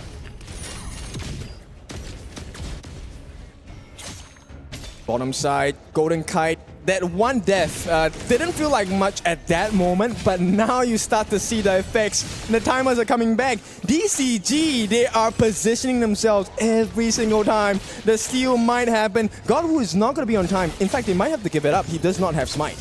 But we mentioned about the 2,000 gold lead goes over to DCG, and who's going to be it? It's going to be Godwoo, right? The 2,000 gold lead is all on Godwoo's Jing. Okay, that is a huge difference, right? Godwoo and now... huge trust, actually. Yeah, it's like a 2-level advantage as well. So this is going to be important because he has gone for a hybrid build. The Exo Torment gives him a little bit more survivability. And the biggest issue for me is Golden Kite is nowhere near where he needs to be. He just has the Eternity Blade as well as the Daybreaker Virtue. Not enough. To be honest, if I put myself into Golden Kite's shoes, I would say it's very terrifying if you play against a Jing like this. Yes, and it's so terrifying. You don't know, like Jing just come out nowhere and make the insta-kill on you.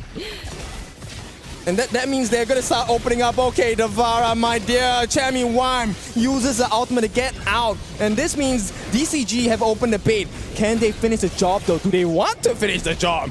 No, the real target, it is 4-man pushback from the side of Sing. Looking for more. They just want the buff. The lives will be a perk. Is it stolen? No. They will secure it for the side of Joshi, but a lot of utility has been used by the side of Blacklist International. They're looking for that finishing blow. Here comes the catch from Joshi, but no follow-up. Not enough, fast enough. They will get the kill. Joshi is gone. The big tank is no longer here. This means Blacklist is open for the taking. All they have to do, godlike Woo shows us a performance. A double kill here. Well, make it to a triple. I think it's possible to make it as a triple.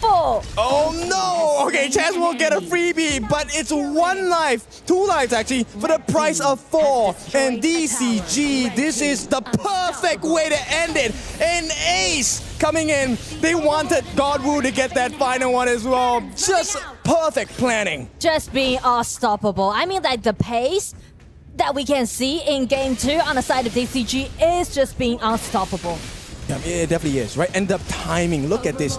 An ace right before the 10-minute mark. Shadow Overlord goes straight into the hands of DCG. Godlike Woo, I think you were correct.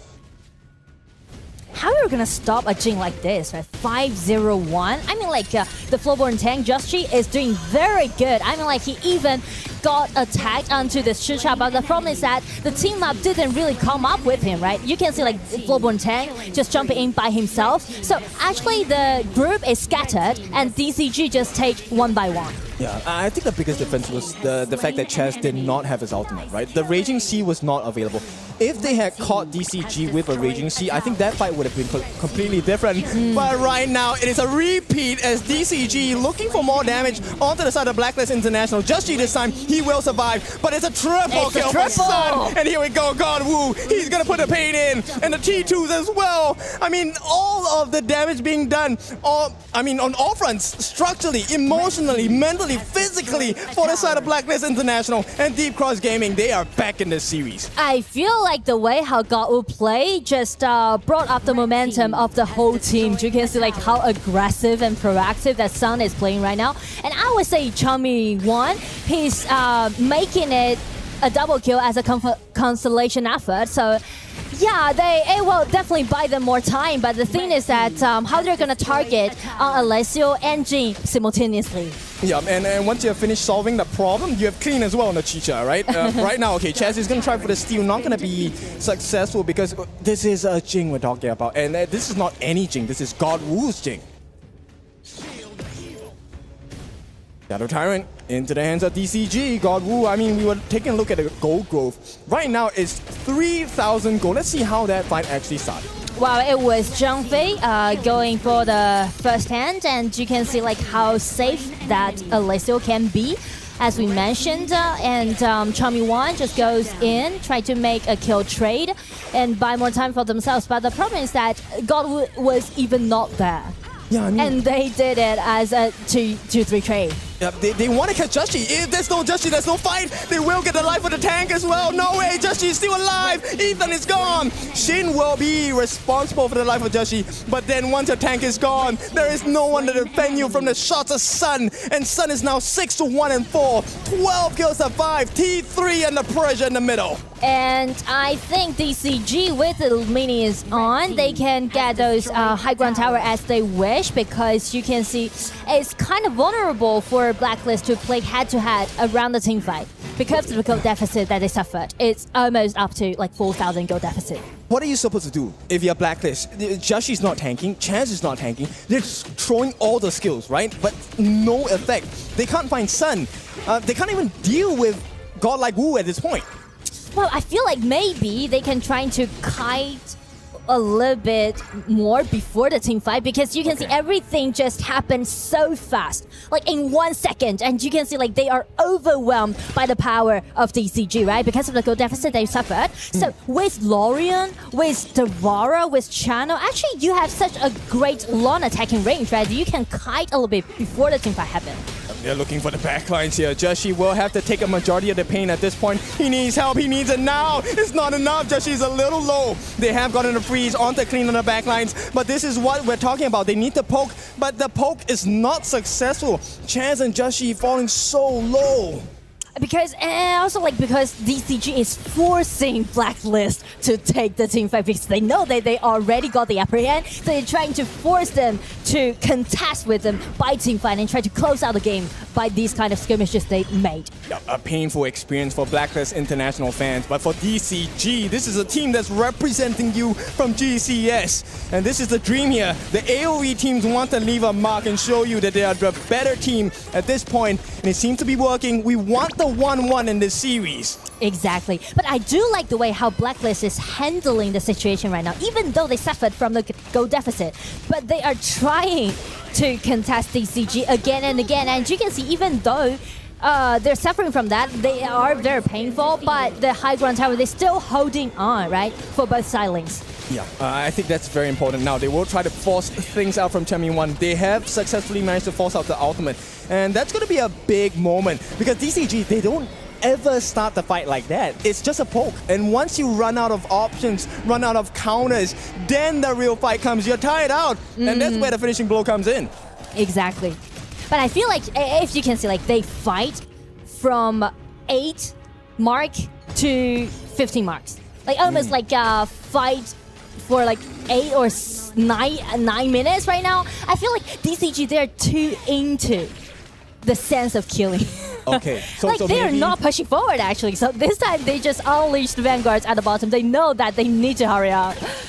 I feel like this is the chance. Changmin1, once again, he's the target. This time, they will be successful. Clean gets the finishing blow. A little bit too much damage for the side of Blacklist International, but that's not the only pain they're experiencing. They have to defend. The T3s at the bottom will fall. There is no save for Blacklist International, and this could be the killing blow. One more Vanguard joins the cause on the side of DCG. A flash miss by Ethan. The punish comes in. Maybe this is the moment they're looking for.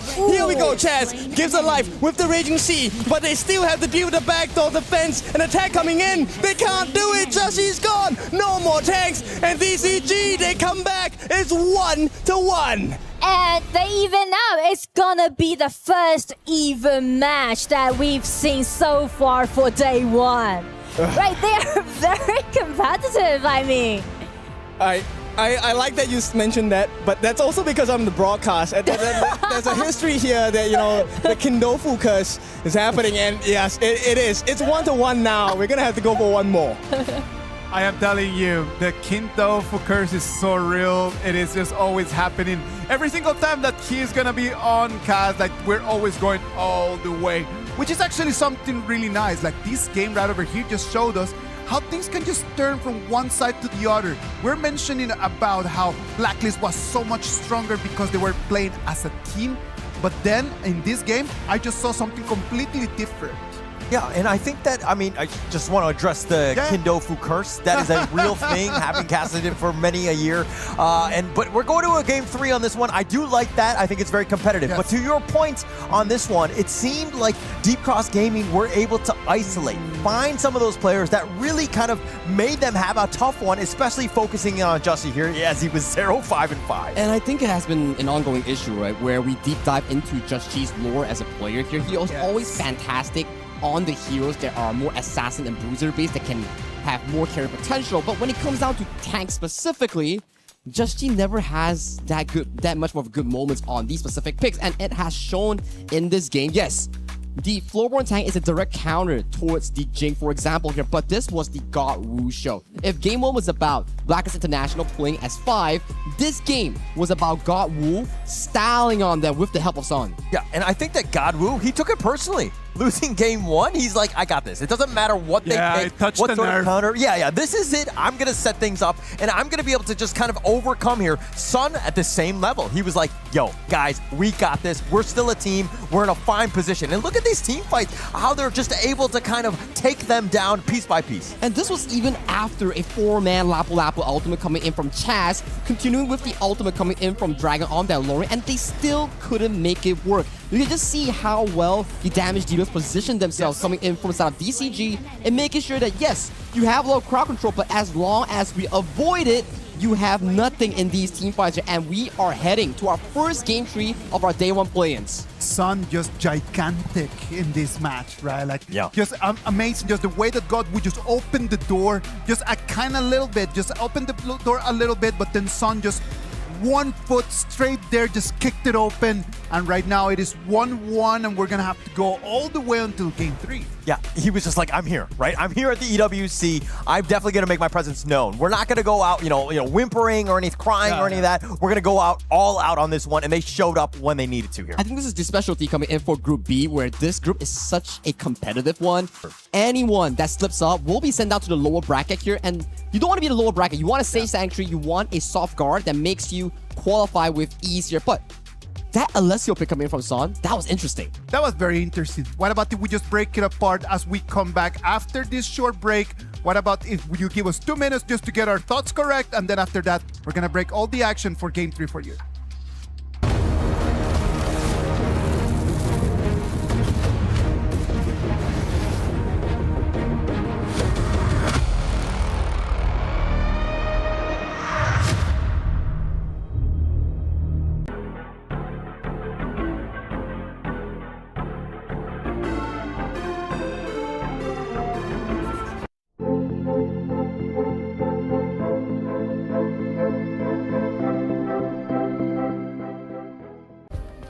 Play is in our DNA. Whenever we let it out, it becomes our superpower. Now imagine an entire city being built to supercharge it. Kadir City, powered by Play. We were there. For every click, every clutch, every respawn. We were there for the years of grind, and we're here. Now, the proud founding partner of EWC, powering the biggest event in gaming, shoulder to shoulder with the world's best, making history. Greatness deserves a stage. Lenovo Legion, reach your impossible.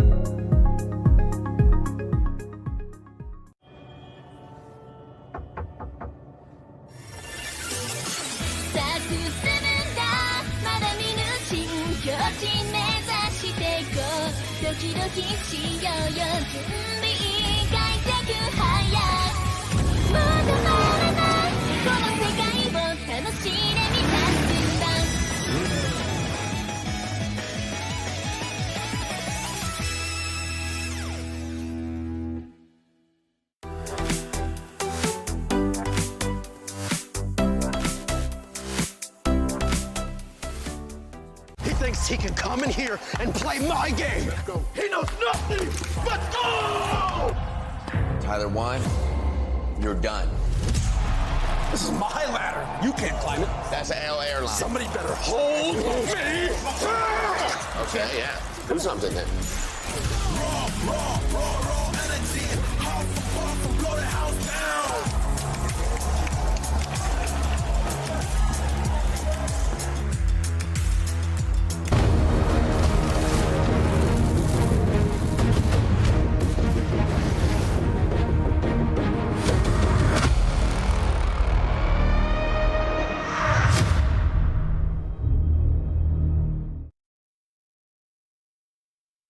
The Esports World Cup live from Paris, France. I'm telling you, this is not only top games, this is top vibes, because as we were right over there in the break, like this whole arena, the stadium with so many different games, so many different kinds of people going around, really enjoying the environment and just the one thing that we all love, esports. Yeah, it's all about the gaming. I mean, everybody's just walking around. Everybody's just so happy here. Yeah. It's a nice little convention. There's a lot of merchandise. There's little player areas. This is a haven for all gamers. I mean, I like the vibe here, but I'm more interested in that game that's going on right now. That's our first video trip play for the full. Like, Esports World Cup has been amazing here. You have stages over left and right, and there's also like booths everywhere nearby. Yeah. But we will experience that after the series here, because we have a long day still, more series to come. But this is our first ever BO trip play to the max between Blacklist International and D-Cross Gaming here. Game 1, it's all about Blacklist doing that team play, doing that mad movement. Game 2, Godwoo and Son's show. They showed up so well and they silenced Blacklist. I think that Sagi wanted, just right before we went to the break, he wanted to talk about like how Son right now with that Alessio pick and everything. And I know that he was just really doing his homework and preparing. So what about if you just break down here, like the Alessio pick, what makes that so interesting? I think it's a strong late game hero compared to Dichano with additional range. But what I am impressed with is how Son was able to play that weak early phase of Alessio against a Chano, a lane bully, to a perfection, in also getting the help of Godwoo and getting that solo kill on towards that Chano. In terms of that lane matchup, though, 9 times out of 10, like, you're not going to really see the Elysium, right? Agree. For me, that was a very big gamble, right? Like, it could have just, like, paid... Well, it paid really well, but it could have just gone horribly at the end of the day. Like, he went there, like, he took that Alessio pick, and then he was able just to seal the deal. Right now, we're going to move into what for them is going to be the most stressful 30 minutes of their week, because whoever that wins in here still has one more chance just to keep playing today. Whoever that loses is going to play OG Esports tomorrow just to try to stay alive. Ken, what are your thoughts right now as we move into Game 3? Perspective. Yeah, it's all about perspective at this point, right? If I am the coach on the side of DCG, I'm just going to tell the team, look, the story is ours. We have a comeback series on our hands. We showed them the best thing possible in the first day. And right now, all we have to do is to finish the game cleanly. The players are shaking in their boots on the side of Blacklist International. And I mean, like, since Godwoo is doing so well in Game 2, why not give him another assassin, for example, Luna, right? You can always shine with a Luna pick. Like, why not? Like, this man, his nickname Godwoo already showed his ambition, so why not just put his name in EWC? I like it. Showing the ambition, that's definitely important, right? And this is a very interesting one. Annette coming in. I know a lot of people have a love-hate relationship with Annette.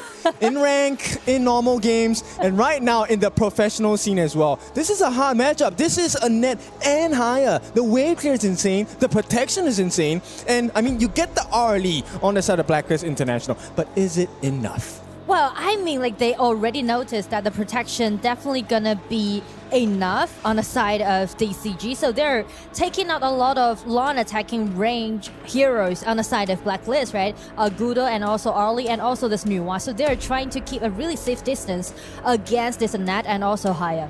Okay, that's a great idea, right? Annette, you can only protect what's within your ultimate. And that's one of the things that is I wouldn't say a drawback, but a feature of the hero, right? So this means they want to play the long-range game. They need long-reaching arms as well. And who better to do that than the Aoyan, the Lung? This is going to be important because once he gets within range of you, the auto attacks will reach you even if he runs away. Exactly. And it's very interesting that different players actually has different understanding towards this early play against Lung, because some may think Arlie's second ability allowing this hero to block away this 3-1 burst out damage coming out from Lung. But some players who play very well about this Lung think that because of the speed that you can use with your burst out damage, so it won't be a problem for you to play against this early. I like it because it truly is a skill matchup at that point, right? The Maple Dance, yes, it takes away all the different projectiles.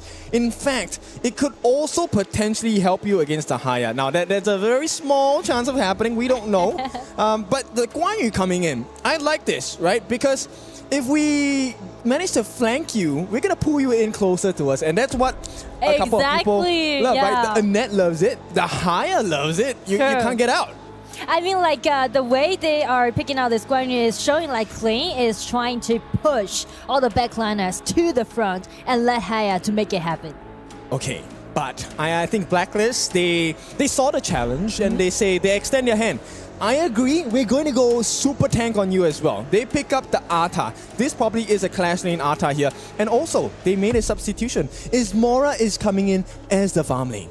Exactly. They are going for Ismora, so I'm looking forward to seeing him play in this game because we are doing best of 3. It's the match point. And if you rotate in the match point, it's going to be very difficult. Yes, because you're coming in fresh in, there is no warm-up, and now you're going up against, God Wu on the Ying. Ying, new patch, this lady can do damage. She can lifesteal. She has good defense as well. I mean, I'm painting her to be like the perfect lady in the competitive scene. Oh, really? She probably is, but it all comes down to how you use her, right? Exactly. So let's see. I mean, like, In is very versatile. You can play it in so many different ways, and it can do a lot of burst of damage within the ulti, and also nice controllability coming from the hero, and also combined with this Guan Yu, they can make such a great chaos in the team fight. Yes, and chaotic it will be. And of course, once again, coming in, this is Nora joining me on the broadcast. It's your favorite kind of tofu, Kindofu. And of course, with tradition, this game did not end in a 2-0. It is 1-1. Winner takes all, progresses into the second stage of the play-ins and secures potentially a spot in the group stages. Let's see Deep Cross Gaming against the Blacklist International. All in one game. Yep, all in one game. And right off the bat, this is not looking good for Dragon and Chaz, right? Because the wave clear from this Haya is just one of the big problems you have. And already something was happening on the top side of the map, because we can see Joshi with his Aguda trying to steal this red buff away. Because, like, normally... Oh! Wait, hang on, Ethan. I think he's fine for now. You don't want to overcommit. While it is pre-2 minutes, it is okay to use a flash. I don't think you want to dive too deep because the punish might come from Sun and Sin as well. First out the flash. I mean, back on track, because normally In would go for the blue buff first. But as you can see, when Jussie tried to steal away that red buff, God Wu was thinking exactly the way how Joshi predict he's supposed to do. Yeah, and he do in the opposite way. They know that the Blacklist International team is an aggressive team, right? Exactly. They've experienced it in game number 1, game number 2, so there is a high potential. But what I like is, okay, you guess that they're going to be aggressive, but they already know which buff they're going to steal. Sure. So even though we didn't see any kill happen, only like one flash forced out on the side of Blacklist, but still the junglers, they are playing in a very smart way. Okay, let's see how this is going to be. done because we have seen the outsmarting on the side of Godwoo. Right now, Sun is under a little bit of pressure, but it's a situation where he's baiting because here comes Sin, here comes Ethan. They're looking for the final call. The ultimate is available. Mirage, they got it! Oh no! Ethan, this could be big. Ismora was a sub. He did not get the warm-up, and he will not get the warm-up as well. First blood goes in the hands of DCG. A great start. Nice gank, but as Chami1 TP down, just made a nice trade. Okay, is that trade worth it though? Because Ethan already got the first blood. He kind of spoiled Ismora's game already. Sure, because they trade the mid lane for marksman, so definitely DCG is more favorable of this skirmishes happening. Okay, I mean, PKL fans, we need your help. You need to give Blacklist some energy. They need to recover. Yes, 1-1 in kill score, but the game is not looking good. DCG already has, I won't say a big advantage, but something they can work off of. I feel like Blacklist, they try to highlight their bottom lane because they're picking up early with the idea. I would think that might be the strongest role in this patch. Yeah, they definitely needed to have something happen. Exactly, and that's the reason why like DCG is keep pressuring at the bottom. Okay, I'm learning lessons still. Even in this moment, Ismora falling super low again. The heals come in. Really? Whoa. He's not going to have to run back at this point. Okay, here comes the overcommit. But DCG, hang on. They sidestepped the Annihilation as well. Sun, they were looking for the life on the other side of the Blacklist members, especially Ismora. But right now, the pressure is coming in from Blacklist International. T1 still has a little bit of defense before the 4-minute mark. Blacklist International, they have to limp away though. But you can see like Josh Chi, he know that he need to do something, right? Because Aguda might be the most powerful hero so far in the early game on the side of Blacklist. So relying on this red buff, he need to do more poking damage.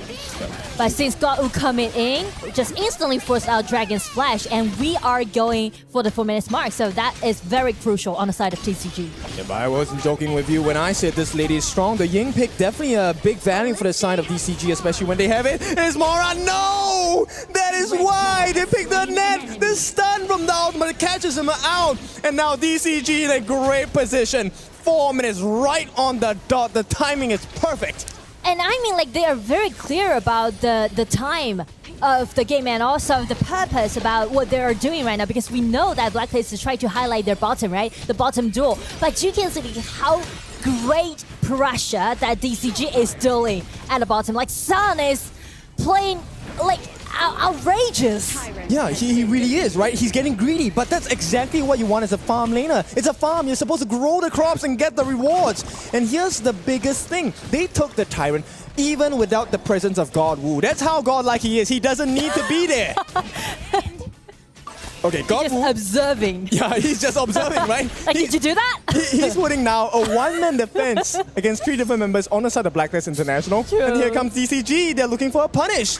They might not know it though, but Blacklist have found out that DCG are around. They have to play safe. I feel like Blacklist, if they are trying to turn the table around, they need to make some rotations happen. They can't just let Izumura suffering at the bottom, right? Use the mobility that Ollie has, giving him the red buff, and just let Ata to gain the vision control and try to initiate. I mean, who do you want to catch at this point? The Mirage is going to be used here from the side of Ethan. Actually, he catches on the idea. To the Arlie. I mean, oh no, the idea. Chance here falling a little bit low. Flash already committed, but DCG, this is exactly what they want. They have got Chami1. He's going to be gone. Clean. What a catch. The fishing pole has caught its bait. But Sun, okay, this is what they need. Dragon will get the kill. What more can they find? Nothing else, because DCG, in the meantime, Godwoo, you can take it again. He did. It wasn't even in the fight. He takes a T1. I mean, like, he is seeking out so many opportunities, right? Like, he know that they already fell behind for the team fight happening at the bottom, so he just made a tower trade. That was really clever. I mean, it feels like Blacklist, they're trying to make the right decisions, but at every choice, DCG denies them more. They say, okay, I'll give you a short little gift, but I'm going to take more from you. Exactly. So I feel like Blacklist, they are doing quite good right now for the team fight, because you can see Chami1, he initiated in such a decent way. But the thing is that how they're going to deal out with this hire. Yeah, I mean, so far, Ethan has been successful in getting the catches onto the relevant targets as well. You don't get Ismora, it's fine. Let me get Chance, let me get the healer. You have no more recovery, and we can take the big team fights because in those moments, God Wu wasn't even there. So what happens when God Wu shows up? I feel like it's just gonna be overwhelming. I mean, it's not looking pretty at this point for the side of Blacklist International. Once again, the catch on the Chance. No more healer. Forced to use the redemption on his lonesome self. They get the kill. Nice catch. Okay, they do get God Wu down. But what's the cause here? What more can they do? Blacklist, we need more from you. And it is not allowed. DCG. Clean gets a follow-up on that. It's going to be a 1K goal lead. But DCG are doing so much with it. I mean, like DCG, they just catch whatever they saw in game, right? Heya, whenever he encountered with one enemy, no matter it's gonna be Alta or Daidea or Aguden, no, he's not picking out his enemy. They just encounter it and catch him. It feels like a claw machine that actually works. Exactly. Right? They don't drop the prize. They actually get the target. They get the prize. And right now, the prize is growing more and more. Once again, DCG is showing you that 1,000 gold can be a big difference here. And because of the instant initiation that we can see from Haya, it's kind of just interrupt Blacklist pace about this team fight. As you can see, they are kind of scattered. Where you can find Ali, like Ali is in such dangerous position, already been straightened down. The HP is really low, and how they're gonna handle against DCG's fight. Yep, look, Shin with the setup as well. Here comes Clean. He manages to push him back. All they need to do is to push him away. The true target is the turret, but with another Moonscape Mirage, they get another target. Who did they catch? They caught the Arta this time. The tanks are running low on fuel. What more can they do, DCG? They don't have to over-aggress. They know the position they're at, and all they have to do is to get a couple of hits onto the T2s and get more map control. And that's exactly what DCG will achieve. I mean, like, as you can see, either game 2 or game 3, the goal difference is not that huge, right? It's not like a gap of the goal difference, but when you're looking at the scene, it feels like it's overwhelming on the side of DCG. And the reason of it is only because they know the logic underneath the team fight. They know who's gonna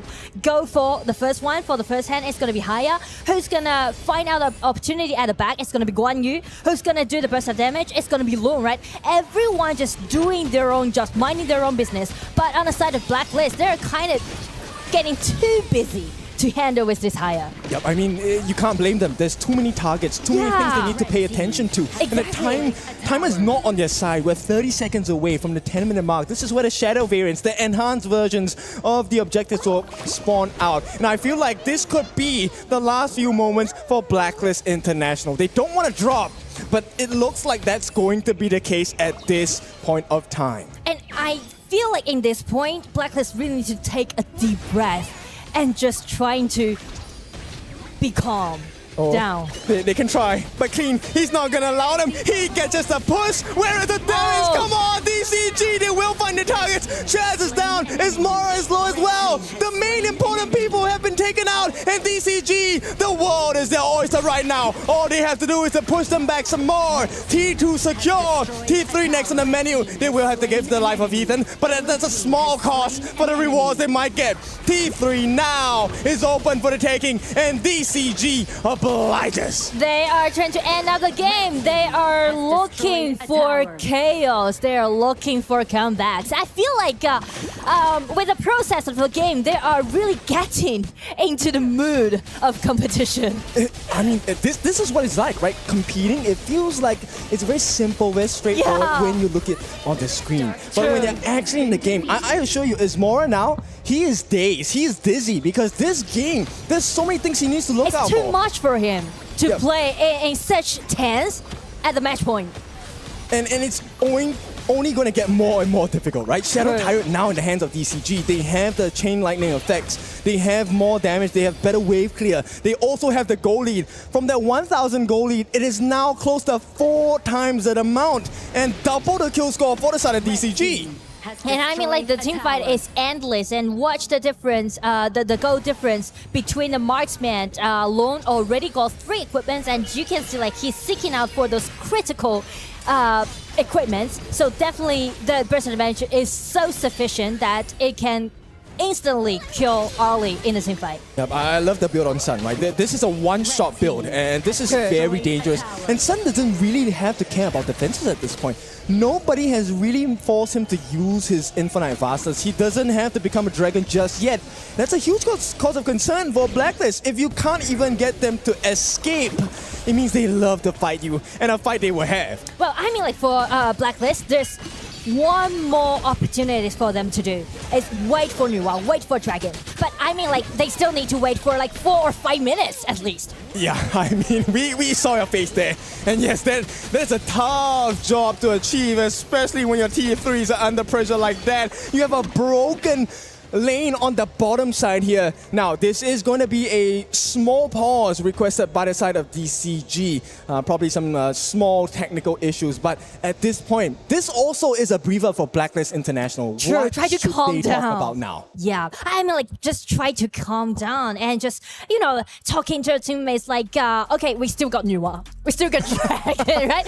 At least we have Nuwa, so powerful at the late game. And because of the Nuwa, they actually don't need to worry about the wave cleaning, right? Oh yeah, that's true. Okay, Nuwa has like a great wave clear capability, but like you said, we need time.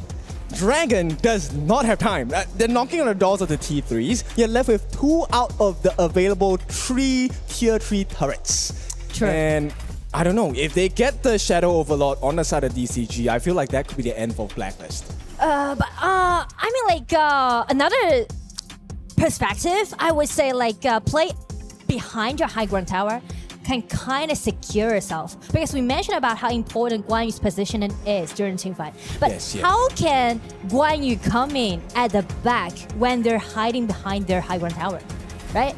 I'm not sure. We will try and solve that problem for them, but for the time being, we have to go for a break.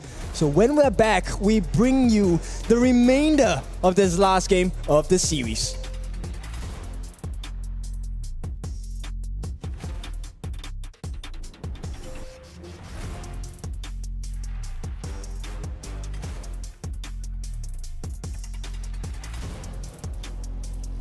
Yep, it's looking good. For now, I mean, it's not the actual break, but it is a breather nonetheless. And Well, we it's- talked about this, right? So Yes. Blacklist International, we are kind of trying to salvage the situation for them. But let's switch sides. Now let's go into the booth of DCG. What are we talking about now? Well, no worries for DCG. They're doing quite good. I mean, like, actually, I'm very surprised about their performance, right?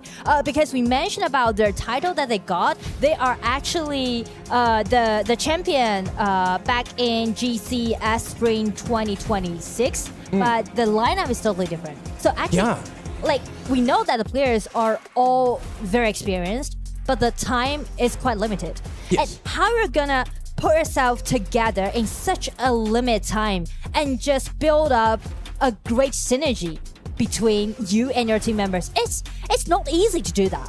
Yep, especially on an international stage, right? Where perhaps this is, 2 months worth of work together? You might not even know the name of your teammate. I mean, I don't really remember the name of my teammates in 2 months, but they have made it work. And Do you remember me? Of course I remember you. Now, with that being said, I think Clean is definitely one of the big reasons for their success. Yes, Gorbu is doing great, but the catches by Clean on his Guan Yu, he displayed the same level of proficiency in KML as well. Yeah. And also, it's not easy for you to rotate from one position to another, especially you are like kind of expertise in playing as a jungle, right? And you just transfer yourself into a clash laner. It's such a short time, right? You need not only talent, but also hard work. Yeah, exactly. You don't get to change roles and have success straight Yeah, away. I can never play jungler. I can never play a Jhin like God. I mean, like. Okay, yeah. Important that you said that, because I was gonna say I can play, but then the results are not good. Oh, okay. But What's the difference there? Yeah, the clear difference there. And you know what? This is a position where I find it really interesting. Yeah. Because I know for a fact, Chammy1, he is irritated right now because he knows what Clean wants to do, but he's not there to stop him because he needs to protect the life of his farm laner. He needs to make sure that either Joshi or Ismora is safe so they can find that opening. And right now, he is not in a comfortable position. So Blacklist, I mean, it must be a miracle, and we talked about it. I think miracle, Dragon, he has to be the savior here, the new one. Yeah, I know, like everyone is holding such a high expectation on Dragon on this new one pick. So definitely it's gonna be so powerful in the late game, which we were talking about like maybe after 15 minutes, right? So how they're gonna get through it. And you mentioned about a really interesting topic that I want to talk about Chammy1. Okay. Because as we scrutinize their compositions, you can see if Chammy1 is playing some hero capable of doing the team fight to initiate, like watch his Dharma's play style and also his positioning. It's always trying to make their door open for Blacklist. But if you just give him some heroes like Devora, laning heroes, or like those heroes that can just initiate the fight, you can see the pace is kind of slowed down on the side of Blacklist. Because he has to play like they relies a lot on him. Yep, and it feels like, Arta is a great pick. He does have the ghost ship, the ultimate where he drops it down. Yeah. That's like a good enclosure, but it's not the same kind of potency as a Dharma Truth Mantra where he slams you against the wall. Exactly. The damage and the stun. Right now it's just... Exactly. I just put you in a cage, but I don't lock the cage. Exactly. You can treat Dharma as a threat, but you can never treat Arta as a threat. Yeah. Right. That's a problem, and that's the reason I feel like Blacklist is kind of get lost in the mid game because no more initiative can expect it from Chammy1. Yeah, I mean, at this point, he's buying time. But the only person he's buying time for is himself because Ismora is not surviving the fights. Yeah. Even before he drops the ghost ship, even before he contains DCG, Ismora is gone. Chance is gone. There is no heal. The dire idea cannot work. And in the meantime, Ethan, that difference is very clear. Dragon still needs more time, but Ethan is already there. He's at the top of the mountain. So get back to the game. As we said, Blacklist, they really need to hold back, and I wish the break can just, let them to clear up their mind and trying to deal with DCG in a more slow way or with composure. Yeah, and just to be clear to our newfound audience, this is not like really a big draft issue or a skill issue. This really was just, during the laning phase, a couple of small differences. It's not even about, he made a mistake. It really was just a choice, a difference of choice. And it was a 1,000 goal lead up until this point where it was, it's 4 times that amount, but still. And also with the Vanguards, I think that DCG is trying to close out the game. Yep, it definitely has to be, right? At this point, if you don't close it out, you're giving too much time for Dragon. 15 minutes is 1.5 minutes away. So Dragon, he's hoping that they mess up on the side of DCG, but DCG, they can see the end in sight here. Yes, well, DCG allowing Dragon to farm up. Well, it's pretty clear the answer is going to be no. I don't think this is the time to joke around for DCG, right? They want to end this here, right now. Shadow Overlord makes contact with the T3 at the top. Background defense is gone. That's going to be T3 on the top, taken away from the side of Blacklist International. And if they take all 3 high ground towers down, that also opened the door for Clean, this Guan Yu, to jump in. Yeah, because there's no more vision, right? So this is exactly what they wanted. Look at where Clean is at now. They don't even have vision. They don't know that this Guan Yu is hiding at the sides. They couldn't even get the visions, right? That's the biggest issue here. They just need to feed Dragon. Okay, Dragon's pretty hard to feed. Dragon likes gold, and here we go. Clean starts it off, but this is already in prep for the side of Blacklist International. Sun gets the T3. Ismora actually gets really clean. Maybe they can come back. Hang on! Ooh. This is it! Blacklist! They found it! Now they have to go for the chase. God Wu, he's alone now with the backline. Sin, he cannot protect his jungler. 3 down in a span of 60 seconds, and somehow, and really is a miracle, Blacklist International find their way back. They are making comebacks and nice counter-attacks towards DCG. Seems like DCG is a little bit hurried to make it happen and just make it to be like more reckless. They just lowered their Guardians and didn't expect that Blacklist could do a team fight like that. Yeah, I mean, this is why we like Blacklist International, right? There is a list. Yeah. It's black right now. Yeah. And DCG are not gonna be liking it. It is gonna be a potential comeback. And you know what? We're talking about, hey, we need time for Dragon. 15 minutes. You call that timer out. It is 15 and a half minutes. Dragon should be online. And talking about Izumura, even though he suffered so much in the early game, and when his teammate need more time, and Izumura just buy the time for Dragon. Yeah, Dragon now, I think he's a couple hundred gold away from the full core items that he needs. He's Exactly. already at 9,000, which means there is damage from Dragon. There we go. Chummy1 again hiding in the bush. Just playing in a quite Chummy1 style. It's a nice positioning, but is it enough? Because Clean, he was overzealous just now. He was impatient. That's why they lost that fight, right? There was no control coming in from Clean. He couldn't get the flank. I don't think he's going to make that mistake again. And I feel like it might not be a good idea to play in such a open space on the side of Blacklist because you need to take care of this Nuwa. I mean, they're putting a lot of trust on the Vision It's very fight. dangerous out there. I mean, like, just going wild. You don't know where the Guan Yu is. Yeah, and they aren't searching for him. That's the big thing, right? Yeah. And right now, Chummy1, yes, he does have the recovery for his life. There is going to be a life bar available for him to recover health from. But DCG, this is where we need to take a look at Clean. If Clean gets the catch, it's all over. Clean is waiting there in the bush.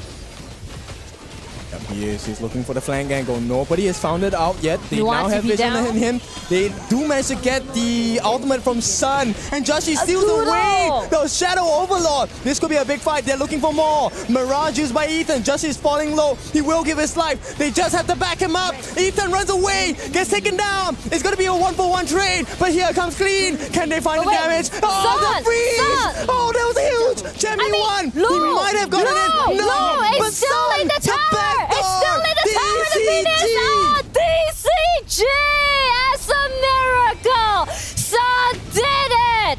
Sun did it. Close out the game, being the only hero under the spotlight. Oh, this is what we wanted. This is how DCG is going to win, and that's how they won that game. Sun all the way into the backlines. It was all a bait. Wow, he's like son of intelligence, I would say. I would give it to him, right? He's playing so smart, I mean, yeah, the team fights, that was the biggest part, right? The initial parts of the game, the team fights were all that mattered. You needed to win the team fight to get the victory. But the last part, no, the team fight did not matter. It's a bait because we want you to look elsewhere.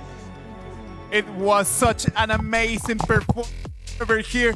Ups and downs. It was just a roller coaster. In the moment that DCG just looked like they had it in the bag, Blacklist International comes in with a couple very good fights, and then they get themselves back in the game, back in the conversation. They're right over there in the river. They're fighting it out. They're trying their best just to kind of just balance things out, and Sun decided just to go straight for the back door and go and take the crystal. This was crazy. I felt like Son took a piece of the scrapbook coming in from the 2024 PC, and he was the one who got backdoored by Freddy from Dominator back then, and now he used that same strat against Blacklist International and sending them directly to that lower bracket. I gotta say, the adaptation coming in from the side of Deep Cross Gaming was magnificent. They lose game one and they bounce back-to-back games in a reverse sweep fashion. Yeah, incredibly smart, right? You have to take those opportunities when they're given to you. And I mean, that was really back and forth. I mean, in terms of just how they were playing. Deep Cross was off in the lead. Blacklist International were able to withstand some of those punches and to fight back themselves. But again, I think at the end, Blacklist,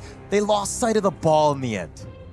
They should have just completely they take the steal. And that's the point, right? Like, they come in, they steal the dragon, they're like happy about that. But then after that, they don't know exactly where Sun is, and Sun comes and just completely steals the game. And that's going to be a nightmare for Just G, right? Because considering the fact that he stole the Shadow Overlord, and what do we know about Shadow Overlord? You get that one charge, you send it to one lane and clear everything.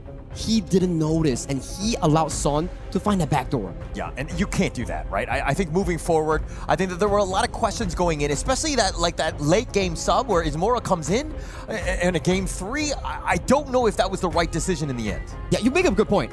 How does Ismora feel about this? Because this is his first ever game as a Blacklist International farming, and this game is not a normal Pro League. It's not a regional game. It's at KWC in an elimination match that sends you down to the lower bracket. Well, that just shows you the respect and the trust that the coach has towards him, right? Like, it's not any single player that just comes in and then in the worst moment, in the moment that you need to ask someone to step up, the coach is like, you know what? We believe in you. We trust you. Come and do this. For Ismora, it was a little bit too much, the pressure for this game. The beginning of the game for him was actually really difficult.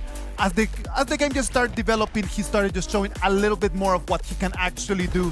But it was just a tough match for him. What is the mental psyche going to be moving forward, right? Yeah. You've had Golden Kite, who's been that tried and true almost this entire time. Now you sub it in Ismora. I mean, yes, it's great to support the new guy coming in, but now we got the questions, message that right? you're sending, right? Exactly, and we were talking about how clean he's cleaning the jungle. Is he cleaning the clash lane? This play alone just cemented that question here. He answered it. He set up the play by sending Ismora and Chaz directly towards the mouths of DCG. And yes, as of this point, it's looking like a very big play, but this troll coming in from the side of DCG almost cost them that game. I mean, you rightly pointed out clean. He was definitely the guy. There were a lot of questions. Can he adjust to the clash lane? Well, this game proved that, yeah, not a problem whatsoever. This team is going to be fine. Again, the way that they're able to play and to out-macro Blacklist, huge for them. Unfortunately, this Shadow Overlord was casted to the bottom lane. If he casted it towards the top lane, and they win this fight and bring in the mid wave, that could be GG for the side of DCG. But, unfortunately, mistakes happen, and Son found the backdoor win and sending them one step closer to that group stage qualification. That is the beauty about this game, right? Like, it's not only about the fights and all this, it's just you gotta be just a little bit more clever than your opponents, and that's it. And that's exactly what Son did. He found a little bit of a shortcut, came around, and then just sealed that ticket because DCG is gonna be moving into the upper bracket final.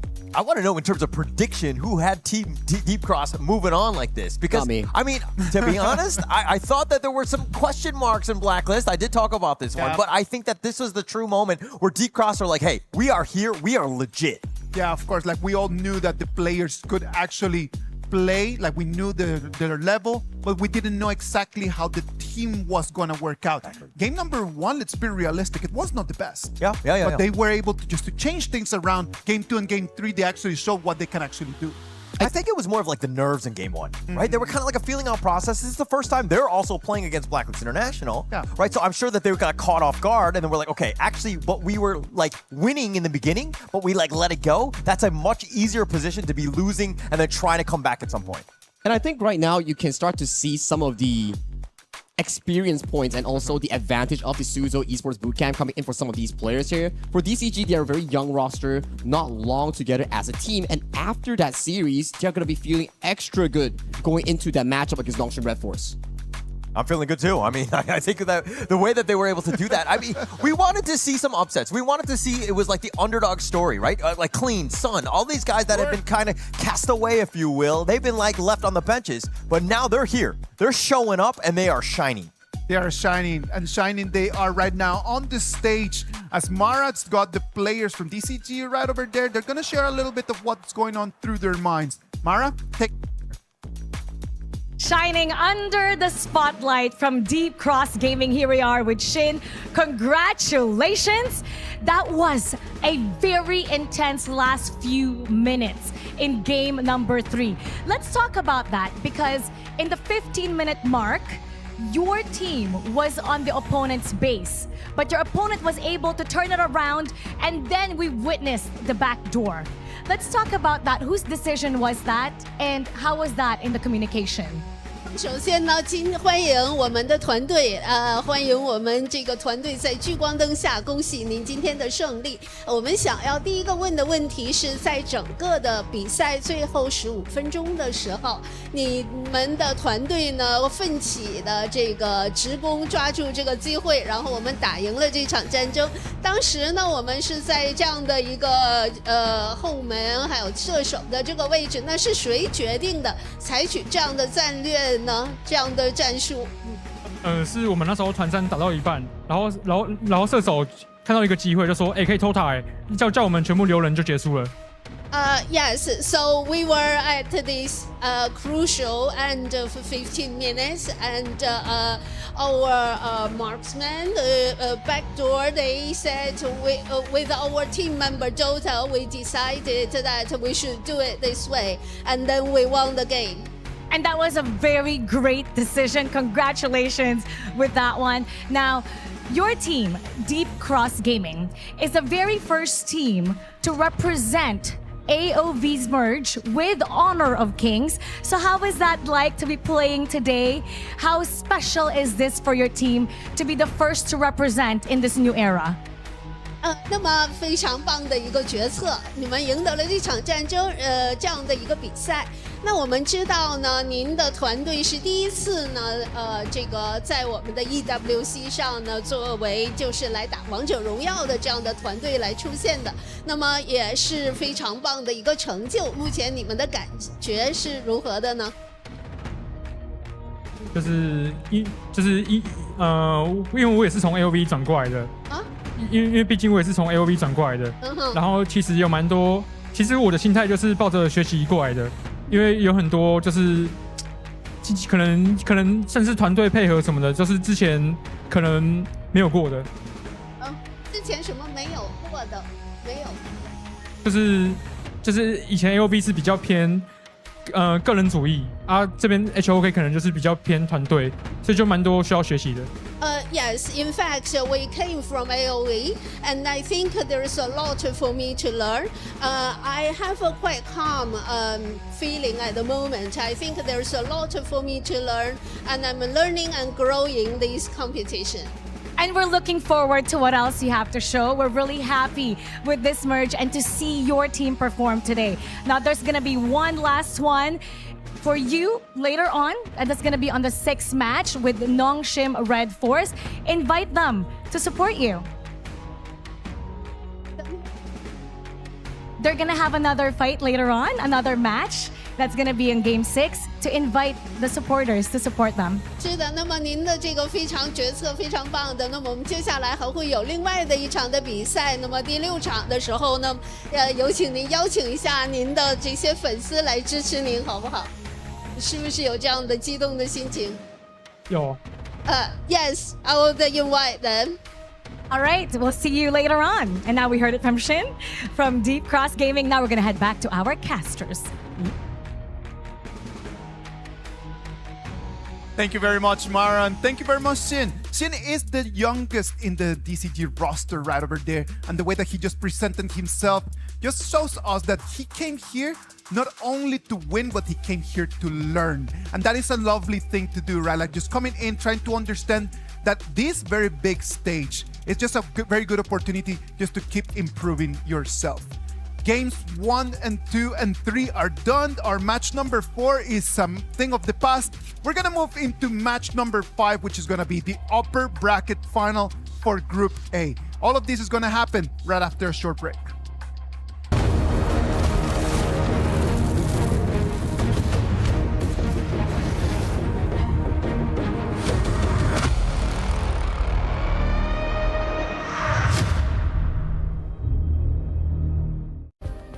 Play is in our DNA. Whenever we let it out, it becomes our superpower. Now imagine an entire city being built to supercharge it. Kadir City, powered by Play.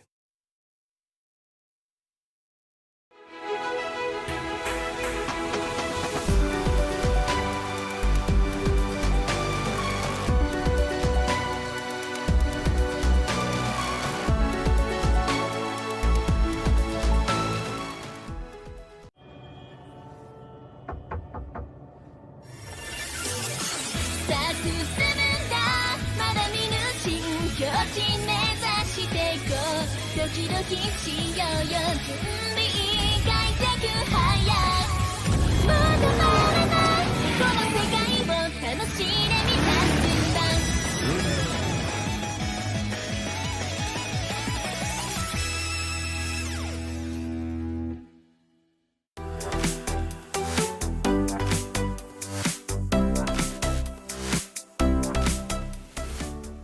The human body was built to move.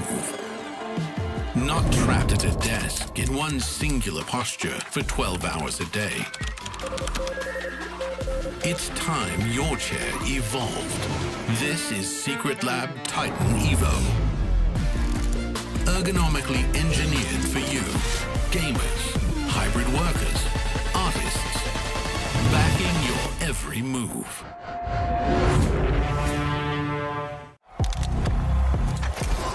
He thinks he can come in here and play my game. He knows nothing. Let's go! Tyler Wine, you're done. This is my ladder. You can't climb it. It's better than being hard-sucking masters. You're going too far now. Your eyes buggy. Your elbows ashy. Is that airline? That's an L airline. Somebody better hold me. Okay, yeah. Do something then. Raw energy. Half and blow the house down.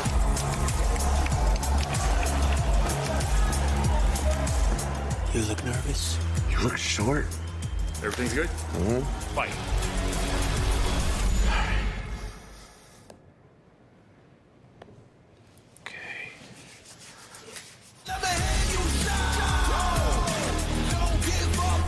Do you really need the wraps?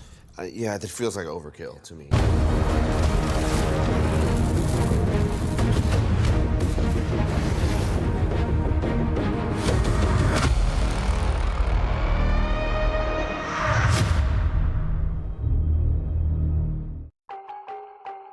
Ladies and gentlemen, welcome back. We are done with the first rounds. We had 4 amazing matches, just full of energy that we came in very early in the morning. The teams showed us 2 0s, 2 1s. We had a backdoor at the end that we were not expecting to see. Ups and downs. It has been the best of the best. And exactly, right? And I like something that Sin actually said back in his interview where he was comparing, right, how AOV is towards HOK. It was saying that AOV is much more individual, HOK is much more competitive as a whole. But let's check out the updated tournament bracket in Group A, where Buriram, United Esports, 2-0 Team Flash, and on the opposite end, Influence Rage also did the same against SAUL Esports. Now, upcoming match, Buriram takes on Influence Rage for that first slot into that group stage. It's gonna be a 2-1 scoreline, guys. Just get ready. Because I'm here. Now, with that being said, I think this is definitely gonna be interesting, right? Because Buriram, they're the local champs. Yeah. Influence Rage, also the local champs of their respective regions as well. This is the time we're gonna see number ones against number ones. I wanna see if there's any more action to have. And of course, we will guarantee it for you because in Group B, we are also looking at a 2-2 Nongshim Red Force against Deep Cross Gaming. And I gotta say, this has been an exciting matchup, right? We just saw how Deep Cross Gaming did the first ever reverse sweep that we have on KWC 2026, and it was against Blacklist International here. Yes, Blacklist International did have an amazing game 1, but the back-to-back comeback with their individuality is what allowed DCG to make that 2-1 comeback. Okay, but here's one more thing I want to add on. This is very important, right? So, Nongshim Red Force has had the history of being the gatekeepers for the PKL teams. Deep Cross now in this KWC is responsible for that, and they are going up against Nongshim Red Force. So do they gatekeep Nongshim from going further into KWC? There's a big question here. That's a very big question. What about we just take that one into our match number 5? This is going to be our upper bracket final for the Group A. Buriram United Esports against Influence Rage. The RPL Summer 2026 first place against the Choke BR Fall 2026 second place. It's gonna be an interesting one, right? Where we compare the playstyle. Yes, Sin did mention that AOV is more about individuality, but the way that Buriram played just now was slowly choking out the resources against Team Flash, and they did it marvelously. And then you compare it back to Influence Rage. They win by taking on fights and choking their opponents through winning team fights. I like that, right? And also, it's all the first crossover. This is the first. No, it's not. The second one. Second one where we have AOV against HOK teams. So this is going to be very important to prove a point because I want to see the difference of playstyle. Of course. Which one seems more effective in a competitive setting? This is going to be a very big match. This is going to have different meanings for both of them, right? For Buriram United Esports, if they are to win this game, they're going to be the first AOV team qualified to the group stages. On the other hand, for Influence Rage, if they are to win this game, they're going to seal 2 spots for Chuck BR in the top 16. They are fighting for different things, but the goal for them is only victory. The only thing that they can see in their eyes. Blam, Nora, please break this game down for us. Absolutely. I mean, Influence Rage definitely taking a clear series in their upper brackets. I feel like they're just going to try and emulate that once again. I don't think Buriram United is going to give them that easier fight. Sure, and I think I do like the rhythm how they played in game, and also because the game is rolling on, right? Yes. And when you finish your last game with a 2-0, like for both teams, right? Yes. You can just actually keep the momentum and just imagine 2 wins in a row. You're going to secure the spot into the group stage. Literally, I mean, like you said, put it beautifully there, Nora, is the fact that they've had a break. They've maybe even had influence from other teams. Looking at some of these comps that have come through today as well. But we're going to get into the BP here as well for both of these 2 teams. So Haya being one of those prio bans, as well as that Florentino, they are being very familiar faces within the ban phase. Exactly, and Florentino with good mechanics, you can always just turn the table around. Yeah, and obviously with the big meta draft within the tank meta as well, obviously Haya being taken off there is definitely a good call for these 2 teams. So they know that they're not going to just have a tank disappear into the barrage. Yes, and I feel like the play style is kind of different, referring to these 2 teams, because as we can see, Influence Rage, they are playing in a more aggressive way, like pretty Chalk BR typical play style, right? Go for the fight. And as for the other team, actually BRU, I'm looking forward to seeing that Miyu pick again. It would be really nice, right? They seem to go and draft those picks that give them a really good early game advantage. So they have a fast pace in, they can go siege. They look to go for the macro rather than going for these team fights, because as we saw against Team Flash, even though they were ahead by 5k gold, they still lost the team fight towards the end of that game. So I feel like that may be the weak spot here for Buriram United. That's true. And this time you can see they go for the pay as a priority, and pay can really lead the game pace actually if you play it well. Yeah, Pei being prio onto the blue side here. I feel like once you give Pei over, you have to probably lock in the Zhongfei. Zhongfei is just being so big in today's matchups and just big in meta overall. Obviously, the disengage potential, but also the engage potential for the Unbridled Outburst is pretty insane. And then when you pair it up with 2 levels of burst from Chicha as well as Lorian, it's pretty crazy. Yeah, they're looking for 2 fights, I would say. But Lapu-Lapu, another hero, goes for the team fight. Again, very popular in this patch. So I would say so far it's all well-rounded, speaking to both compositions. Yeah, like you said, the identity of Buriram United, you've got the early game with Pei, you got the late game with Chano, you have the front line with Lapu-Lapu, trying to disrupt any kind of flash in potential here from the Chicha, try and kind of defend that back line that you have here. But we do see here the Yukio ban, which is generally a good counter to the Pei, because having a bit of range, having a bit of CC really stops that Tiger in his tracks. Yes, and one of the feature about why Yukio is such a great counter attack towards this Pei is because during the mid game, a lot of assassins will do the job to do the split push. Yes. And Yukio can do great burst out damage and insta-kill at the Pei. So. Yeah, absolutely. You're there in an instance, you're gone the next, and you're on a death spawn timer. But the Guan Yu being taken off here as well, because we're looking towards the clash lane of both of these teams, because neither of these teams have yet secured their clash lane. Dharma, after being quite a big presence this so far today, as well as the Guan Yu. So they're really trying to maybe look for a little bit more front line here, I believe, on the side of Influence Rage. On the side of Buriram United, I mean, they could really go for the Byron Pei combo if they really wanted to. Yeah, if they can, Byron is still an open choice. So I would say, actually, Influence, they can go for the Byron pick, or they're still gonna flex this Chicha for a little bit longer time. Potentially, yeah. Good point. Good catch there, to be honest. Like, Chicha can be flexed, can go into the farm lane. Obviously, not going to go into the jungle now because we do have Ying here as well. I feel like Ying is a great disruptor in terms of jungle heroes, having that copious amount of CC, but also the self-sustain on hit as well. The only difference between In and this played is about their efficiency for farming out, because it's definitely gonna be slower than play to farm up and also to rotate. Yes, rotations here for the side of Influence Rage, probably not looking like the fastest, right? Like, we look at Pei, that's a great pick there. Generally, when Pei gets picked up, Agudo is a nice match there, but obviously they do have their jungle and potentially their farm lane as well. But it is going to be the Byron that's going to round that one out, and then the Xiao Qiao into the mid lane, giving that a bit of extra long-range poke, because they have that front line. Yeah, and for the Byron pick, if you don't want it, I would just take it, right? Because it's super for both teams, and without this Byron, I'm wondering whether they are gonna flex this Chicha to the top and pick out another marksman. For example, Lorna is still available this time, right? Yes, it can just kind of just change her playstyle a little bit more, but it all depends on the players. Yeah, I mean, Lung would be a great shout, but at the same time, I feel like Xiao Qiao, if you're good enough on that hero, you can obviously anticipate where that's going to land down. But the Baichi was probably going to be the thing that was lingering in my mind about their being into the clash lane. Just great engage as well. So they have a lot of taunts, a lot of dive onto the back line. I feel like it's all down to whether Tempest can be like, right, guys, let's go in, let's get the team fight.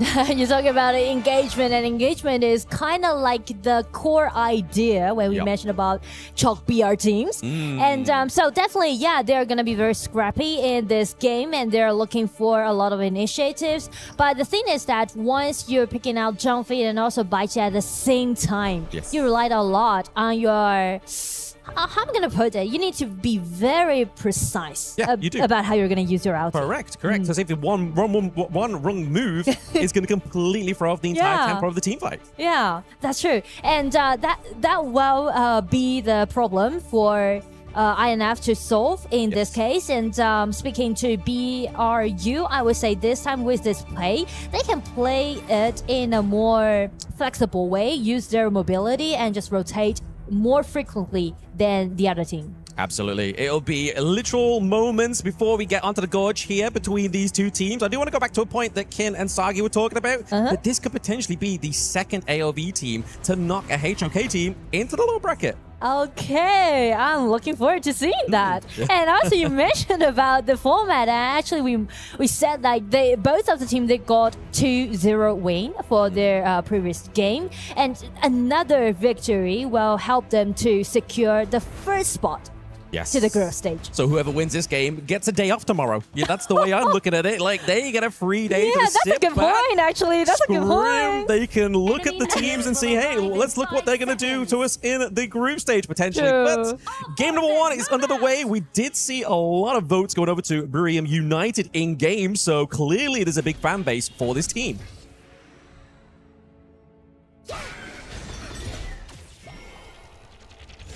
Mid lane here, just looking at a bit of a poke and prod between the two teams, just trying to claim some dominance here, it seems like. But because of the skill 1 granted by Fury, this Lorian, they can do greater damage in the level 1 against their enemy. Yeah, I mean, early game damage is going to be the name of the game, right? Especially when you're going up against something like Valdus on the Pei. You're really going to need something that's going to pack the punch in return here for Influence Rage. Looking to put a bit of pressure onto Licky down to the bot side, but Towers is here to be his right-hand man. And I feel like the strength in game 1 is kind of different, because BRU, they had such a solid and strong top laner, which is Byron and Pei duo. But on the other side for INS, they definitely gonna pressure on a lot of continuously at the bottom. Yeah, this is the great thing about the pick of Chicha, right? Just having that tone, just be able to just literally aim that damage and know that it's getting locked on there. I mean, Licky is literally licking his wounds out of that competition. And because of the summon skill that he's carrying, right? He's carrying this Fury and allowing him to play even more aggressively in the laning. Yeah, it's able to give him like a good kind of like way in, use the Soaring shot, trying to get a shutdown onto the enemy team, or just a means of escape there. And also sustainability. Yes, exactly. Top side of the map here, looking to be put into the favor of Burium United here, Little Boys, as well as Valdus taking that space bright. but I would say it's going to be a slow game because either for channel or this Baichi need time to scale up, especially for Baichi. You need at least like 2 items and upgrade to level 12, Yes. allowing to use their ulti and got a really nice control. Yeah, I mean, the first level's got there, right? You're level 4, you have your ultimate, you have everything in means in terms of setting up that great taunt onto the enemy team. So I can feel like if they can situate themselves correctly here on Influence Rage, especially at like the Tyrant or even Overlord, depending on where they go in around about a minute and 30 seconds, that taunt could really steal that objective away. And also the detail about Baichi's ulti is that the control time is related to your HP, right? The higher HP you got, the longer time that you can taunt at your enemy. So yeah, so you want to be going in there pretty meaty, pretty big health bars if you are going to be Tempest in Influence Rage here. But currently, we're looking at the gold lead here. It's pretty much just no very difference. even, actually. Yeah, very even. Down, just a little bump in the road between to and from. But Taos here is trying to get a bit of vision just to see where Influence Rage is going to be going towards. Obviously, we know that Danny, we have the intel there. There's going to be the Azure Golem. So really, they're playing towards trying to get this priority down to the bot side of the map. they trying to guarantee themselves with an upper hand at the bottom. Oh no, there it is, Zhang Fei with the Stampede.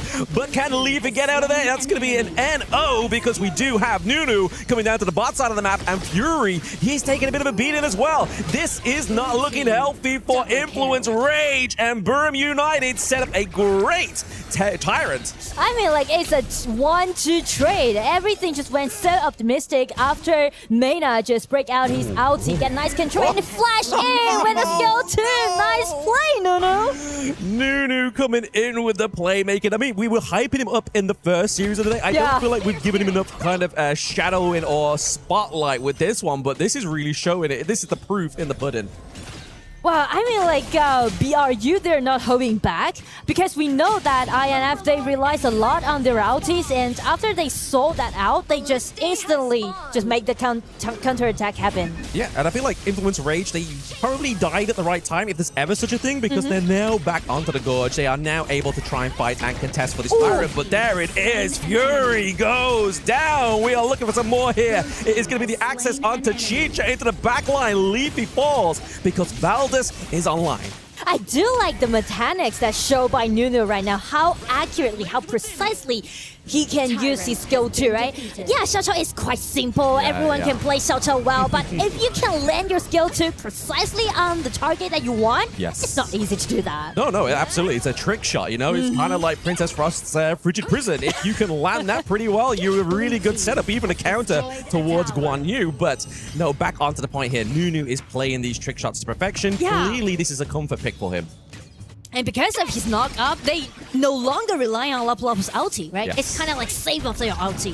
Absolutely. And Saber, it is not going to be the saving grace of that T1 down to the bot side of the map there. Leafy taking a little bit too much damage for my liking, but it is going to be Fury trying to come up with a little bit of a backup there, but a soaring shot almost takes him out. Almost, but the damage is not that sufficient. And because, like, he suffered a lot in the early game, so I believe with the 1,000 gold deficit, it even is not that huge, but still, when you're playing this Chicha and you got 500 behind of your enemies, it's gonna put you in such a deficit. It's not huge, but the fact is, moments ago we were talking about it was a flicker of 100 gold, and the fact is they have the Tyrant. That kind of enhances it to like an extra 1.5k gold difference, right? Like you're getting the extra damage, the movement speed there as well, really already showing that it's helping BRU in these fights. And I feel like maybe the pivot on the side of Influence Rage will be Tempest, will be this Daichi, because you can see like he prioritized equipment, allowing him to frozen his enemy once he ulti in. So it's kind of give me the sense that they are trying to make something happen and use the item by Tempest and try to initiate.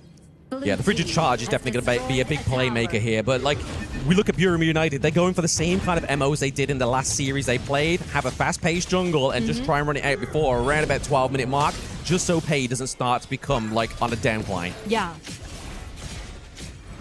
Potential position here around the Overlord is going to go up to BRU as well. So both of the neutral objectives here, we did see the flash in. It was almost beautiful, but Taos with the counter engage there. He is setting this one up. There is going to be nobody dying here, but it really puts Influence Rage on the back foot. We mentioned about, whoa, flash in, fire, nice control. That is absolutely beautiful there. Little Boys is just trying to get some more control into that mid lane, right? We do have the Vanguards coming through. We are looking for priority, and Influence Rage knows that. Yeah.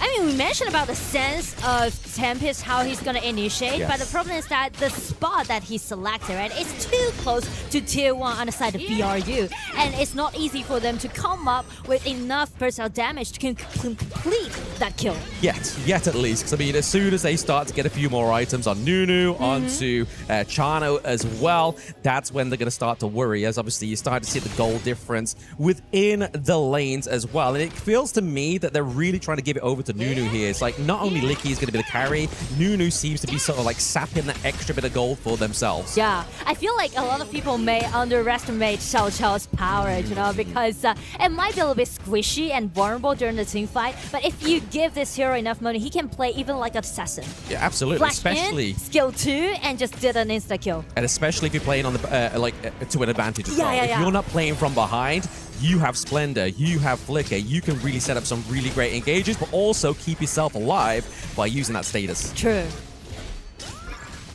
Looking for maybe potentially just trying to fish out where we're going here for the side of Influence Rage. I feel like they kind of lost their identity in this game number 1 because they're having to play reactive, right? You obviously mentioned it in the draft that we know Influence Rage likes to play aggressively, but now they're being forced to kind of be like, okay, how do we answer BRU? Well, first thing first, I guess they are waiting for Tempest Dragon's flash. Yes. It will be available in 1 second, and now it's available, and they might just preparing for the 10 minutes mark, I guess. Like, looking for those big team fights, because they are very solid, the composition, but the thing is that they need to find out a spot that is really wide open. Yeah, absolutely. And they pick off that Tyrant at the right time, right? They've got 78 seconds on there. That's going to carry them to an increased damage and movement speed until that 10-minute mark, which is already without that. BRU putting a lot of pressure onto Influence Rage here, so I feel like it's just kind of a bit of a bonus for them at this point. Yeah.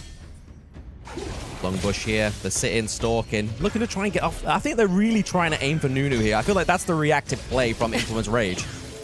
And also they are trying to prioritize the top lane since the fight might happen at the bottom side of the map. Minions are doing their own kind of work down there. Bot side of the map does get taken down here potentially for Influence Rage. So first turret for themselves actually gets claimed here. So maybe this could be the comeback. Obviously, we are sort of slowly but surely getting into that kind of late game territory here. Mid to late game, 10 minutes is up. And when that 10 minutes comes up, this game then becomes 50-50. Yes. And it's going to be very critical to, I mean, not for the dragon, but for the kill in this case. Yep, absolutely. I mean, we're seeing loads of shared kind of buffs here onto the side of Influence Rage. They are no stranger to the enemy's jungle. They are trying to just try and capitalize on everything here. Opening up this bot side does give a free red buff to them as well, so they can start to kind of like hemorrhage onto the enemy's jungle. But it's all going to be for play here for this Tyrant. And Valdez, he's ambushing, waiting for the right moment. He's looking to get that split push top side, bot side as well, right? Just make sure, kind of keep your enemy guessing, right? You got a few minions crashing through there. It's either lose your T2 or fully commit to the Tyrant or potentially lose that Tyrant as well. Ooh. Big engage here. Splendor's come through, but Nunu, the ultimate from Lapu as well, into the back line. We see that Lecky is looking to take that big, juicy tag off the board here for Influence Rage. We see Danny trying to use the Ying to get out and does successfully. That is insane. I mean, the ulti from Lapu from Taos, he just got control of 4 members until he just pivoted the whole team fight. Absolutely. Turn the tide of the entire team fight there. We're going to see that in this beautiful replay there. Exactly. As we get that. Obviously, the Unbridled Outburst was really kind of the catalyst and the helping hand for Influence Rage to get out of that one. It's very impressive that Influence Rage, we mentioned about how they're preparing for this 10 minutes mark and they're trying to force BRU to fight against them. But the problem is that with that Lop's ulti, it just turned everything around. Yes, absolutely. I mean, that's the beauty about Honor of Kings as well, right? Just one well-timed ability can completely put you back into the game, completely turn the tide of favor into yours. I feel like there's kind of maybe a calculation here around about the Shadow Overlord, right? Like, if we are trying to see Influence Rage get back on here, trying to put a bit more pressure either into bot side, top side, before they even try and go for the mid lane, right? Obviously, they need to try and get a few pickoffs. They need to try and get their foot through the door first. I feel like if they try and go for it, or a team fight in mid here, it could end badly for them. And also you mentioned about Baichi's level 12, and as he already be in level 12, so I guess maybe if Influence Rage just put the team fight in a real, decent way, maybe they can turn the table around. They could try, but I mean, when you've got 3 minion waves in 3 lanes pushing through, it becomes very difficult, and it really opens up that prize possession that was looking really holding on to there for Influence Rage. Was that T1? We see that Burim United is able to get that takedown as well, and I feel like now Influence Rage is kind of forced to play for this Shadow Overlord.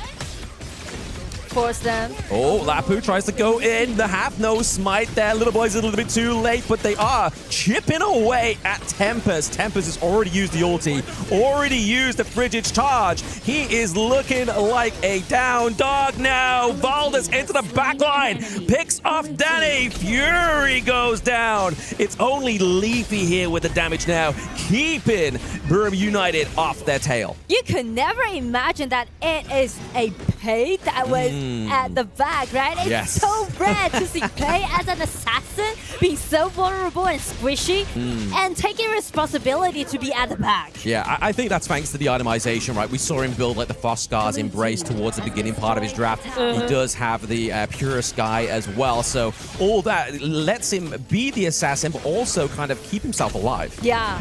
And I feel like BRU, they're not really rushed into the team fights. As you said, right, they already got several advantages on all 3 lanes, so no rush anymore, just pushing the lanes, pushing the waves, and try to secure the victory. Absolutely. They're playing the team fight to their advantage. They're wanting Influence Rage to make the wrong step first. But speaking of itemization, obviously we are seeing a little bit more damage come through here for the Pei with the Doomsday, right? Especially when we got such like a big tanky front line onto the Baichi, onto the Zhangfei. That item is really going to help you out. Yeah.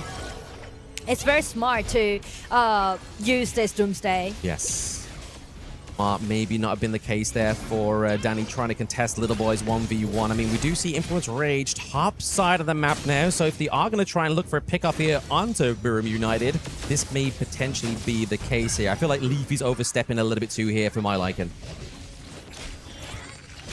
A bit of poke damage onto Taos. We're seeing Licky. They're all trying to formulate around this Tyrant. I feel like if they get this Tyrant, maybe this is the final nail in the coffin for Influence Rage in this game number 1.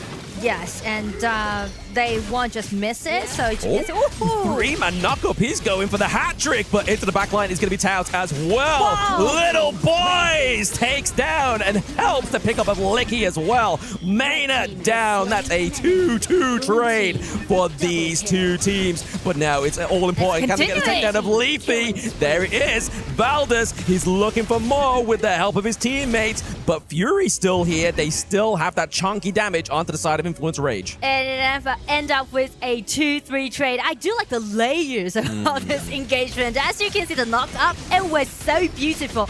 By this Xiao Qiao, by this Lop, and also by this Byron. But after that, you can see, well, from the recaps, you can see, right, Lop's ulti, and jumping in with the Xiao Qiao's second ability. And the knockout was very decent, but the problem is that Tempest Dragon, Tempest, he's playing like a Tempest Dragon, right? He's so strong and just stood in front of his teammates and to build up a really comfortable setting for his teammates to do the rest of the thing. Yeah, I feel like Tao's and Maynard are kind of playing poker face with their ultimates. Like, they're waiting for the first person to drop that ultimate so they can do the counter ultimate there, but there is no counter for the takedown of Danny into his own jungle. Fury, however, is going to be able to escape this one, but we can see top side of the map here as well. We see Little Boys just trying to put some more pressure on, just trying to take away every little bit of resource here from Influence Rage as well as that T3.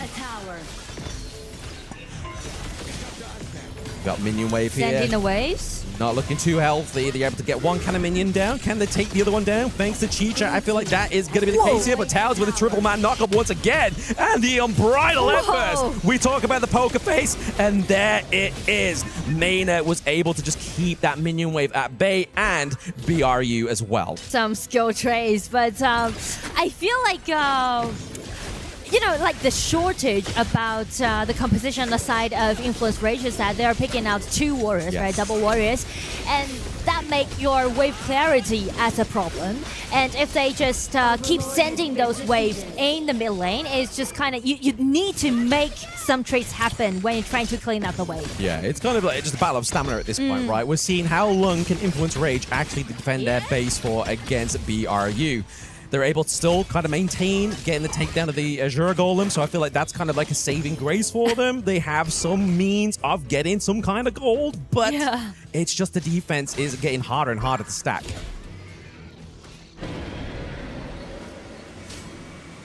But the game is actually going longer than we expect, right? Because we can see BRU take control of the match for over 12 minutes right now. But Influence Rage, they are doing very good by pushing backs. But right now, it might be the most pressure moment that they ever gonna face in Game 2. It was down instantly. It was an initial kill. Absolutely initiation there onto the side of BRU United as they look to claim this game #1 here. We have Vanguard top side of the map with Vanguards into the mid as well. We see Valdez just doing the Lord's work, just getting that macro push here as well. This is the final frontier for Influence Rage. It's going to be an engage here for the side of BRU. Nunu picking up more kills here. Leafy goes down. Tempest as well. And we'll claim that crystal for 1-0 for BRU United.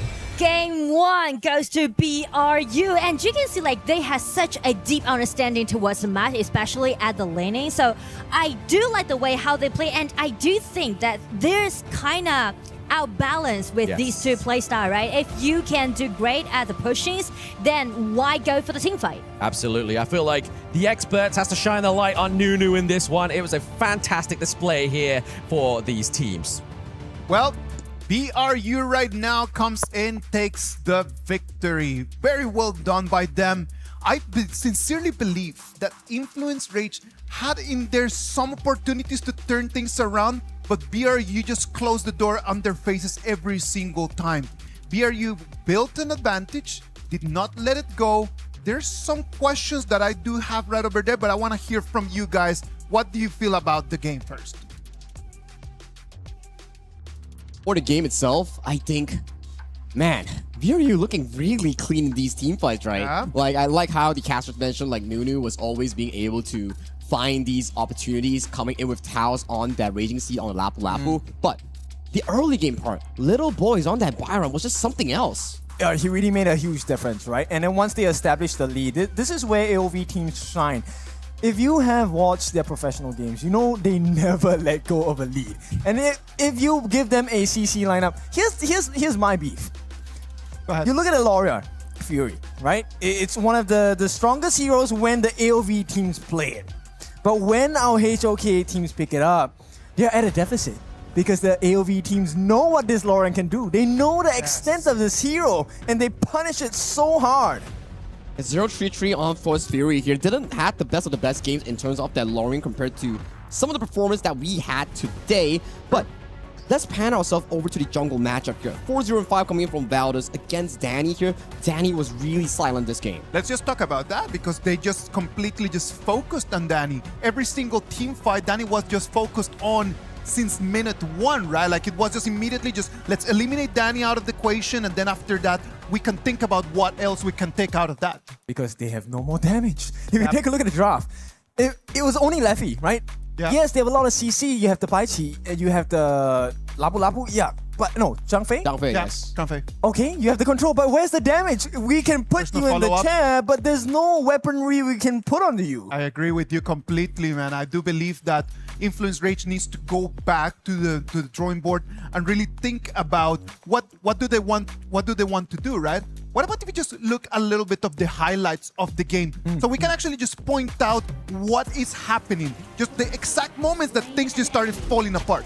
I think as of this point, right, we're already like very deep in towards these like moments here. Yes, These are the moments where you can see like Valor escaping towards safety here. Little Boy is too tanky. It comes back to the question here that Kin has suggested here. Where is the damage coming in from the side of Influence Bridge? Because once the ultimate expires coming in from Lefty Chicha, there won't be enough damage to realistically take down both Little Boys and Taos. That's why it's a counter against Chicha. Chicha does not do well against beefy lineups. And, you know, to answer your question, Isaac, about why does Danny get to have the priority on the side of Buriram, right? Why do they aim him? Because he's the only person that has the possibility of jumping to the backlines and getting rid of Licky in this team fight.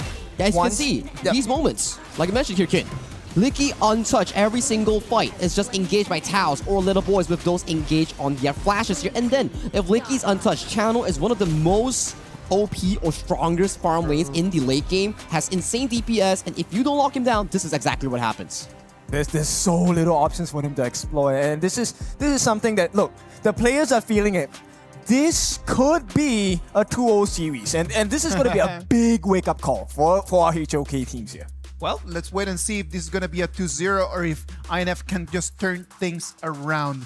Let's go to our break, and when we come back, we're going to bring you Game 2 of this match number 5.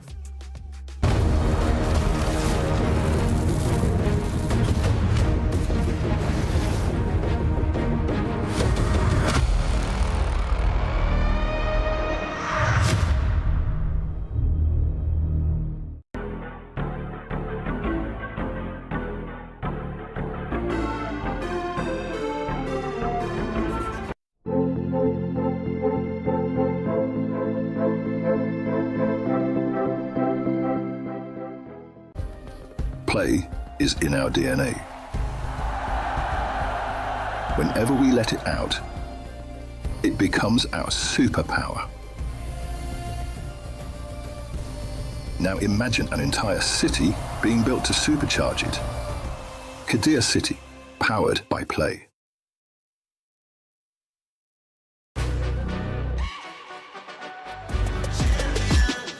This ain't no regular thing. I came for the ring, you know what I mean. You see my name in the lights, better get right, I'm champion.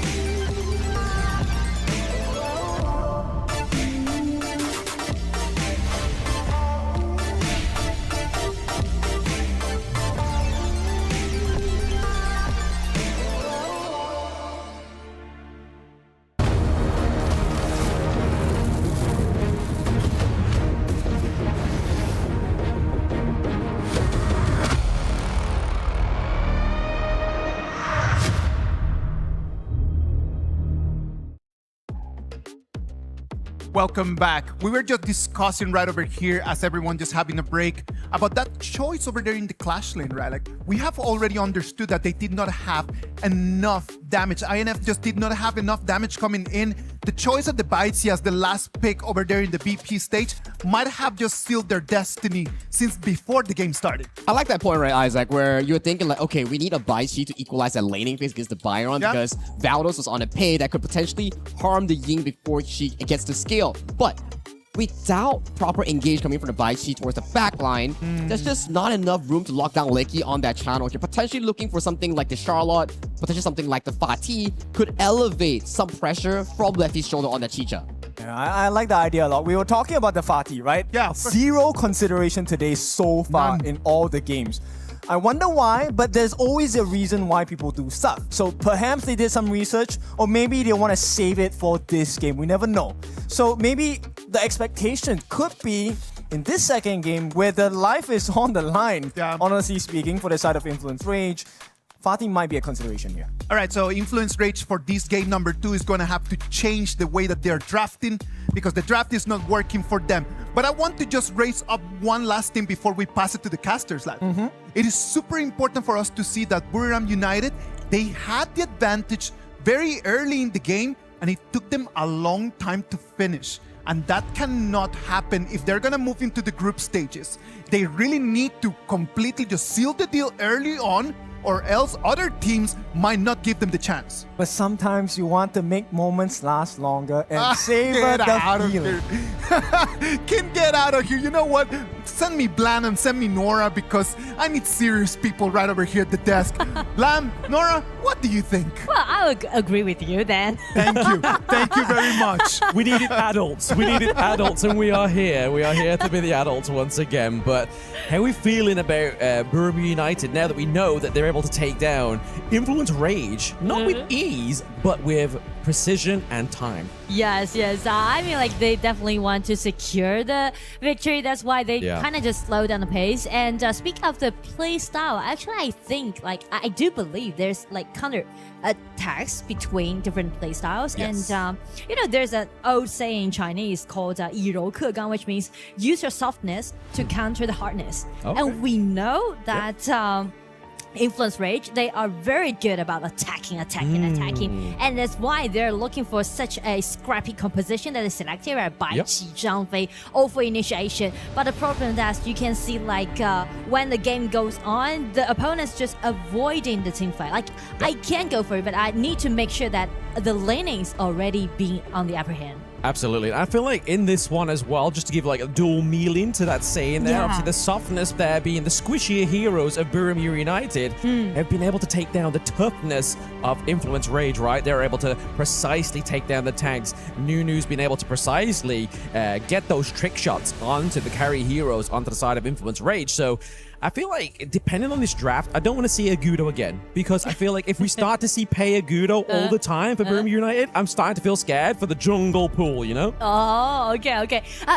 But I'm looking for a Luna pick, actually, because you mentioned about Agudo, right? Yes. And Luna can be a great counter pick towards that Agudo. Absolutely. But obviously, they picked up the Pei in first game. They're banning it out in game number 2. I feel like that's just a good strat generally within HOK Esports. If you get that meta pick onto the blue side, you really want to be taking it off for the enemy team for the rest of the series. And if this is match point, this could be the rest of the series, and Influence Rage's Danny doesn't get to play that one. Yeah, and Danny is known for his assassin player, so it's gonna be a problem. And also another question to Influence Rage is that while they continuing doing what they, we know that they're good at doing team fight, but will they continuing to do the same strategy when they play against BRU? We'll have to wait and see. I mean, obviously they didn't pick the Guan Yu, they didn't pick the Jing like they did in their first series of the day, but also their opponent was not quite as obviously esteemed as BRU in their own league, but also now that they've played up against them for one game, they know what they're facing up against here as well. But the Lurian being banned out as well, obviously Fury was able to take that last game. They don't want to give over the Florentino, but they are going to go with the safe pick here of the Flowborn Marksman, because now you're not having to worry about into that second ban phase that you're going to be whittling around that hero pool in the bans. Yeah, safe pick indeed. I mean, like Marksman, like Flowborn Marksman is very well-rounded in this patch because he can definitely take care of himself in the early game during the laning, and also can be super powerful in the late game. Yeah, that enhanced second skill gives him a bit of a pushback, right? Like able to get out of that sticky situation. But there's two heroes that could actually get you into a very sticky situation here for the side of Influence Rage. Lapu Lapu and the Mai Shiranui. If we can synergize, combo these ultimates, that's a lot of burst damage, a lot of CC. And it's just kind of give us the sense of confidence, Yes. Influence Rage, we question a little bit about whether they're going to continue doing the same thing, doing the same strategy or not, but they are showing that they are confident enough to make the team fight happen. I mean, they're going to try at least, but I mean, this is the pick that we highlighted a lot in the first game. It was Prio Band onto the side of Burium United. We have Haya come through, so really here, this is going to be the prime target of the Haya, is looking to get the lockdown of that Lapu potentially here. Yeah. And also Zhang Fei is a great security guard of Haya's ulti. I feel like both of the Titans here is Taos and Maina, right? Like, they literally just swapped hands. Like, you played that really well, and you countered my ultimates. Let's see if I can do exactly the same thing here as well. Head to head. But we're seeing a bit of a prio onto the tankier jungles here as well. Obviously, Monkey being a good pickup here for the side of Burium United. Obviously, able to get onto the back line with the Dream Roam if they really wanted to here. But the Masashi for Danny, is this going to be kind of like go for the Giant Axe, so you've got the HP, or is he going to go for the Rapacious Bite as well, just to get that extra damage come through? Be the assassin that we know Masashi can be. Yeah, but I'm not so sure about this Musashi pick because, the feature that you mentioned about Musashi is about his ulti, right? He can shred down the HP, but the problem is that it's quite vulnerable in the early game, right? Yeah. So if BRU go for some powerful hero in the early game, for example, Dun, right? Yeah. How you're gonna counterattack? For example, Yukio is still available, right? Yeah. So I'm not so sure about this Musashi, but just wait and see. Yeah, I mean, it'd be nice if they go for like a Lu Bang up into the clash lane, right? You have the battlefield command. He's going to have a bit more shield. You're also going to get that burst magic damage from Lu Bang as well. A bit of a delivery system, I like to call it, when you have Masashi. Use the duel to the death into the back line. Get bursted by that magic damage as well, which could be a potential here that don't have their clash lane. It looks like Leafy's going to go for the Lady Sun for a little bit more late game potential. Yeah, just guarantee that they got enough power to do in the late game, but it also means that they do need some hero like Byron at the top, I guess, because they need more space for them to scale up. Both Mai or Musashi or even Lady Sun need time to scale up, so they might need some hero like Byron at the top. Yeah, I feel like Mai has a little bit more of an earlier activation, not in terms of scaling, but as soon as she gets to level 4, you kind of synergize that combo with Lapu, and it kind of makes the team fights a little bit easier, especially if you have just ever so slightly like a 1k gold advantage. Or even have the Tyrant buff on your hands, but it's going to be the Nerdset here into the jungle for the side of Burium United, so they're going to go for that global ultimate, get that intel as well when you drop it. So very nice draft here from BRU. And the way that how they're giving the Charlotte and Nerja is made me feel like they are looking for a late game. Because both teams, at least they need to wait for level 4 and then wait for like maybe 12 minutes and they were able to fight properly. The one thing I really like about Nerdset pick as well is the fact is, like, you think that your carry is safe. You think that Mai Shiranui is safe. You're going to try and kind of like force them into that like further back. So it kind of gets them out of positioning. You're pushing them, you're bullying them, and it really sets up a great team fight for BRU, I feel like. But the party here is going to be the round out here. A lot of burst damage, more access into that back line as well, because I feel like if they take off Flowball Marksman, where's the damage really going to come from here? Yeah, Flowball Marksman is definitely going to be the target on the side of Influence Rage, especially they got so many assassins, like multi-assassins for their composition. So again, they're looking for a lot of fights and they're looking for this Flowball Marksman. But it's kind of vulnerable in the early game. But I'm not talking about BRU is being very powerful in the early game. I thought like it's going to be a peaceful operation that we might see from 1 minute to maybe 6. And maybe some skirmishes might happen because of the ulti that they got. And also around the 4 minutes marks, definitely. But I mean, like for proper teamfight or engagement, we are talking about maybe 12 minutes. I mean, this is the thing as well, right? Like if Influence Rage knows that they're going to have like a very coy kind of early game, that's when you're going to be seeing the rotation from Mai Shiranui. Fury on this pick, potentially trying to get that kind of tower dive. Make sure that Licky is not going to quite have that game where he's able to sit back, get all the resources he needs, and then lay the pain later on. Exactly. And game 2. Like for BRU, they already got the match point. Only one game to go. They can secure the first spot to the group stage. And Influence Rage, this time they're picking out so many heroes needs mechanics. Yes. I mean, in terms of the mid lane, it's like who can clear the wave faster, right? Obviously, Haya has the range, able to throw those 3 skills out, clear a complete wave with that one. I feel like if Maeshurinobu was against any other kind of like a mage into the mid lane, it would be a little bit easier for the side of Influence Rage. We're already seeing here the priority down to the bot side of the map means that Leafy has that space to get that neutral point down there. So, like we were talking about earlier, both Leafy, both Lecky are looking at late game heroes. They need as much resources as possible here just to get them online before their counterpart. But you mentioned about the efficiency of the mid lane, right? If you want to gain the resources in the early game, it will be very hard for you if you just lay back. Yes. But also at the same time, like if you're looking at Haya is not really one that's going to be kind of needing to steal that away. It depends on like the whole premise of this team comp, because obviously Nerza has a slow kind of burn into the jungle. It takes him a while to get his online. So if he's sharing this mid lane, it means he's going to be able to get to level 4 faster like he has and have that presence that we were talking about in the draft. And also the detail about this patch is that when you got like 3 or 4 people sharing the same lane, you can actually got extra gold from the lane. Yes, it helps to share, clearly. I mean, a life lesson, but also a lesson for HOK Esports is sharing gold lets your team potentially win easier.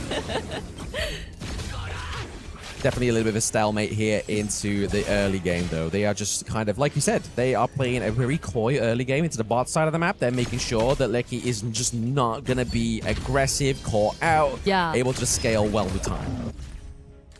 But still, a lot of skirmishes can be predicted from minute 1 to 6 because of the ulti that they got, right? Haya's ulti, Nerja's skill 3, and also Musashi and the Mai. So it's kind of like a test about your map awareness.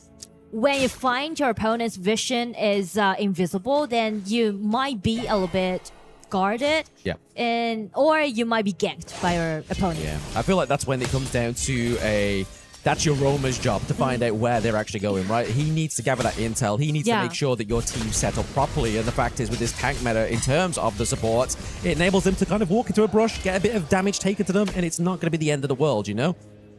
It's just because of what you just said. You can see like Mena and also Taos, they are not just, you know, stuck at the bottom. Actually, they're roaming around. They are roaming. They're just kind of trying to maybe catch out the identity of the enemy team here as well, right? They're just kind of like, right, okay, what's their play? They're looking for top side, looking to put pressure onto Charlotte, because we talk about late game as well. We've not really kind of covered much of Charlotte in terms of her late game potential and her need to get to the late game as well. So they're actually gaining the river control, because once you got the river control, you can see like it's vertical from the top side to the bottom and allowing them to rotate faster. And also getting that space sprite, right? Obviously, just able to set up that 4-minute mark, just a little bit more sort of proficient for the side of whoever gets that space sprite. But in terms of proficiency, in terms of gold, we are seeing the Influence Rage just shares just that little bit of a gold lead right now. Fury, obviously, able to just get a bit of tit for tat there for Towers. I feel like if anybody else walked to that brush, it could have been first blood there. Oh, flash! Knock up. Beautiful. Knockout! Oh! Insta-kill! Wow! It just happened in 1 second, I mean! Literally, they were alive for one moment and then next gone, and that was going to go over to Leafy. I feel like giving that kill over to Leafy is definitely going to amplify that late game. And that's an importance that when you got the river control, you can see like Mai was ambushing, and so does this Lapu Lapu. They just get Nunu at first hand. Nunu is going to be the focal target here for the side of Influence Rage. He definitely made a statement out of Influence Rage in that first game, so I feel like it's personal here. Like, they know that he can be the carry. It's not necessarily the marksman, it's the mid lane. It feels like you are the shot caller, so we're going to shut you down. Yeah, absolutely. Speaking of shutdown here, I mean, maybe a little bit too aggressive here for Influence Rage. Able to escape is going to be Fury, but he has to keep his safe distance here from Nunu. Nunu has a great poke, but the Unbridled Outburst here just going to keep them away. Not able to secure the Azure Golem, but once again, more kills going into the right place. Leffy is having a nice time. Exactly. I mean, 2 kills goes over to Leffy, so definitely they can take the tier 1 tower down in the mid, and everything just going wide open for INF. I think this is the game one that they wish they had, right? This is Yes. definitely where they're looking. They're like, right, okay, this is how we're meant to play, boys. This is what we are meant to do. And right now in game number 2, they are definitely doing that. And I feel like the way how they're gonna piloting those heroes, because they're very immobile, they're very the mobility that those heroes has just kind of free them Yes. to do whatever they want. Correct, yeah. I mean, like that, you saw the flicker in with the Mai Shiranui, the pickup onto Little Boys, but it's going to be the last hit. So they are really, I mean, it must be intentional. It can't just be Leafy being greedy, getting those last hits. It's all intentional, getting your marksman online, because they know the aim of the game. They know that's where their damage is always going to come into when they approach towards the latter part of the game. Musashi. Oh, gets taken to the Mirage. Actually losing a lot of health there. It's going to be the new F-Force and the Flash as well in the Mirage. That's not really a safe bet. Using that ultimate again, the activation just to get that time. They're waiting for him. It's the claim onto Danny. Mission complete for Nunu. He's not looking for a kill, as it's gonna be a solo against Danny's Musashi. He's waiting for his teammates, just trying to, enclose the team Yes, play. exactly. It's like, guys, I need you on me. We need to get the pick up here of the enemy jungle. Just give me more time. Exactly, yeah. Just let me buy you time. Get here. He's coming through the Mirage. And that's exactly what they did here. But Tempest maybe going for a 2v1 here. Top side of the map. That Nurse is coming through beautifully. And there it is. BRU picking up their second kill of the game. And that's the ganks that we were talking about, right? Because the ulti that those heroes can has allowing them to do a lot of ganks on the sidelines. It is. It really opens up. It's also kind of frees up your roam as well, right? Because if you have that ultimate, you're already getting that intel. Means that Taos is able to free up, maybe try and protect Leaky. Leaky hasn't died once yet. I feel like we haven't really seen him within these team fights, and maybe that's a problem for Influence Rage a little bit later on. But I do believe from now on, we will see more frequent team fight happens from now on. I think the problem here is kind of stemming the bleeding here for Buriam United, because they obviously lost all T1s right now. That's a huge kind of game state to give over to Red Side. The Mirage comes through again. Can everybody on the side of BRU come through here? But it's going to be met with Influence Rage as well. Danny Fury, Leffy here also. But the Arrow Storm keeps them away. They're looking for a bit of an engage here thanks to Little Boys. But Little Boys is able to get out alive. A lot of health bars falling here onto the side of Influence Rage. Fury just working this Mai Shiranui, just getting that poke damage. Yeah, I mean, like you mentioned about the tier 1 tower was missing on the side of the BRU, but because of Nunu's Haya, you can always rely on this ulti to, initiate as you wish. But the problem is that it was happening in the middle, so you can see like Leffy, the Lady Son, was in such a comfortable setting to do all those outputs, just flashback to the tier 1 tower. So exactly, yeah, nothing just happened. If they held onto that T1, I feel like they could have been a little bit more aggressive with that play, right? They could have potentially got a few kills rather than getting absolutely Bo Diddly here in the mid lane. 8 minutes, 35 seconds, is looking to be the place where we start to see Influence Rage, just trying to find some kind of clear setup. They're looking to go and try and get the tyrant here from the side of BRU. They claim it once again. It was very smart for them to, separate themselves and just move in groups. 2 members to take down the Tyrant, and for Haya trying to guard the top lane tower. But the thing is that when we're upcoming to 10 minutes mark, I would say the layer about how you're going to use your ulti really matters a lot during that upcoming team fight. Absolutely. Wow. Oh, I mean, the thing is that Haya needs to take Danny away by using his ulti and let Zhang Fei to guard the outside. And as for INF, they need to make sure that Lapu Lapu need to contest this Zhang Fei to use his ulti to knock up numbers of BRU. Absolutely. I mean, we saw their Influence Rage trying to do a good job of trying to bait out Taos' ultimate before the 10-minute mark, which would be a fatal error here for BRU, because like you were saying there, that's one ultimate that they won't have. And it's kind of like the disruptor to Lapu Lapu Maina here that we've been seeing so beautifully kind of go tit for tat with those ultimates in game number 1. And also, both jungler has the ability to directly targeting at the backliners, I mean, like on their marksman. So yeah, the accuracy is also very important.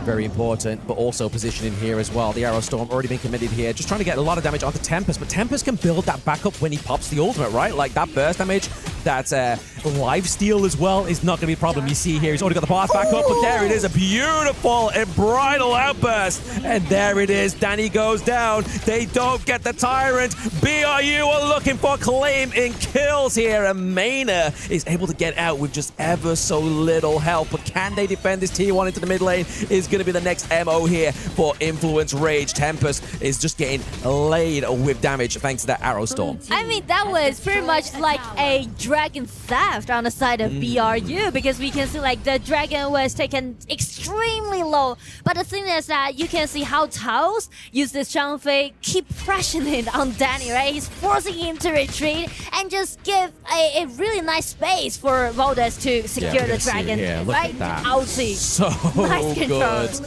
He saw the CC on there for Danny. You know in that moment in time, if you're playing HOK, you get CC, you're like, right, okay, this smite is not going to hit, unfortunately. And at this moment in time, these are the kind of mistakes you cannot be making. When Influence Rage had such a good momentum going for them, a good game state, and I feel like that's kind of just moved that all into the waves of BRU. And also, we're moved to a stage that can be more intensive from now on, because we're really close getting to 12 minutes, which we're looking for some proper team fight.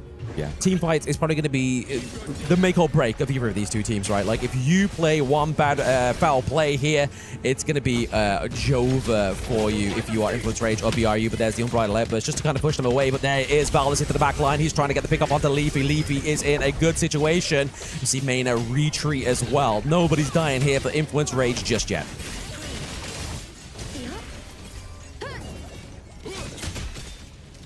It's kind of like they're testing out. They're testing out the boundary that you have, and the reason why BRU is trying to initiate, because they're trying to force out Leffy's HP and also his flash.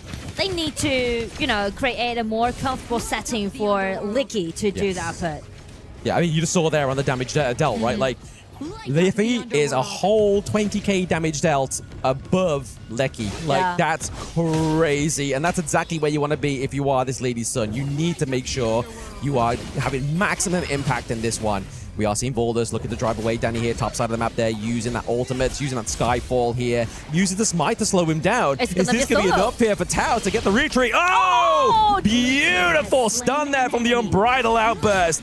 Big setup, a big takedown for BRU. I mean, Taos is always there for his teammate. Oh, yep, but Fury's trying to do a bit of his own flavor here. He's getting the Flavor Town onto Little Boys. He gets taken down as well as Taos. Oh my goodness.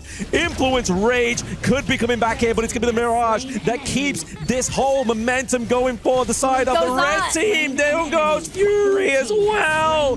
This is not looking too good here. It's gonna be a 3-3 trade, and double kill goes over to Valdez again. Everything just went so chaotic, and the left is still chasing him down. Godlike. I feel like he should have just retreated. He should have retreated. Valdez here is not going to do the damage that he needs to do to get the takedown onto Leffy. Leffy's just going to get 3 kills. Oh, fight till the end. I mean, they just aced BRU. That's the proper team fight we're talking about. That's the Chuck BR team fight. Exactly. We're going to see it here in that replay as well. Obviously, we saw a beautiful Unbridled Outburst top side of the map, but then that really meant that Influence Rage had that green light go. That was like, okay, his ultimate's gone, we've lost Danny, but we can get so much more, as you see here. And you can see how aggressive Leffy was. He used a flash to chase that Licky down, right? It was kind of like a solo between the marksmen. Absolutely. It was who's got the most damage, and already at that point in time, we already saw that Leffy had incredible leaps of damage against Lecky on the side of BRU, but still, when all said and done, they're only about 3k up at this moment in time, and when it's going to about the 15-minute mark, that 3k kind of means nothing. It's getting to the point where gold isn't the problem. It's the macro, it's the pressure you have on the map. But I mean, like, the equipment does matters a lot, because as you can see, Lady Sun got this item, the shield, allowing him to have more physical defense than Licky, and just allowing him to have more tolerance to the team fight. A little bit more tolerance, a little bit more slow. I believe it was the Ominous Premonition he has there as well. Yes, yeah, that's the beauty of late game Lady Sun. You kind of just trade out the damage for a little bit more survivability and a little bit of kind of a pain in the side of your enemy team, just slowing them down. especially when you got something like Mai Shiranui, right? If you can slow them down enough, Mai Shiranui comes through. Fury's just having a field day there in terms of kills. Dragon Rage being built here for Danny. He wants to boost that basic attack damage. Yeah, and also for Musashi. Oh, T2 mid lane looking to go down here potentially here. We do see that Tempest is having a full front down into the mid lane. We have a 2-lane push here as well. They might be able to save you and salvage that top side of the map as we saw there from Little Boys, but the Arrow Storm's definitely going to clear out enough of those minions. So unless we get a clear engage here for Influence Rage, I don't think any T3 is going to fall just yet. But if you're looking for a clear engage, I would say it's going to be a little bit risky, right? Because you need to sacrifice yourself no matter for Musashi or this Mai. It can be a little bit risky. It's very strange how Danny's playing this Musashi, right? Like, we feel like 0-3-2 is not a good KDA, but it's the motive that matters. We see Leafy. Oh! He almost gets out, dies into the backline there. The Imperil comes through. We are seeing a 2-1 trade, and that's a lot of damage being taken off the board here for Influence Rage. I mean, look at the Wombo combo. I do like the way how Tao's initiate, because here's the detail, right? The jump phase ulti allowing him to stun his enemy when they hit the tower. Yes. And even though the tier tower was gone, but look at the...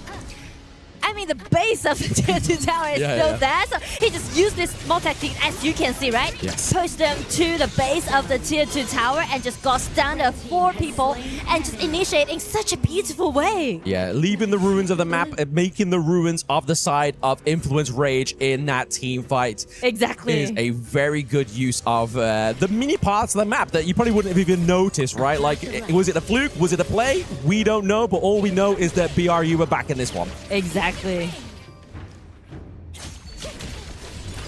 Look at the formulator. Maybe around about the Tyrant potentially here. Obviously 24 seconds. It leads us to just under 18 minutes. That means if they go for the Tyrant, they've got a 4-stack Tyrant until that Tempest Overlord comes through, which could be the first one of the play-ins, right? Yeah. Which would be scary for either of these two teams. If one steals it, it's pretty much over at that point in the game. We've seen a lot of Sage's Sanctuaries being built here as well. Obviously, Danny has one, Leffy has one. They're looking to just make sure that they have that second win that they need if it's going to be the takedown of this Tyrant into the back line. But it's going to be the Splendor here, saving Fury, just buying time for the side of Influence Rage. Fury is looking pretty low, but he's gone and done what he needs to do. But it is going to be the Sage's Sanctuary that gets saved here for Valdez as well. Maybe not enough damage follow here to get the takedown, but it's going to be the Stampede into the back line. Maina falls with Leffy. The Sage's Sanctuary falls as well. Double kill over to the side of BRU. Double kill, and I do like the way how Tao's play again. You know, I rarely give credit to Aroma, because usually you will see the assassin or the marksman shining, being put under the spotlight. But Tao, the ulti, the second ability, and also the stun he used. Perfection. Absolute perfection here from Taos. He is definitely putting a household name on this player. They do have 2 minions here. We have 2 members down on the side of Influence Rage as well. They are doing their best to hold off this Crystal. Take down the Mirage is going to make it a little bit harder here. Influence Danny is going to be using that Sage Sanctuary to keep himself alive. Brings up the total immunity. He falls down. Minion waves are here. Fury tries to save the base and pushes them away just about enough. Maina here with the last defense, pushing those minions for the enemies to keep them in this game number 3. But it's not going to be the end for INF. They still survived, but they definitely suffered from the pushing coming from BRU. As you can see, like, Junfei is not holding back. Every time once the ulti is ready, he's just jumping into it. Absolutely. You can see that both the teams here are just trying their best to keep in this one. Minions, we don't need another back door right now. Is it going to be a base race? They don't have the minions. Oh my goodness. What about the minions? Oh, come on. What are you doing here? BRU. We need someone back in base. Get back to base, ladies and gentlemen. Extremely low. They need to retreat. I mean, like, the minions on the side of BRU is doing their best. They're like shouting out, coming back. Just please coming back. Oh no. There it is. The Influence Rage was really hoping they were able to just stem the bleeding there enough. But there it is. Come through with the Crystal takedown. Influence Rage hold their upper bracket position right now. And that was a crazy series. And that's just the play-ins. I mean, like, you can never imagine that a game can end in this way. Yeah, I mean, like the meanest, like they just saying like we are done with the team fight. Absolutely. Experts with flabbergasted, you take it away. I have no words. I have no words. Like I am really trying just to. I was just taking notes on what was going on after that, right? Like we go there, BRU pushes in for what we think is going to be the end of the game. Super minions are just kind of coming in, trying to tag their crystal. I literally just put my head down just to take notes, and then after that the game finishes. What happened right there? I mean, I turned my head around expecting like, okay, we thought that Buriram got that game in the bag and it was a 2-0 closing. Yeah. And then we were about to come back to the stage. I'm like, wait a minute, the minions are marching through. Okay, they got it, they've defended it, and then they want to go to the Tempest. They let the minion come through. Like, what's going on? I think there was a huge amount of confusion, right? Like, look, everyone is super farmed up. This would have been, we were 7 seconds away from our first ever Tempest game in the play-ins here, but it did not happen. And look, this was a crazy stat because when we started the game, it was 3 kills to the side of Influence Rage. Yeah. But if you take a look at the gold chart here, Buriram were constantly fighting back, constantly wrestling control over from the side of Influence Rage. And boy, this one is a painful one to give away. I love the Valor's pick on towards the Nerds, Yes, right? exactly. Like, we had the Leffy show where he was 7-0-1 at one point. Yep. But you're protecting like a single carry in your lineup here. The moment he gets locked on by an Unbridled Outburst coming from Taos, we've seen it twice. And then Valor's comes in, Ring of Fire, drops down to Skyfall, immediately burns him down. But what a way to end the game in a comical way. I think the Sagi just named it the way that I see it as well. It was the Leffy show. As the Leffy show, Lady Sun, 4 minutes takes first blood, 5 minutes 2-0, 6 minutes 3-0. At the 14, it was 7-0 and 1 Lady Sun. 13,000 gold. How can you answer to that? I mean, look at these fights, right? He was left untouched, Leffy 4-0-1, and then he found a moment on towards Licky who has no flash. Tumbles forward, flashes on towards him, gets that pick off here, and cleans house on every single member here. These are moments where Buriram United Esports couldn't answer this Lady Sun. I like it a lot because this is immediate growth from the side of Influence Rage, right? They had a big problem. They could not find Licky in the team fights, but they finally found a solution, and it was almost worth it. I mean, at the last moment, they lost a very important team fight. Leffy gave 2 of the available lives he had at this point, and it felt like, hey, they just dropped the ball. Buriram is going to end the game. Here, But right over also here, look look at at that. that. Yeah, look at this. Like, we're looking at the minion waves being cleaned through, and then they are making the recall here. Minions are so damn close, and then they forgot to clear the final wave before moving to the Tempest Dragon here. What a way to win it back for the side of Influence Rage. And right now, we are at match point for the first slot into the group stage coming in from Group A. I'm telling you, this is just ups and downs. Like Buriram United just had it in the bag and they just kind of just dropped it in the last minute. But well, that is good news for us and good news for everyone at home because it means that we can get to see one more game. And having one more game is exactly what we want. What about if we go to a little break and then after that we come back with more action of this match number 5?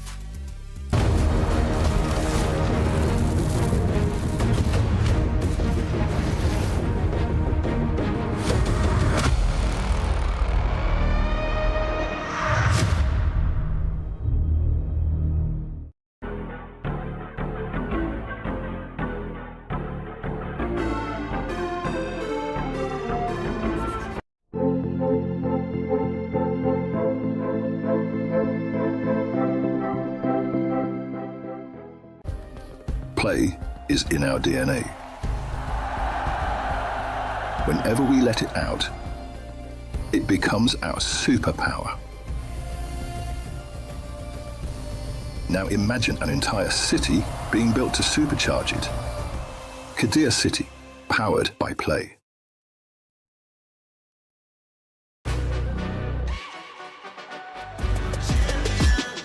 This ain't no regular thing. I came for the ring, you know what I mean. You see my name in the lights, better get right, I'm champion.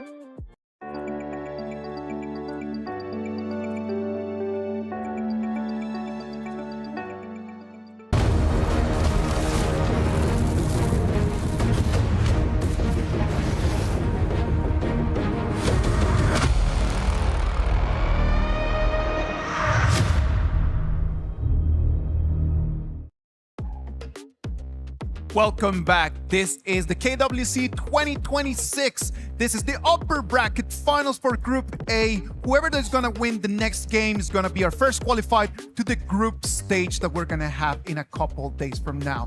Before we jump into the next game, I want to talk BP, lads. I am not being a gigantic fan of this BP of the Bannon pick, but I want to know your thoughts. I think if you're coming in as the Influence Rage coach, you need to do whatever it takes to get the 4 strong marksmen of this batch. We have Chicha, Shano, Long, and also Floorboard marksmen. And towards what we've seen so far, Chicha has been expanded for Influence Rage, so you have 3 main marksmen available, which for the side of Buriram United Esports, you don't have enough bans to lock away all of them. So at the very least, if you are on Influence Rage, that first phase is really critically important. After the performance right now from INF marksman, you actually start thinking like, okay, we might need to just open the doors for some Florentino, maybe as an option, just to live in there if we want to really focus on their farm laner. Yeah, because Leffy was just superb, right? In the first few minutes, 3 kills in quick succession, managed to secure a decent lead, not just in gold, but space across the map for the side of Influence Rage. The biggest issue that we see is that Influence Rage, they can get an advantage, but they can't play the map to match the efforts they put in, and that's costing them the game potentially. I do believe that in this game, like we have seen both teams just a little bit shaky right in between that, right? Like one of the things that we talked about at the beginning of the game was Danny and his importance for this INF team, right? Like in his 2 performances in these 2 games, he's been completely shut down by BRU. And I believe that that has been part of the tactics that has pushed BRU to the place where they are right now. Okay, I know Sagi might not agree with me, but it might be a bait. We've yet to see Danny scream in this KWC yet. Every year, we hear Danny scream. Every year, there's a shot of his face wide open with his mouth screaming at victory. It needs to happen now. Well, if it has to happen, it needs to be right now. I really hope that he is going to be able to bring that South American flair back right over here to the KWC 2026.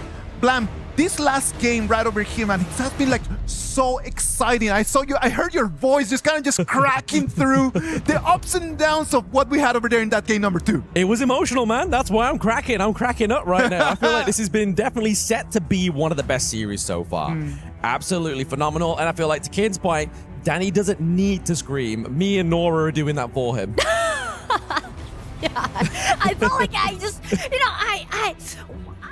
I saw the minions spawn on the side of BRU. I felt like maybe they can continue pushing forward, but the thing is that once they recalling, they went back, and the minions for Influence Rage just did their job, and I rarely see a game end like this in such a dramatic way. Absolutely. I mean, we've seen 2 minions win this series so far within the play-ins, right? We saw obviously Blacklist. They lost to the minions. Now, BRU lose to the minions. I mean, is this becoming the theme of KWC? Is minions taking the base? And I mean, if the scene just happened in such a dramatic way, actually it got its impact on 2 different teams, right? Yes. Because BRU, they're very close to turn the table around. Oh, absolutely. They fall behind and they counterattack against their opponents, and as you can see their faces right now, right? Definitely gonna be frustrated. Oh, absolutely. Frustrated. Well, they pull themselves back quickly. Frustrated because, I mean, either one of these teams right now, their upper bracket run is going to stop. They're going to fall down to the lower bracket. They're going to have to play in that lower bracket once again to try and secure their spot for tomorrow or face tournament elimination. But this was going to be my first question to you, Nora. It was like, we've seen all the tanks, bar Liam Poe, being exhausted here into the bot side of the map. Who was going to rush for it more? And Influence Rage has answered the question and gone, you know what? We don't need a tank. We're going for Diadea. We want the infinite scaling here of the healing and damage. And they go for Diadea this time, and actually they can pick up another tanky jungler if they want. I mean, like Diadea with another like Ogren or Kaiser can be pretty powerful in the mid game. Absolutely. The lore accurate combo. Diadea with the Ogren. The only hero that can go through the path of passing with Ogren, right? Like, that could be helpful. What's better than one hero traversing any kind of terrain? 2 of them is. But we're looking at the marksman here onto the side of Influence Influence Rage. Leafy played a fantastic performance there onto the Lady Sun. Arlie, a little bit more mechanically needed and a bit more adept in that sense. So I feel like the outplay potential, but also the playmaking potential is all in the favor of Influence Rage. And if you want to play against this early, maybe Ring or Channel would be the answer on the side of BRU. Yeah. Or we could potentially, if they're going to go too tanky onto the side of Influence Rage, maybe look to go for like a DRNG, you know? Like able to use the golden token, you get the magic damage as well as the physical as well, and generally does well going into the late game, gets a little bit more tankier and just able to kind of zap away onto the enemy backline. And this time also like the wise part of BRU, how they do the ban pick on the red side is that they are taking out both Chicha and also this Limpo as flex pick, like a double flex pick, right? You can Limpo can play as a top and so does Chicha, and also play as a roam and Chicha as the farming or the jungler, who knows? Yep, who knows? They got him guessing right now. Obviously, it's not going to be the support because obviously they do have Liempo. It's not going to be mid lane because she's not magic hero, so it's definitely got them keeping on the toes here, and obviously banning out the Hue1 as well as the higher onto the side of BRU, looking to get rid of some of those bigger picks, especially in terms of sustainability. Like if we saw Hue1 onto the side of Influence Rage, it could be like a hyper carry potential for Arlie. So I feel like taking that off is definitely a good call here for them.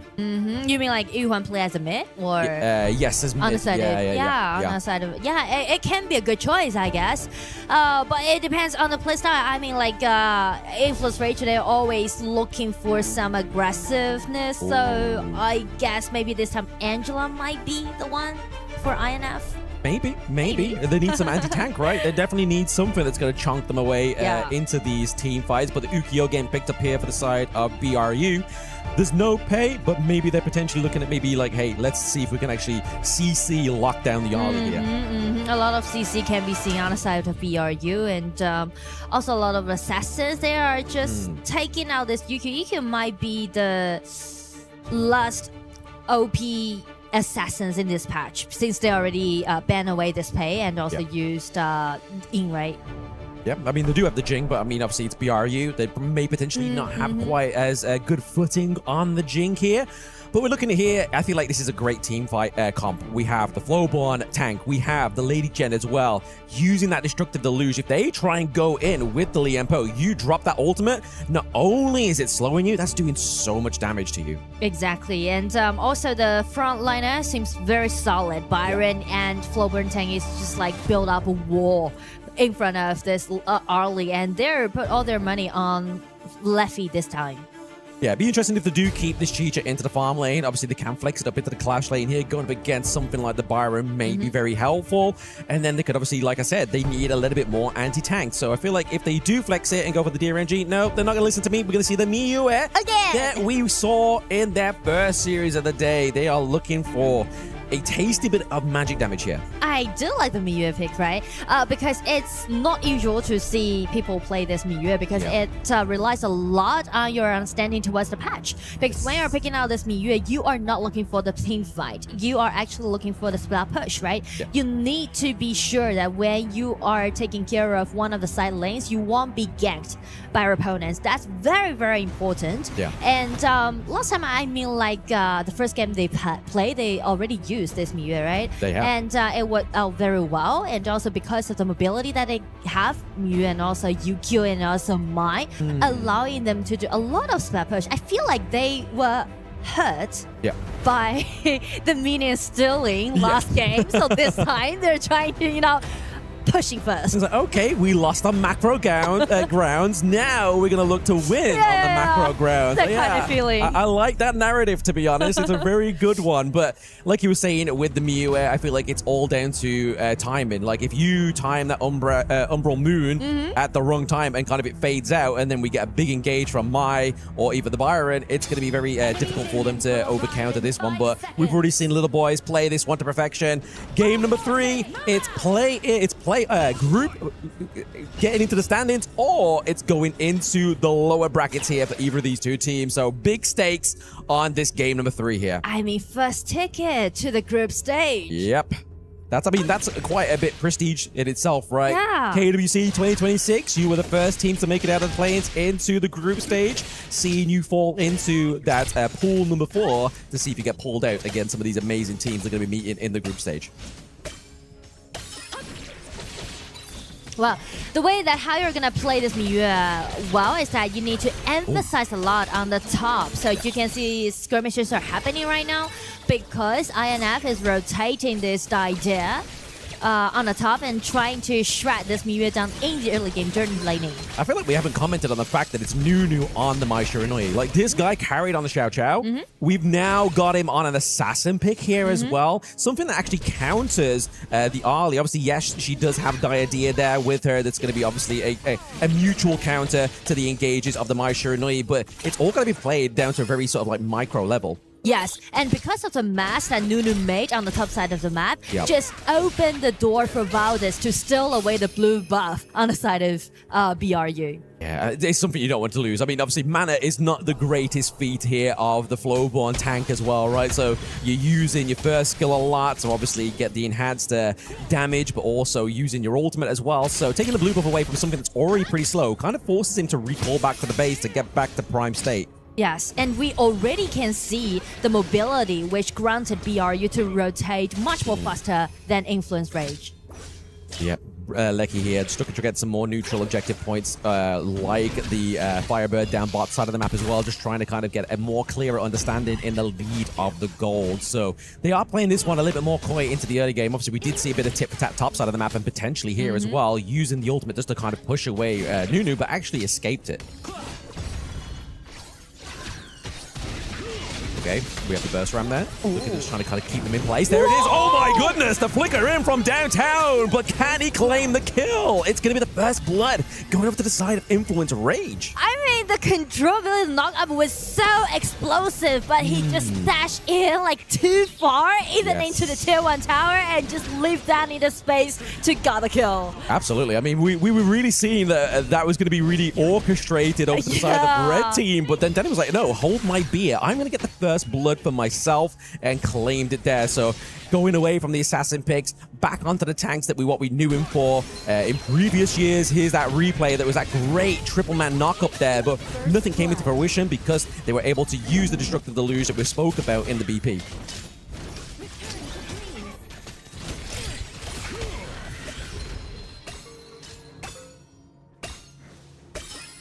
Not a lot to be said here right now. We're just obviously brewing up to that moment of the 4-minute mark. That's where we're really going to start to see the kind of like the scales of justice potentially turn here for either of these two teams. We're going to see a big fight potentially here for the Tyrant. Really would upset if it goes into the favor of BRU. Speak to the 4 minutes mark. Some teams who play Miyu as the top laner might just give up to contest with the other team for the 4 minutes mark. They might just go for the dragon trade or the tower trade. Yeah, I mean, the towers don't come back, right? I mean, it's a good trade. If you can survive those 80 seconds when they have that increased damage, if a takedown of that T1 top side of the map, we take that any kind of day. But it's making it and ensuring that you can survive that. But we're seeing here Towers is not being able to tank that damage like he was able to on Zhang Fei and Lapu Lapu in the previous 2 games. And that's what BRU is doing right now, right? They go for the dragon trade. They like no more contesting the early game. They're just trying to prioritize little boys. They need to make sure that Miyu can just, you know, split push in quite a comfortable way. Yeah, giving a bit more aid over to the split push here. Grabbing that Overlord is definitely going to be a great utility for the side of BRU to try and maintain that pressure that they've been creating, right? Like, they have been very mobile, a lot of roaming over the map as well. So you have to give props over to BRU. They're kind of playing a different style almost. And it seems like the next thing that they want to do is to get control of the red buff, because we mentioned about how important that Leffy is, right, to this composition. We know that the tanking is definitely sufficient, even too much, because they got both a Byron and also the Flow 1 tank. But the problem is that the only damage that they can rely on is Leffy's Arlie. Yeah. And Arlie without a red buff. It's not looking too good, especially if you don't have your Spark, Forge Dagger, and your Doomsday Power Spike at that moment in time as well. Definitely putting the pressure on, like, to a micro level as well. Like, understanding the enemy draft, you can clearly see that BRU has their number. Top side of the map has been taken down as well. Obviously, another big point here. It's looking almost like it's closing in on a much quicker game here for Influence Rage. And I don't know if they're going to be able to obviously maintain that momentum. But Lecky going down here is probably just collateral damage at this point. We're seeing Mena pretty low in health, but Danny comes for a bit of a rotate. Maybe at the, not at the expense of that mid lane. They don't have any minions yet. Yeah, I mean, like in this case, there's two heroes that we should put on the spotlight. On the side of INF, definitely Leffy this early with red buff. He's gonna carry the pace. And on the other side, it's gonna be Miyu, this little boy. Destructive Deluge there just kind of used as a disengage mechanic for the side of Influence Rage. Just like, okay, they're not going to go for a re-engage here. They can see that they all have their common skills, because it means that even if they do fall back, they can go in with the burst ram, go in with a flicker, and then look to try and get some kind of re-engage there. But that's not going to happen thanks to that pick into the mid lane here for Fury, playing a little bit more of kind of a disengage role. Well, it's kind of like reaching a fragile balance, I would say. Because if little boy push forward enough, and then it can maybe interrupt the like attacking pace on the side of INF. But on the other way, if Leffy play aggressively enough, then they are facing some trouble. Tremor Smash. Can they get any more CC? He's trying, but they don't quite hit the pale here. And it may be Valdez that may leave his life here, but it's going to be that lifesteal, but also Tempest as well. Jungle for jungle. No objectives are going to be taken down here as well, but the effect of what Little Boys did prior to that team fight is already showing top side of the map. We're seeing a damaged T2. 1-1 trade, and thanks to Tempest, right? This Byron with the pure sky and flash in just got such a nice control on the side of BRU. Well, it's just some skill trade, but we already can see that BRU targeting on Leffy because they know that Leffy is the only treasure that INF could rely on. That's kind of hard, right? Like, you know you've got to protect Madame President. Like, Leffy is Madame President in this draft, right? Like, if they let her fall, the house of cards falls here for the side of Influence Rage. Which, if you find it, you know that is key. You're going to be looking out for people to dive in on it, right? Obviously, it's a hard game. We do see the cancellation of Byron from the TP. That's a good strat here from BRU, keeping him locked down with that Chicha. Fantastic play, open up bot side even further, depriving Leffy of that red buff. And about the red buff again, trying to steal away this red buff. They do know. Oh, yep, Miyu does get it. So Little Boy's able to actually claim that red buff there, but it may be at the expense of her own life there. Umbral Moon has actually been taken off. Fury gets the kill here as well. You can't just get the red buff away and without any pay, right? Yeah, so you need to pay for her life. She just sacrificed themselves. And it's gonna be a great pivot on the side of INF, I will say. I mean, you could, but you're against Chuck BR. Chuck BR is not gonna let you off slightly. You have a debt to pay, and they paid it, unfortunately, onto the side of BRU. They weren't expected to pay that debt, but now it's unfortunate for the side of topside, but now he's spawned back. Was it really worth it here to claim and give it back to Fury? I feel like it was kind of like they were trying to usher that pickoff for Leffy there. And like we mentioned about tactics that BRU should have is let Little Boy to push as far as he can. But since INF just take him down once, even though just one kill, because like only 5 in total so far for 9 minutes, it's totally different tempo compared to the previous games. But anyway, they just stopped the Miyu to do his job and just buy INF more time to let Leffy to show around. Yeah, low kill count, gold's at a standstill at this moment in time. We're getting roughly around about 10-minute mark. I feel like that's the scary part, is when everything's at a standstill, 10 minutes, it could go either heads or tails for either of these two teams, right? Yeah. I feel like whose mid lane falls first is the problem. Like, if that goes down, T1 mid lane, game state pretty much falls over to the side of BRU, because, I mean, look at the bot side of the map. That's been completely eradicated. Vanguard top side, potential takedown of T2 as well. They're just looking for a brawl in mid here, potentially. I mean, the difference between the two majors is that Lady Jun can do great poking damage pre the team fight. Speaking of poke damage there, we did see Little Boys taking a little bit of damage there from Leffy, but was able to escape with his Maypole Dance. Goes back to the recall point, and both members are keeping themselves alive. Losing that T2 is definitely detrimental here for the side Yeah. of Influence Rage. Clearing out this mid wave as well is going to be Lecky with the Chicha. Chicha just using that cone of damage, just making sure they're able to clear that one off properly. It looks like the red buff is actually going over to the side of Leffy there as well, so well played from stealing that away from Valdez. But as you can see, Danny just used his smite trying to get that red buff. But BRU, they're not taking this dragon thoroughly. Actually, they retreat and trying to do the dragon trade. So I feel like they're just testing tonight. Yeah.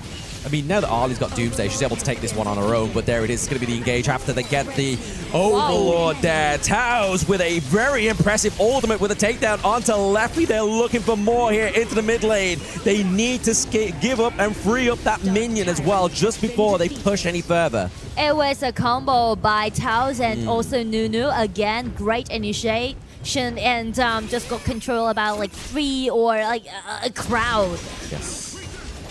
Breeds a crowd here in HOK. You definitely don't want to get hit by a 3-man crowd control here if you are either Liempo, if you are Flowborn tank as well.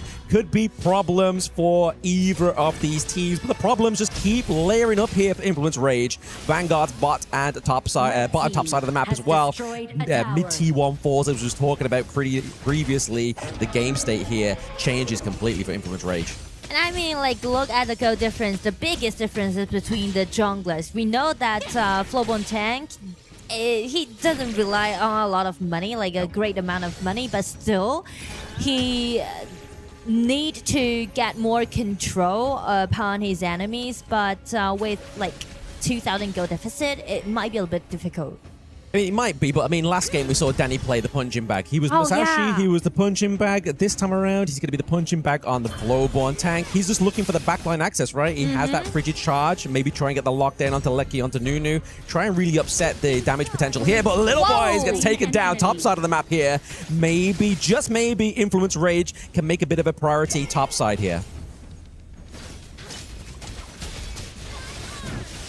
Lecky just going for it here. Tip for tat.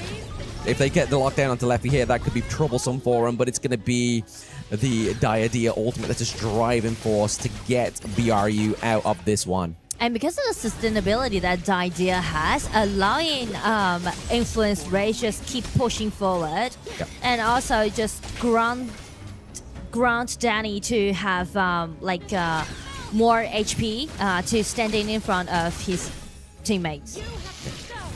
Looking at this game state here in mid lane, I feel like Brew's just holding on to this one. Like, okay, if we let top side fall, that's not a problem. But mid lane falls, they lose whatever priority they have right now up against Influence Rage. But we look at this gold state. Gold state is very much, pretty much a dead standstill. We've not really seen a gold lead at all within this game number 3, which really kind of just shows the play style that both of these two teams are playing at. They're trying to get the resources into the right picks, trying not to go for too many over-committed team fights, so they'll lose too many. Taos is looking for a backline here, give some kind of advantage here, maybe try and get the pickup onto Diadea, onto Leffy. There he is in the bush. He gets the intel here because he knows they have to go bot side because of those minions. Double knock up there from the Lady Jen. Fury just trying to stalemate, kind of keep Nunu at a bit of a standstill here.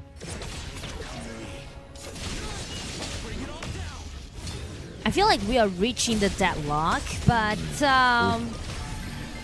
the key to open this door might be Taos, right? Yeah, Liempo's positioning. It's very interesting to see, like, he's seeking all of those bushes that he can envision. Yeah, he's just trying to keep away any kind of potential of that blue buff over to the side of Influence Rage here.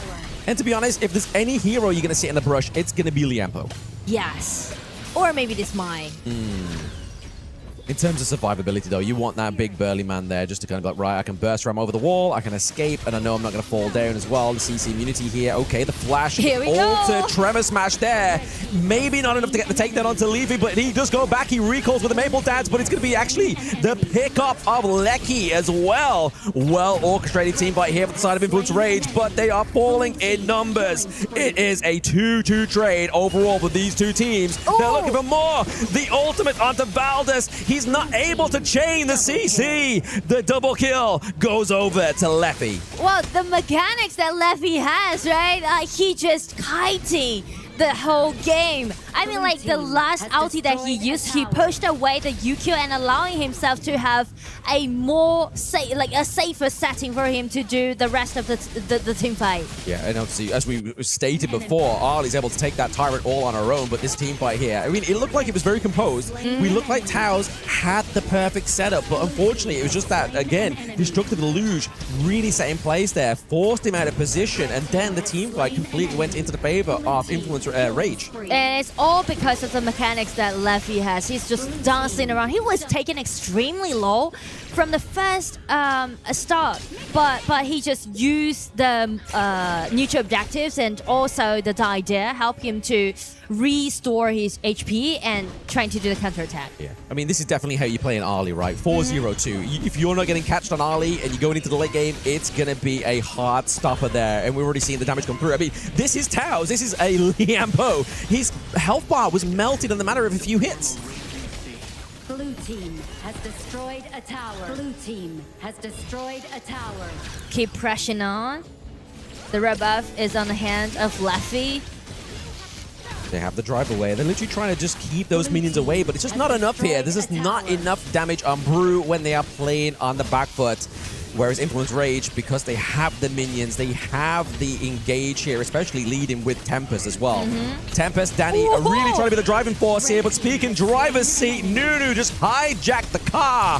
Fury goes down, but we are looking for key pickoffs here onto the side of BRU. Licky goes down. Tempest claims the kill, and now it's going to be here. We have Influence Rage at the front door. Chuck BR looking to be your first group into the group stage. Influence Rage made it to the group of stage, and I mean, like, their play is just explosive. And watch this Arlie dancing around in the late game. It's all about trust, right? It's very hard for you to pick up one single core and your whole life, the only spot get into the group stage at this point to your marksman. Yes, and absolutely, you saw there, right? Everybody was literally hands on Leffy because they knew he was the key to victory and key to the group stage. But I feel like the experts are going to have a little bit more what to say here on Influence Rage, so take it away. You know what? Influence Rage came in, they lost that first game, but it did not matter. Game 2 and Game 3, they came in, take them, put them in the bag, and right now they're gonna be our first team qualified into the group stage. So congratulations to the boys from INF. Back-to-back reverse sweeps thus far coming in for this specific tournament here. Just now, we have Blacklist International getting comeback by the side of DCG. And coming in towards this series, Buriram looked super good in Game 1. They're gotta be like wondering, like, man, if Game 2 we actually defended, maybe it could have been 2-0, but there's no maybes in this tournament. And that's so painful, man, because BRU played so well that second game and they were just like this close of just like moving into group stage. But you know what? I am really happy that BRU is here with us, because just the way that they've been playing today, the 2 matches that they played today, I'm really looking forward to tomorrow to see if they can actually make it into the group stages. I mean, they have to, right? But we'll talk about them a little bit later because I want to focus. This was the Leffy show. The Leffy show. 100% Leffy show. Bro, this guy is 15,000 gold. Wow. The Chicha Licky, he couldn't even complete his 6th item. Leffy could buy more items for days. When in trouble, I will carry you. That's exactly what the Leffy show is all about. He's shown it from time to time, right? Game 2 and Game 3. And look at that goal lead here coming in for the side of Influence Rage, where they were at the defensive end for the first few minutes of the game until Leffy came online. Multiple times we see Leffy catching little boys on that Miyu in towards the side lane, giving the advantage in towards that map control towards back to the team. And as of this point, Nora made a good point. If you bank on a single player, that's a lot of pressure. But Leffy made it work, and this is the stats coming in from this marksman. Yeah, and one more stat is so important. Tempest and Danny, the two of them. Look at the damage taken. 35%. Over close to 130 points worth of damage taken by Danny. 87,000 for Tempest. So maybe that is going to be just the key to what INF success is going to be through this KWC 2026, right? just maybe we want to just put our jungler into tankier options, someone that can actually suck in like a little bit more of damage, and then just allow the Leffy just to really do what he wants to do and what he's really good at doing. Yeah, it's a very one-dimensional playstyle, but if it works now, it's great because it qualified them to the main event, which is in the next few days, right? They are currently in seed number 4, being the first team qualifying from Group A for the group stage here. Now, coming in next, we have an upcoming series, another one. We're featuring 2 more teams battling out for 1 more slot. I'm telling you, man, like this was such a beautiful 3 games right over here. Let's just pay attention in here, like the key moments of the game that put over here INF into the group stages. You can see specifically, right, in these team fights, Leffy always to manage to limp out towards safety here. You can see blinking low health bars here. These are one of the few moments that it was really dangerous for Influence Rage, where they started off the team fight without Leffy here, and that catch was just amazing. And this one, Leffy gets knocked up by the Tremor Smash here, gets healed to full by Maynard here. Nice swap on the Maple Dance to reposition here, and then as of this point, the Cavalry has arrived, becoming that frontline shield that he needs to finish off this team fight. And if we take a look at the overview of the draft, right? If you take a look at what Buriram has crafted for themselves, this is a teamfight comp. They don't really have the wave clear department. So what happens if you don't have the wave clear and you're losing the teamfights? It's a guarantee. And Leffy was, I mean, he was just on a completely different level in this game. They woke him up. They made a mistake in game number 2. Especially, right? Just look at the way that he plays, right? In game 2, you still have a Nurza going at it for the lane soon, back-to-back deaths. But when it comes down to game 3, I think Nunu, for me, underperformed. We needed the Maestro Nui. So? Yes, we needed a Maestro Nui to find those flash Durengins in towards the backline to find the side of Leffy on that early here. But in most of the plays that we've seen, it was Leffy getting the flash from Maestro Nui, forcing him to escape with that flash, making it super passive. Like House goes in, but there's just no follow-up here. It's a good engage. All right. If only there was a flash engage coming in from the Maestro Nui, then maybe Leffy will fall in those team. When I think Nunu and I think Maestro Nui, I think the 2 minutes marker where he actually flashes in all team to 3. Yes. That could have been lethal for the whole game. That could have been just like such a great start. But the damage was not there, and then he ends up just giving first blood to the to INF. Exactly, and that was a painful moment because, I mean, this is hindsight bias, right? Yeah. When you take a look at the old moments, of course, and then you're kind of thinking, you know what, if I had just made a different decision at that second, it would have changed the entire plane of the game. And I mean, it sucks to be in this position because it happened multiple times. Game number 2, the decision to take the risk, that was a huge one. It was a huge one, and right now the risk, INF took the risk, and then they were able to win it. What about if we go to Mara down there on the stage? She's going to have Danny, and he's going to be telling us a little bit more about this match number 5. Here we are with Danny. Danny, how happy were you with the minions in the previous game? Yeah, I'm really happy because of the minions. The minions are our hero in this series. So, yeah, really thank you, minions. But you know what? I saw you, even though you guys won, you were so serious. You dropped the phone down seriously, and this was a more difficult match compared to the first match earlier today. What was particularly challenging? What was the biggest challenge for your team in this matchup? Yeah, to be honest, I was like really serious because I was not expecting that they were like really good like that. Like they played really, really good. I am really impressed with it. And also my performance, I know, was bad today in the whole series. So yeah, I was trying to find the solutions to we just like win the series. Moments like that, where normally you're aggressive, and earlier you said that's the play style that you like to have. Push, push, push, fight, fight, fight. When things are not going your way, who usually takes charge to talk to the team? And how were you able to take control backstage? Yeah, in this series, I think everything was about like adaptation because our play style is like to fight, to be aggressive, to invade. But after the first game, we said like maybe it's not the way for this series. We need to change something, and then we just try to like more fights together and not like be so aggressive. For example, this game we were like disadvantage in the early game, but we know that in the team fights 5v5 is impossible to the win, and then we just try to do it. And thank you Leffy carriers in the last game. He's really good. And congratulations, you've made it to the group stage. What's something that you think you guys will do differently after this? What will you say to your teammates?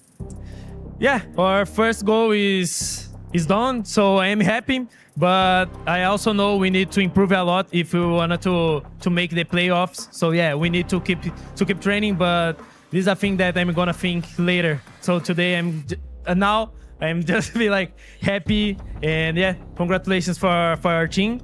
And yeah, that's it. Thank you guys for the support too. Danny, congratulations. Get some rest, get something to eat. You guys did great. You're moving on to the group stage. And now let's get back to the casters. Thank you very much, Mara. Thank you very much, Danny. And I think that Danny just has the right mentality. Right now, you gotta be happy, gotta enjoy. But you know what? Job's not finished. You still have the group stages, because I know that INF right now do not want this dream to finish. Chalk BR just sealed the second ticket for their region, and I'm certain that right now all South America is really cheering for them. Match number 6 of today is gonna be right after this break. What about if after that we're gonna bring you more action of the KWC 2026?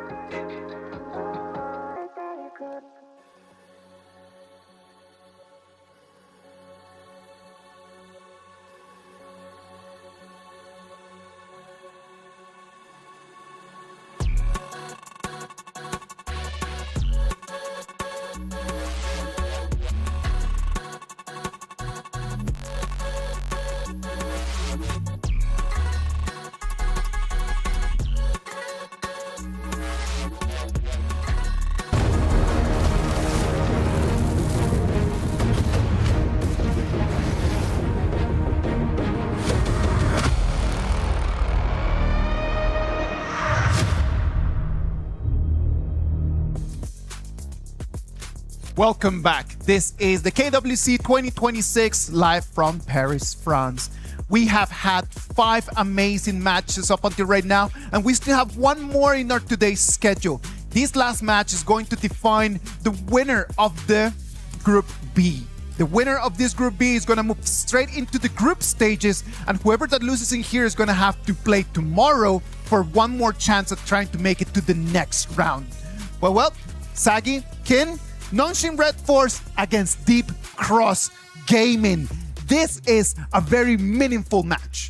For me, if I were to zoom in on these specific matchups that we can talk about here, Nongshim Red Force is a team that focuses a lot on their side lanes here, primarily Ratel and also Siri. They like to win out the laning phase. They like to focus on these two players to carry those team fights later on. But DCG, they have a lot of veterans here. Clean, Son, and now you have Godwoo here. This Trinity core coming in from the side of DCG might not make it easy for the side of Nongshim Red Force at all. It's a interesting lineup because, you know, when you have this reputation of winning your lanes, you have to prove it, which means they have to fight, which means we get action. And you know what? These, I think, within the Play-Ins are one of the best few we have to offer. Yeah. So it's definitely going to be interesting. The first 4 minutes is going to be a big wrestling match here. Let's build upon that. I do believe that when you think about like what's going to be key for these two teams to be able to take the victory, it's going to have to be those first 4 minutes. That early game is going to be vital. Why Nongshim Red Force, we know that they prioritize game development, right? Like they like to just be very methodical, try to develop a little bit step by step, little by little. DCG on the other side, they're more about just initiating, getting to the fights, and winning their lanes. Individuality, right? Like we mentioned on the side of Sin, on how some of these AOV players enjoy the individuality in carrying the game. But coming down towards this specific series here, stakes are on the line as DCG coming up against Nongshim Red Force for that slot. Second one going into that group stage. I mean, we talk about the side lanes, but I'm super curious about this jungle matchup. Haku against Godwoo. They're all strong in their own rights, but what if we see the Godwoo Jing again and we see the godlike Woo? I really want to see amazing performances from both junglers because I do believe that Haku has a little bit more pressure on his shoulders because for the side of DCG, they have multiple cores. Multiple players could actually just come in, just wear the number 10 jersey and just be like, I'm going to carry on the team. If Nongshim Red Force wins, this is going to be one more old school HOK team added to the group stages. But if DCG wins this one, it's going to be our first AOV team qualified to the top 16. Blam, when you look at these two teams, who would you give a little bit more of an edge in this matchup?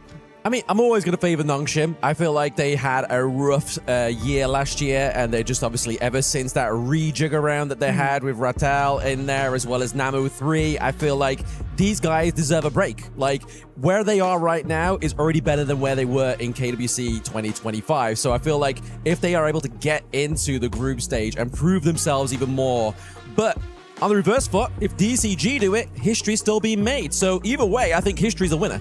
Yeah, I totally agree with you. I mean, like, Nongshim definitely because of their history and also the synergy, right? They play together for such a long time. But this time, I may think DCG might win the upper hand. I may speak to the mechanics and also because of their playstyle is not that certain. Yep. So it can be a little bit difficult for you to predict like what kind of cores they're going to rely on, what kind of playstyle they are. I'm not mad at you. We can't be completely biased on the desk, right? I mean, I take Nongshim, you take DCG there, so I feel like they have a 50-50 chance of both casters cursing each of them, so don't worry about that one, especially if your favorite team is Nongshim or DCG at home. But we're looking at the draft here as well. Yango is going to be the prio ban as well as the again, pay here. actually. And then Ratel is going to go and lock in that Lung here for Siri. Siri was obviously highlighted in the last series Nongshim play, and I feel like that's who they're hoping for to try and get the carry once again. Yes, and you can never go wrong with this lone pick in this patch and also allowing you to do a lot of counter pick even though you're at the blue side. Yes. And I feel like this is a good pick in the lane matchup anyway against the Aoyin. Is they're going to be the Flowborn marksman. Yeah. Obviously using that Arrow Storm against a marksman that's necessarily, I would class as mid-range. Yeah. Is definitely going to keep this dragon at bay or at least force that infinite vastness, that ultimate out of those crucial team fights. And it's even better with this Changfei at the bottom. So I would say, but in that case, it just opened a door for Guan Yu to be picked on the side of Nongxing, but they didn't go for that Guan Yu pick. Instead, they go for this idea. Wow, the idea maybe with another Kaiser or like Byron at the top, at the front, I guess. Yeah. I mean, Kaiser's definitely one that they're not a stranger to play in. Kaiser's definitely a great pickup here, but they go for the Xiao Qiao once again. I feel like this is a good counter, like I've said in previous series, against the Aoyin. Just obviously, if they're able to get that trick shot like we saw earlier, right? Nunu on this hero was phenomenal. Can Ethan do exactly the same thing? Well, I believe in Ethan. I still remember that the previous game that they played. Ethan did several nice initiation and also used this Xiao Qiao not only play against with this Moon, but also this Mine, right? You can always rotate faster than this Mine. Exactly so here. I mean, not only do they have the Flowball Marksman for the poke, they have the Xiao Qiao for the poke here. So I feel like naturally we're only going to see a little bit more of a front line being enabled here onto the side of the ECG. Whether it be the likes of potentially a Byron up into the Clash lane, maybe a tankier pick into the jungle. And there is the Yang Jiang, keeping them guessing. Yang Jiang could go into the jungle, could go into the Clash lane, just rounding off this draft here. Yes, and but Yangjin is kind of squishy once the game goes into the late game, so it relies a lot on the combo by Yangjin and also this Xiao Qiao in the early game. I mean, like the time's clicking on the side of DCG. Maybe they're going for the identity that BRU did in the last few series that they played, right? Obviously, it worked for them.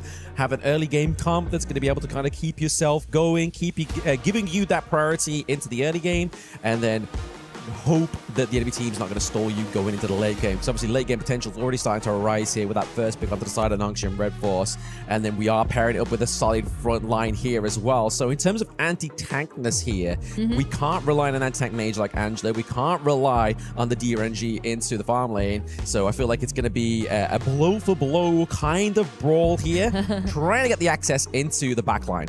Yeah, Charlotte will be the last answer. And, well, to be honest, I do like the Nerja pick on the side of Nongxin. I feel like it's very smart to pick Nerja as the jungler because, as you see, they're taking out this Yangjin, and Nerja is not afraid to play against with Yangjin, but it can do such a better performance during the team fight. He can directly targeting on either Xiao Qiao or this Flowball Marksman. So I do like this Nerja pick, but when you're playing with this Nerja, you need to make sure that he's quite secured in the early game. Yeah, I mean, to be honest, Haku is no stranger to the Nerdser as well. This was one of his kind of koi picks within the King's Major East League when we used to have that one back in 2025. He loved that pick, used to bully a lot of marksmen with it as well. So obviously using the shove, kind of just forcing the back line into the front line for the rest of your team then to dominate on top of here. So let's see if Haku can keep to that former glory of this pickup here as a signature pick for himself. And on the side of DCG, I guess this time, Clean. I mean, the top lane we mentioned, like he made the rotation, right? He was played as a jungler before, and he did quite a good job in the jungler part. But this time, he rotated to the top in such a short time, playing with the Charlotte. He needs to be the one on the spotlight in this game. Absolutely. It's not his first rodeo into the Clash lane. Obviously, he was a Clash lane for Twisted Minds last year as well, before 90 stepped back in and claimed his former mantle for themselves. So he's no stranger to that lane, and I feel like maybe he's starting to form a home for himself.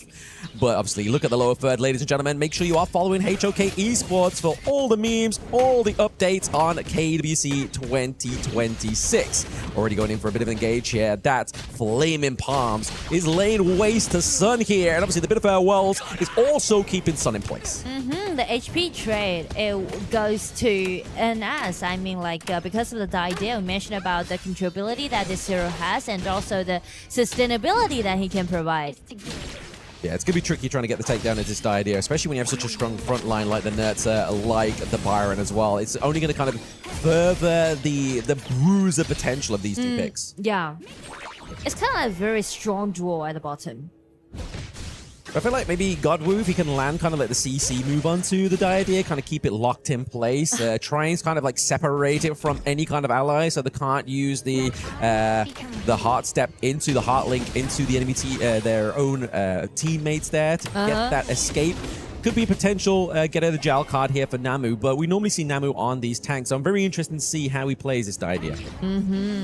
And you mentioned about the Youngjin against this Daidea, so we might possible to see a scene like this, like you land your mark upon this Daidea, and right. Oh, missed that one. I mean, the thought was there. Nora like is the clearly pistol, an ex-pro player. She called the play, but it just didn't quite land the way that Godwoo wanted it to. He just flashed away, and that's what I'm talking about, right? The potential play that we might see is that once this Youngjin land the first skill, like the mark on this idea, and they might just brought Youngjin at the back. Yeah, exactly. Just bring him to the back, try and get the takedown to him, or I mean, they need to get like burst damage. Like I feel like for that they need Aoyin online. They need Siri to kind of have some serious itemization before I feel like that is going to be a reality for the side of Nongshim Red Force, but they're looking to go and get that Space Bright DCG, claim it for themselves.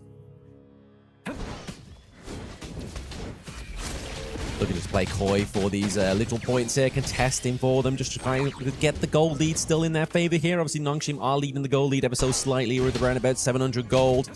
Showing that they do have a good early game. And I think that's the kind of like the coin here for Nongshim Red Force, and the one that I've always make a observation of. Nongshim Red Force, great early game, not so good late game, but after this kind of change of players, it's definitely gotten better. And how they got the goal lead in their game is because they built up such a strong side laning heroes on both side lanes, and it's kind of just guaranteed that Nerja will form up in quite a comfortable setting. Yeah. And obviously, having something like the Mai Shirunoi, he doesn't necessarily need to farm up potentially, obviously, to get that early kind of utility onto the enemy team with level 4. Obviously, already seeing that she's level 5 now. Now we're going to start to see, obviously, the tome being built here for that lifesteal onto the side of Nongshim Red Force. Doesn't really need to go for the Venomous Staff, because in terms of healing, it's very slim pickings here. I mean, it's only Clean that's going to really be healing himself in this case.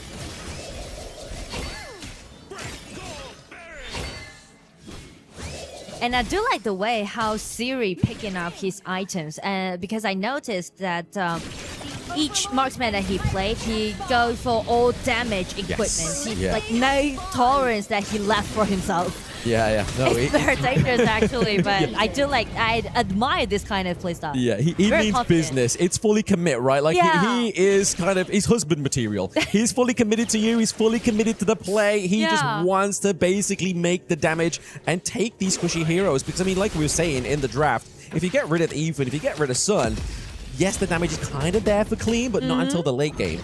Exactly. Then the Tyrant does go over to DCG though, however, so they are going to have that minor increase. In terms of the damage, maybe trying to mitigate that gold loss that they have right now. But you do see top side of the map, Nongshim Red Force, maybe trying to go and kind of formulate around the Overlord just to get some kind of resemblance of a neutral objective here. Swapping the lanes and do some tower trade. I feel like both teams are playing in a more cautious way, right? Because we're at the upper bracket and they just need to secure the spot. I mean, everybody wants to be one up, right? They don't want to be the team that's kind of playing from behind. They have to get 2 points to them win. You really want to be kind of winning game number 1 for yourself here. Siri looking for a potential dive onto by Clean here, but we do obviously have the Infinite Vastness, draws that out, but you can see Yang Jian, you can see he is waiting in the wings there. Oh, doesn't quite get the mark. But still, nice trade on the side of DCG, and you can already see the potential threat that Charlotte can cause in the late game. Oh, Ratel gets a T1. They're going for a bit of a brawl here down to the bot side of the map. A really good play there by Nongshim, I have to say. They kind of covered, they made Siri look like the golden carrot. They dangled it in front of Godwoo. It was like, hey, come and get the kill. But then they didn't realize that that was the bait. Their real objective was getting that T1 down bot side of the map there, really opening the side lanes of DCG. It's pretty much like both teams are actually microing the wave, and they're just waiting for their cores to scale enough. As for DCG, it's definitely going to be this Charlotte, and as for Nongshim Red Force, they're waiting for this Nerja and Loon. Yeah, they're just looking for those two heroes to get online here. Godwoo takes a lot of damage there. It's going to be flying in from the Nerdset. Can they get a pickup? Maybe. It was a little bit of a bait there. They fell for it. It's jungle for jungle. Into the backline is going to be Rattel just to keep them advancing and encroaching further onto the backline of Nongshim Red Force. I mean, that was a bait indeed because, Clean, careful, boy. He almost got taken down there. The teleport here onto the mid lane may keep it alive. Siri needs to pay some debt here or at least do some damage to keep them in this one, but that is a T1 you don't want to be losing here if you are Nongshim Red Force. I mean, this T1 tower has been taken extremely low, but I do like the accuracy for Ethan's Xiao Xiao because as you said, right, the bait indeed, Yes. once the dragon was taken extremely low and Nurja just flied in, and what was waiting for him is Xiao Xiao's skill too. Yeah, DCG had Nongshim eating out the palm of their hands there as well, which is probably not the position you want to be in when this team looked very strong in their last series against Blacklist International. And Blacklist International historically have a lot of history here with Nongshim. So for me, if Nongshim loses one, I won't be mad because we get to see an historical rematch that we've yet to be seen since Season 4 Invitational. So I'm excited either way, but we really obviously want these two teams to play best. And it's quite even actually. Very even. So far, very even. At this moment in time, I feel like DCG are just trying to clean up and get priority for themselves. Top side of the map, as you can see, Vanguard being ushered in here with Siri. Just looking to keep trading. They're just playing the same game, right? Just keep trading these objectives, trading turrets, and just hope that obviously late game goes in their favor because we're saying that obviously both teams have those scaling champs. Godwoo forced into his Tri-Light. Thanks to the the win there, obviously forcing out the Infinite Vastness even once again. A little bit too far to land that trick shot, however.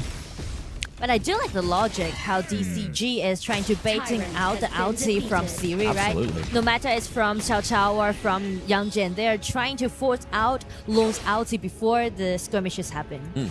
I mean, it makes it easier to take these neutral objectives as well, right? Like, you've got no Siri flashing in, doing a lot of damage, but then still being able to escape out of that one. But you can just kind of see here that Nongshim are kind of, yes, they've lost the T1 into the mid lane. They're just trying to make sure that if they're traded objectives, they want to get something back for it. Not quite successful into top side of the map. They were able to do some damage, but it's not kind of like a definite trade.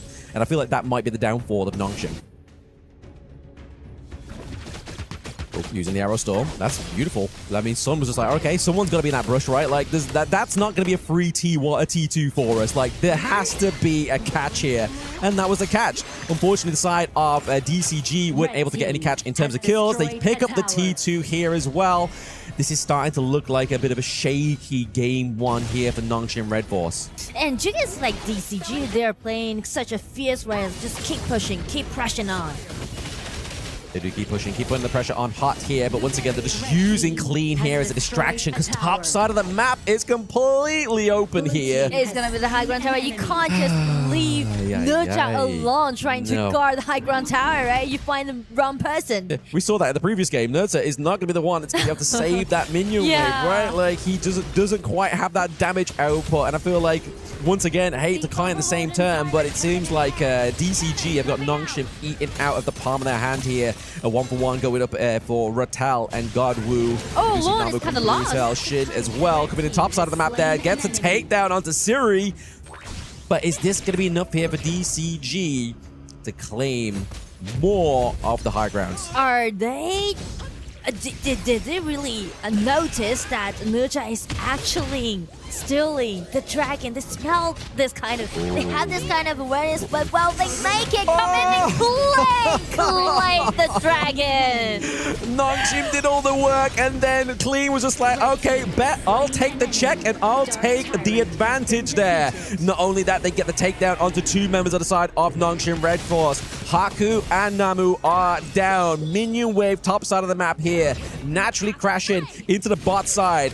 It's looking very very hairy here for Nongshim Red Force. Another knock up by Xiao Chao. Nice knock up, and the Vanguards are on their way. I feel like DCG is trying to close out the game. They are trying to make an early finish here. It's going to be 11 minutes so far. Vanguard's here as well, but they're looking just to prioritize that mid lane. They're like, okay, we're not going to quite get the push that we need in top side. Let's just take some more from our enemy. Let's actually create that gold lead, right? Like, we were seeing a gold lead always steadily in the favor of Nongshim for the most of this game. Rattel into the back line here, looking to make a bit of a difference, and Siri is getting taken down, but claims Sun at the same time. This is a little bit too late to be making the trades if you're Nongshim Red Force. Diving into the back line here is Godwoo, is clean. Illusion is on the run. Namu gets back to base, but the Vanguards are here as well. Game 1 is looking like all she wrote for Nongshim Red Force as DCG are at the crystal. They're looking for more blood before they claim their victory. Stampede comes through here for DCG. And game number 1 goes over to DCG. And also the triple kill goes over to God. Ooh, and I mean, like, for game 1, it's not like a typical fierce head-to-head competition that we thought it might be.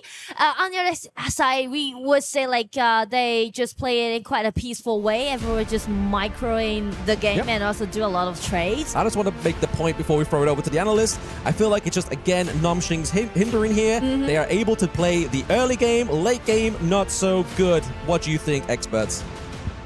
Well, I sincerely believe that DCG just had an amazing performance, and this is a great win for them because they won the game in the Nongshim Red Force style. Like we were talking about how Nongshim Red Force, they want the game development. They want to be able to see, like, to push the game into the later stages of the game. And sincerely, it never just looked like, for me, like Deep Cross Gaming had an advantage at the beginning and then they just qualified. 10 minutes, everything just fell apart, one piece after the other. You gotta give props towards the drafting all around coming in for the side of Deep Cross Gaming, where the way that they actually pace it through the draft, you can see if for the side of Nongshim Red Force, they don't make a lead with 1 to 2,000 gold at a 10th minute mark and get that game-winning fight. It's extremely difficult for Nongshim Red Force to outscale Deep Cross Gaming here because take a look at Deep Cross Gaming here. You have the Flowball Marksman, you have the Charlotte, you have the Xiao Qiao. These are extremely good mid to late game heroes here. Yeah. Not only that, if you take a look at the gold they've managed to distribute throughout the entire roster, Godwoo, number 1, close to 11,000 gold. He was very close towards completing his 6th item here. So Godwoo was actually in a position where he didn't really have to give too much care. He could take the risk and still make it out alive. But more importantly, he was forcing Siri into very uncomfortable positions. They were very patient because Nongshim had a very great start to this game. But that's the thing, right? You have a great start. You expended so much to catch off clean on that Charlotte in that bottom lane, and it was nearing 10 minutes here. So that 10 minute resulted in you having to force yourself to trade for the Shadow Overlord, which clean stole it away under your radar. And that game immediately ended for the side of Nongshim Red Force. Talking about that specific moment, right? Like, it's not that at the 10 minutes when they lose the Overlord, there's 2 things that happen before that. They lose the high ground on the Clash lane, and then after that they lose the Loom over there in the Zur Golem in the jungle. And then after that, Clean steals the Overlord. So that was just like one after the other, like it's just disaster after disaster. It's a combination, right? So 1-2 punch or 1-2 kick. So it was the first one was a big blow already, right? When you lose a trade in a sense where you take a kill from the opponent team, but you lose a T3 in that process, you will get the revive on the opponent, but you don't get your turrets back. And as of this point in the early game that you can see here, this is a specific game time here, 9:37 seconds here. Yes, you pick up a kill, but as of this point, your lone has to walk all the way up because Godwoo was chasing you. And this forces Haku to start off this, but it gets stolen by Clean. This is a double objective pickup coming in from Deep Cross Gaming, which resulted in a 50-50 game to immediately explode into a one-off Clean push coming in for DCG for the game-winning push. Yeah, and you know what, Sun? He was happy to be the big there. He stood close enough so that the rest of Nongshim Red Force had to overcommit. And this last fight, you knew DCG had it in the bag already. They just wanted just to get a little bit of a better KDA right over there because they could have just gone directly for the crystal and decided just to start just getting extra kills just for the laughs. I mean, you just have to finish up the plate, right? Plating service, clean up the little messes around the corner. It's all about presentation here. And DCG, they look like it could be a 2-0 series. They could redeem me. And because let's hope and see what is going to happen, if this is going to be a 2-0 or if Nongshim Red Force is going to be able just to come in and take one game away from them. Let's go to a little break, and when we come back, we're going to have the action of game number 2.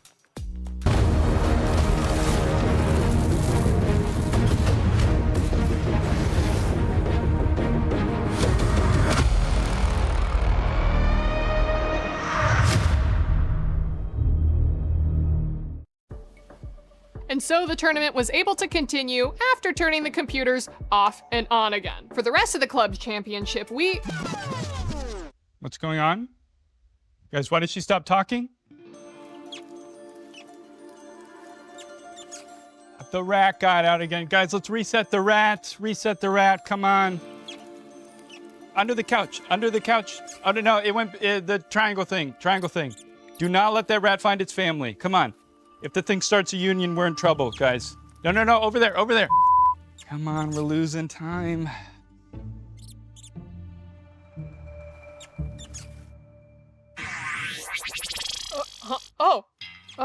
how long have I been out? Just a couple of seconds. The rat got out again. Oh, he's been doing that more and more recently. We're gonna get you a better hat. I think he may have peed a little bit. Oh yeah, there's a lot of pee right here if we can clean that up.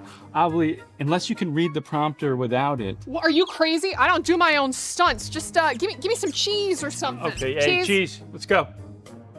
Yeah, thank you. All right, yeah, this'll... Hey, little guy, just want one of... Okay, I think that'll work for now. All right, we good? Yep, we're good. We good? Are we good? Perfect. All right, guys, clear set. Let's go. We gotta get started. Losing time, guys. Come on. And action. And that's what's been happening in the club championship. In other unrelated news, cats. Why are they here? Why do they smell so bad? And what can we do about them?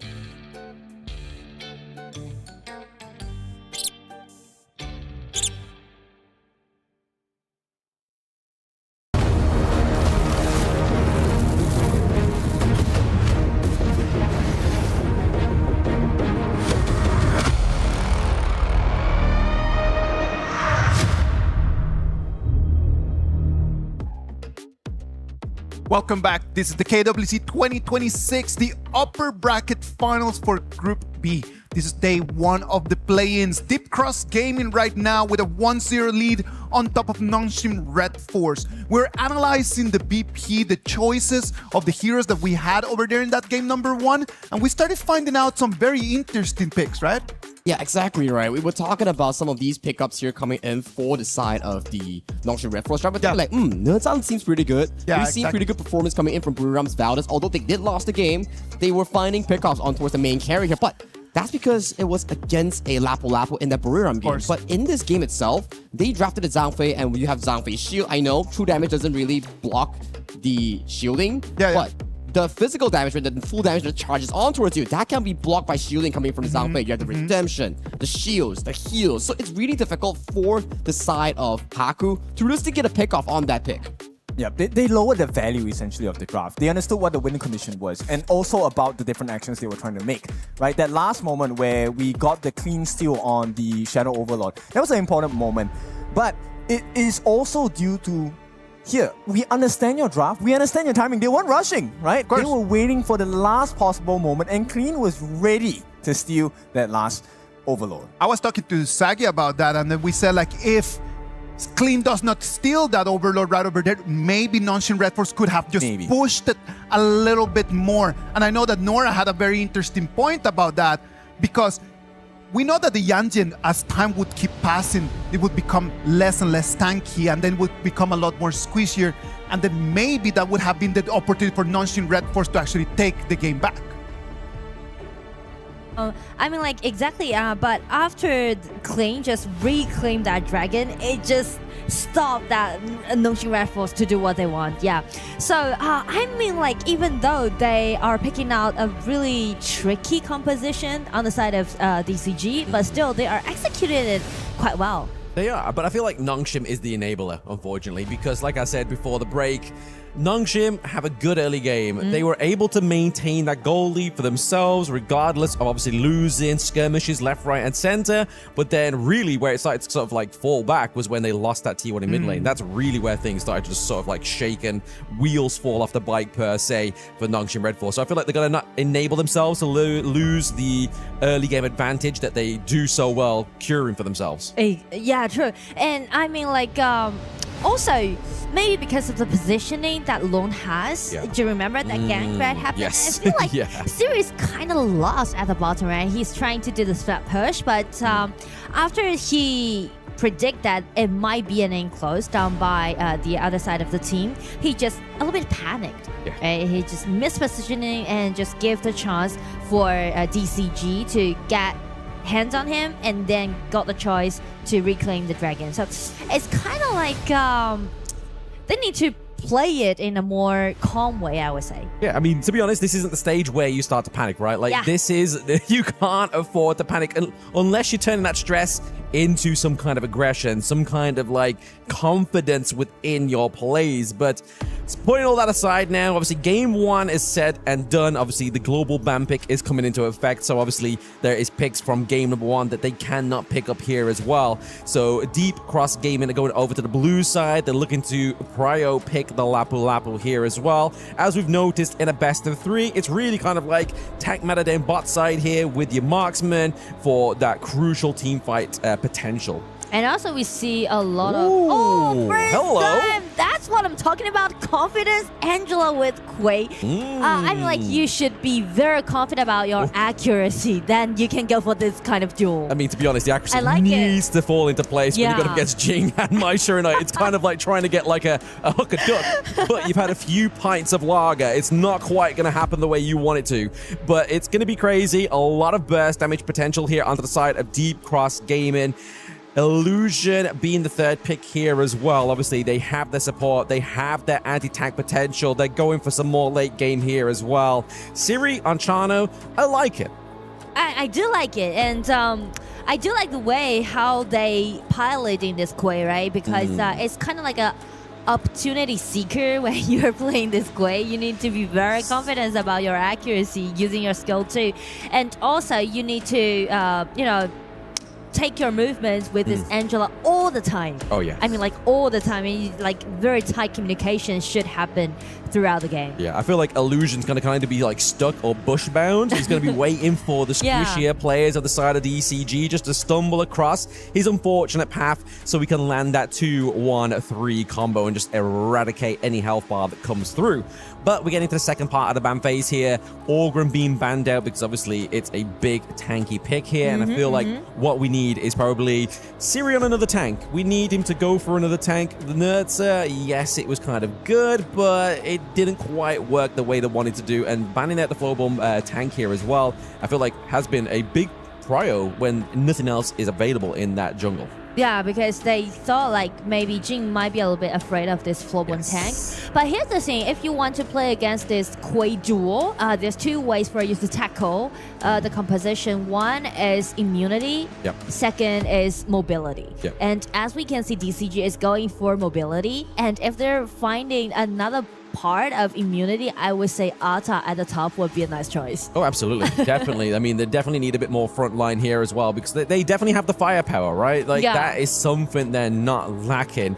But once again, Nongshim, we know they can procure the early game. We have some late game potential, but is it going to be a chance of getting there? Oh my goodness.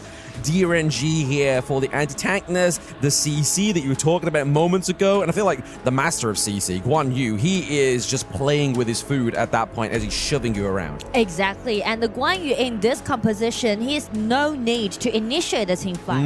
Instead, he needs to interrupt the pace and interrupt the combo completed by this Quay and Angela. Yeah, exactly. I mean, it's kind of like you're going to see two players sit in a brush. You're going to see Illusion sat in a brush thinking, where's everyone gone? Like John Travolta meme. And then you're going to see Guan Yu come out of nowhere, hide in the bush, and just be like, okay, I'm going to dictate the pace here and push the front line to where they need to be. So I feel like you've really got to watch out here. But okay, Yao is another interesting pickup and another first here for KWC 2026. I like it. I do like the Yao pick. I mean, like, it's definitely not the meta pick. It's definitely not going to be the popular pick in this meta. But Yao, with his flexibility and he can be a great counterattack towards Guan Yu during the team fight. He can block Guan Yu away.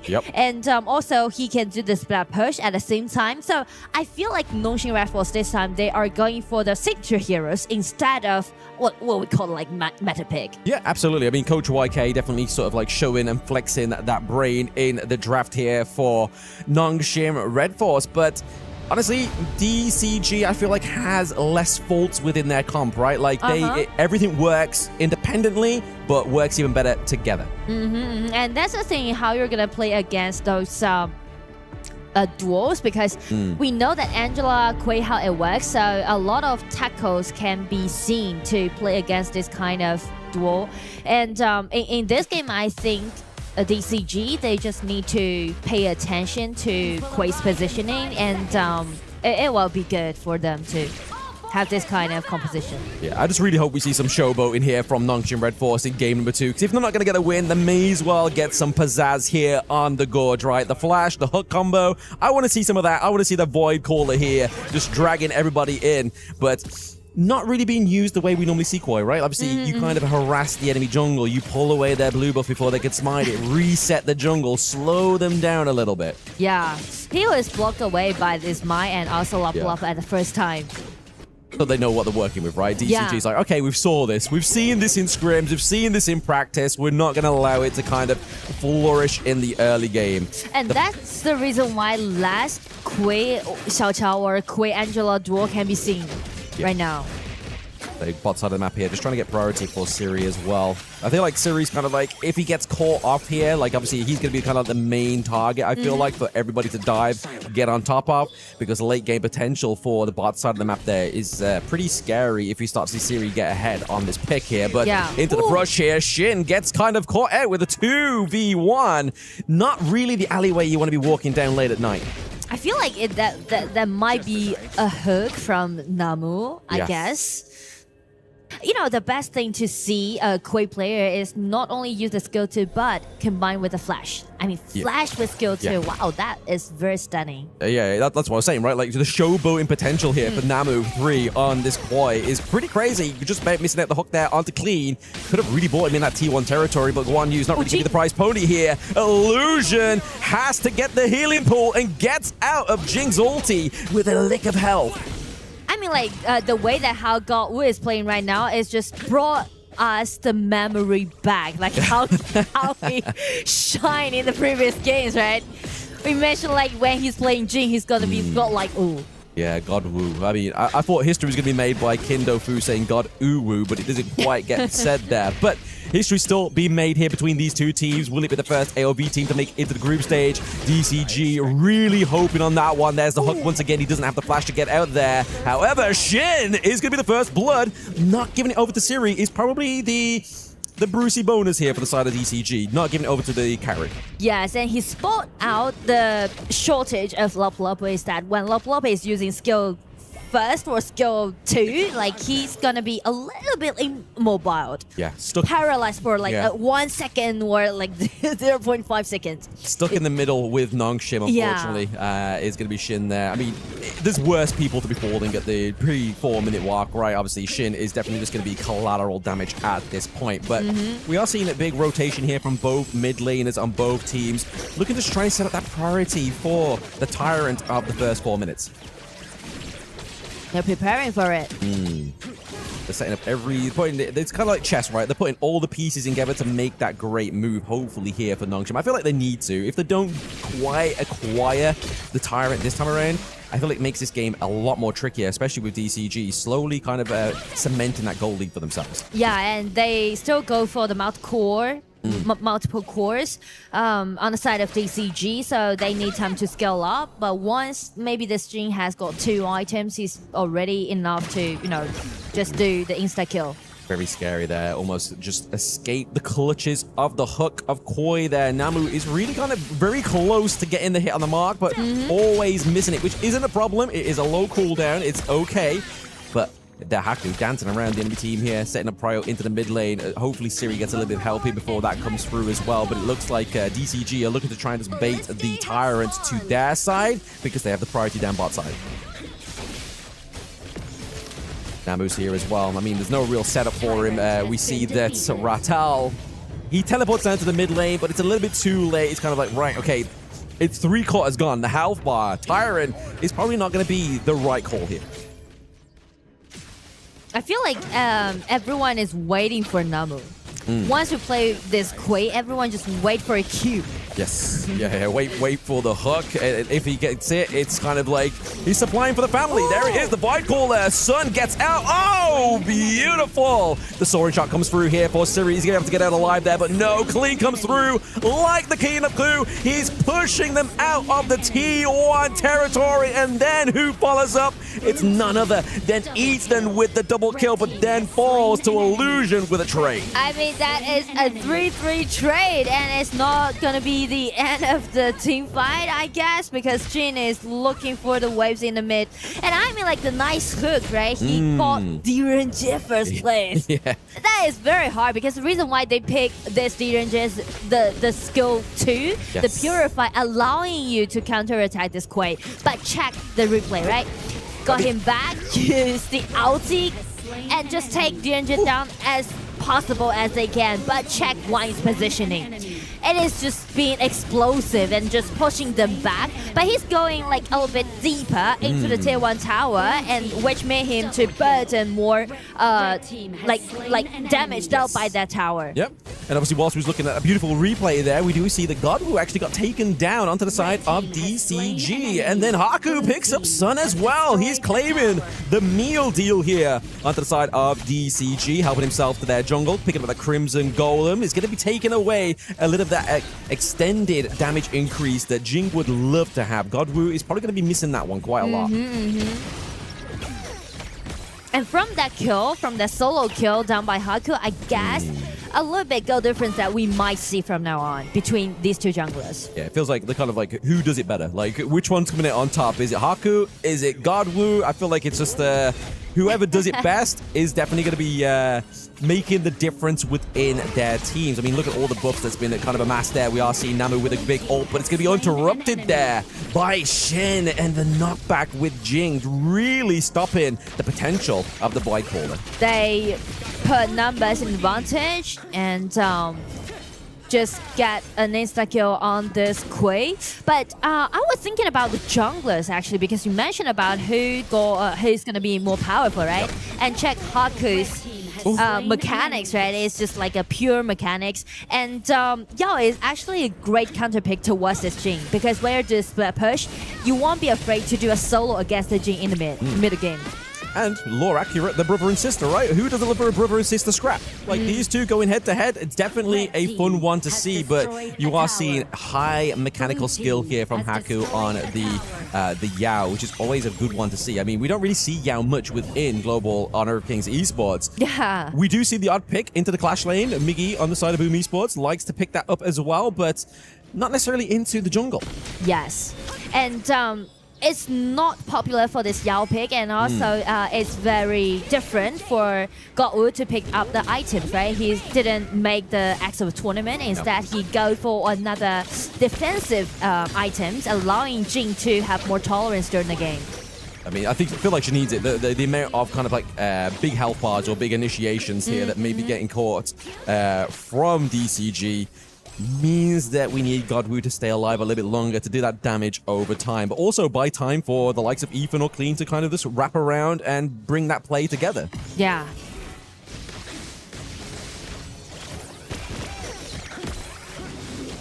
looks like Illusion's just throwing out these second skills, you know, like just trying to get the catch. Like just he's trying to be Namu, but not quite. There it is. Pick off once again. Ethan setting up that one, but Sun claiming the kill there as well. Shin looking pretty low, is able to charge out of that one alive. Nobody else falls on the side of the ECG. That's going to be a 1-0 trade, but Ratel's not happy with that. You see him prowling around topside jungle. I mean, like, Go'u's positioning was quite threatening, right? He just pretending that I'm gonna dash in and force out Namu's flash. And after that, ulti from Lop Lop and also the flash by Ethan just make it happen. They did make it happen indeed. They kept everybody alive. They literally mitigated any sort of kills going over to the side of Nongshim Red Force, especially once again, the gold has become pretty much a thin line here. Pretty blurred lines between these two teams at this moment in time. Tyrant does go over to the side of Nongshim as well, so that's only going to further their advancements in this next minute or so.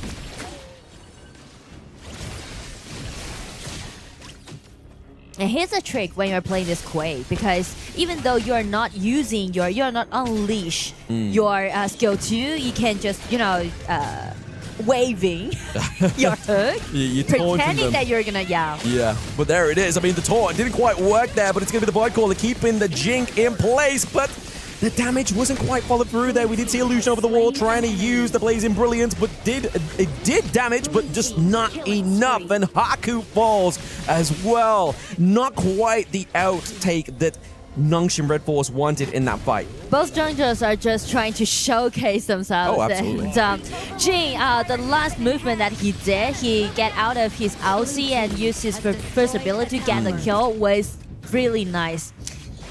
Very, very nice indeed. Just making sure he's out of the cone of effect there of Koi, so he's not going to get constantly CC'd there. Because, I mean, when you're Jing, you want to be able to use that mobility. You kind of become useless if you don't have that mobility part of this hero. But we're going to take a look at that quick replay here as well. The potential here was pretty great, but then it was just soon turn around here for DCG. But as you can see, when Go'u is pressuring on the formation on the side of NS, they are kind of scattered by this Jin and make Haku to be isolated in that place. Yeah. I mean, to be fair, if I ever see a Jin come through, I'm pretty scared of that one. So I can see why Nongshim Red Force are taking. That's it. Yeah, you're like, oh no, she's coming. Let's get back, and then just try and kind of reform or try and get a better re-engage or wait for Ratel to come through or anything like that. But it's very hard. You can kind of see that Nongshim Red Force are kind of just doing the best with what they got. They're trying to use Namu here to set the potential takedown of Jing to get that worry off of the Gorge. And also, that's how you're going to tackle this Quay. You can't just wait Quay to initiate, right? You need to get the upper hand. Yeah, if he's too close, you've kind of already lost the bet, right? Yeah. There being Shin here. He's able to disrupt that one. The nice redirection from the flash, and then Ephraim from the sidelines. Sun's able to get the kill. Take down onto Namu. Falls. Ratel. They have the minion waves just crashing ever so slightly behind them. They are able to free this one up. Siri is only man surviving here. Sun playing clean DRNG game. I mean, it's already stunning to watch them utilizing their own mechanics. What if they pair up with synergy? I mean, like double flash, nice controllability, just allowing this Guan Yu to push two members back, and right now they're cleaning the battlefield and close out the game. A nice clean 2-0 win. Absolutely. I thought Siri just saw his life flash before his eyes there. It's kind of like that dog beam where he's kind of his eyes closed in the sunset. It's just that was it. That was the picture that was in my mind there. But Nongshim do fall into the lower brackets, and DCG, Deep Cross Gaming, are going to be your first AOV team to make it into the group stage, make history, and make this tournament even more interesting than it already is. And this is day number 1, ladies and gentlemen. We are going to pass this over to the experts to find out what they found interesting the most about this game. Just as Blam just exactly mentioned it, DCG, Deep Cross Gaming, is going to be our first AOB team qualified to the group stage. Congratulations to them. The 5 men that you can see on screens are already gonna take tomorrow as the day off, because the day after, they're going to be already in the group stages. They definitely feel good after that win, right? 2 back-to-back convincing wins here. We do see our first ever Angela Quay combo coming in towards this tournament, but it just didn't come to the effect that we actually expected here. And I like how they supplemented that Guan Yu by banning out the Floorborn tank. As we know, usually you will want some form of roamer to be able to mark the Guan Yu here. So when you have the Quay, you don't have the best of the best mobility nor crowd control to stop a Guan Yu. And that Guan Yu was just stampeding towards the team fights. If Chano couldn't play the game, the Angela, once he sees the Guan Yu, he immediately has to use the ultimate to actually get some CC immunity. I think the Nonchalant Red Force just really jumped into the Quay and Angela card just very quickly and very early into the BP stages, right? Because you just kind of like just show your card so early in the BP, it's very easy to counter with so many options up there like available. Yeah, I really feel for Namu because I'm a Kui player as well. Okay, wait, I have a better stat. I was server 15 for Kui, so I know what I'm talking about. But you know what? This game, Namu really did a fantastic job. And pre-10 minutes, this was Nongshim's game. They were in control. They got Gorwu down a couple of times. One death, thanks to Illusion, right? But they couldn't capitalize on the advantage, right? Every single time, they managed to find a way out. Deep Cross found. You look at the gold graph and it's exactly a copy-paste from game number 1. Nonchalant Red Force just kind of just having a little bit of an advantage, kind of just moving on in there, just trying to be able to solidify a tiny bit, but then around the 9 minute, around the 10 minute, things just fall apart. And the team fights has been amazing coming in from Team Cross Gaming, right? Yes. You look over to the side of Nonchalant Red Force, yes, you have to Quay, but the moment you release that hook, that's the moment that Deep Cross Gaming pounces on you because that's the only spell that they are afraid of. Once that's used, you gotta be wondering, who's gonna be stopping the Quay? Who's gonna be stopping the things like the Guan Yu? It's not gonna be the Quay. Yes. And to add on, because of that, you're saving Sun's ultimate. And if you take a look at some of the highlights that we will show later, Sun reserved his ultimate and lowering the defense specifically for Haku. Haku is caught in no man's land alone against 4 Deep Cross members. I do believe that when you look at just the junglers matchup and when you see it as the farm laners matchup, up until 9 minutes was pretty equal. It was very equal, but then after that, the gaps just started opening as Godwu and Son just started taking a little bit more advantage. Yeah, it's about these team fights that we talk about, right? Like, yes, you have amazing pickoffs here coming in from Namu and so Illusion on that Queen Angela combo, but if you can't consistently perform on towards it in the major team fights that we'll be seeing later on, it's just pure destruction here. It's all about engages coming in from Sin and Ethan that gives us so much room to play in these teamfight moments. And if you take a look at how the junglers engage, right? It's always the last one that laughs loudest at this point. Godwu, he got caught. He got the full combination landed on him, but he still survived and turned this whole thing around because the other members were pulling their weight as well. Clean, what a catch with this Guan Yu. He showed us in KML that it was pretty good, but down here in the Play-Ins, this was superb. Another level. Total upgrade, right, in this gameplay. It's just like his name.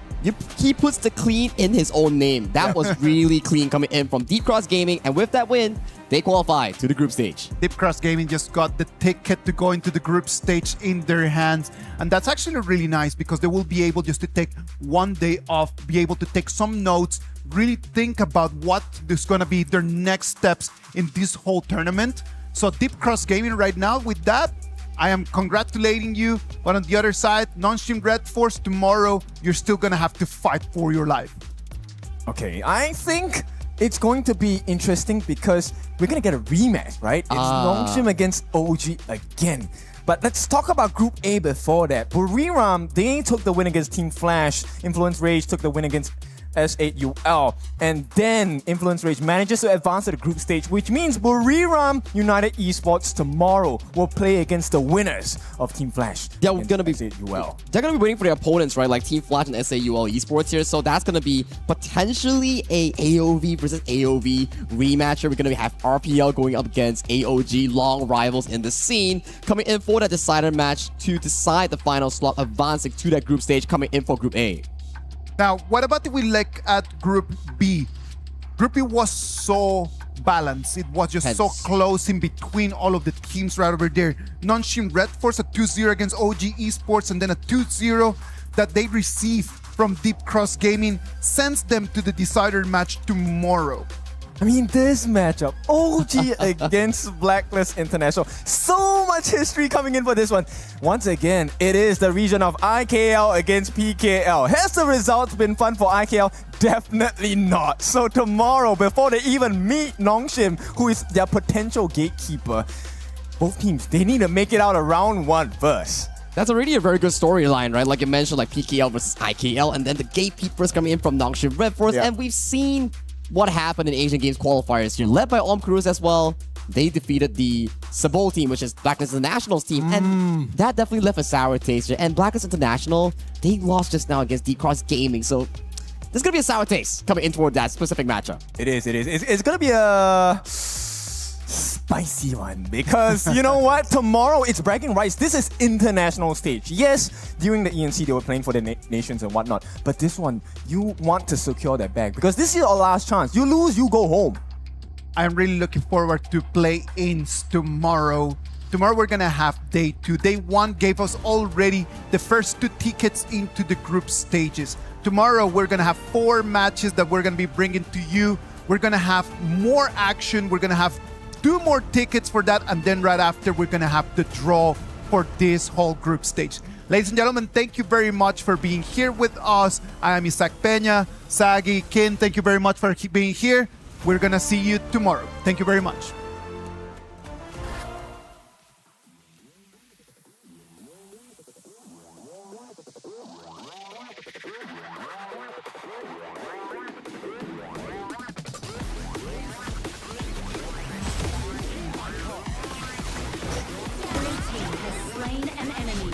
Red team has slain an enemy.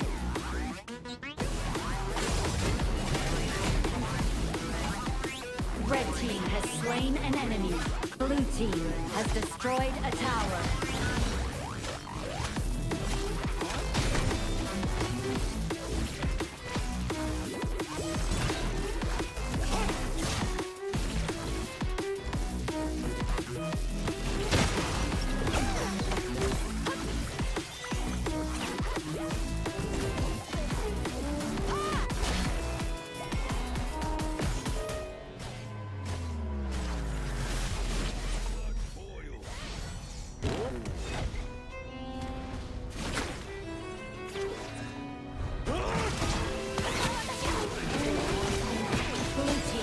Slain an enemy.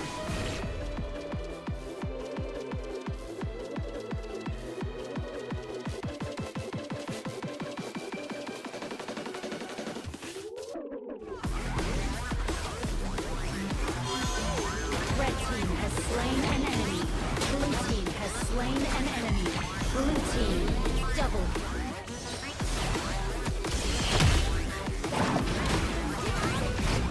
Red team has slain an enemy.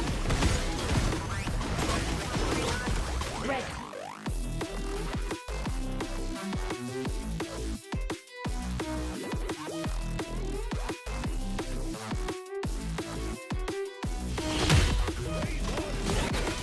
First blood.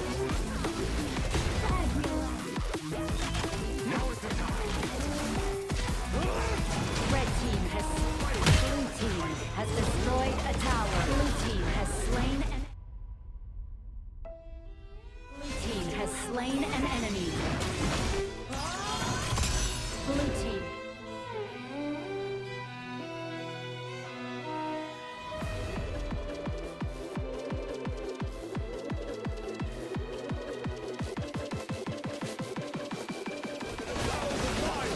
Red team has slain an enemy. Blue team destroyed a tower. Blue team double kill.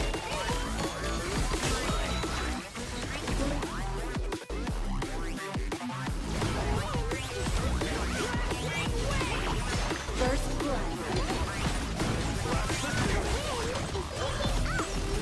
Shut down. Blue team has slain an enemy. Red team.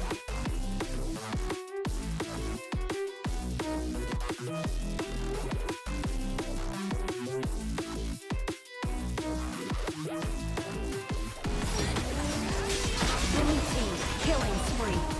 Blue team double.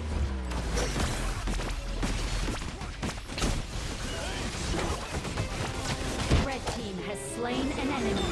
Over an enemy. Red team has slain an enemy. Shut down.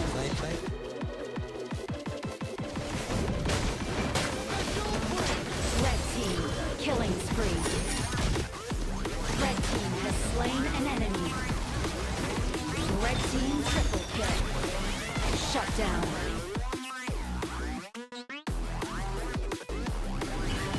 Red team has slain an enemy.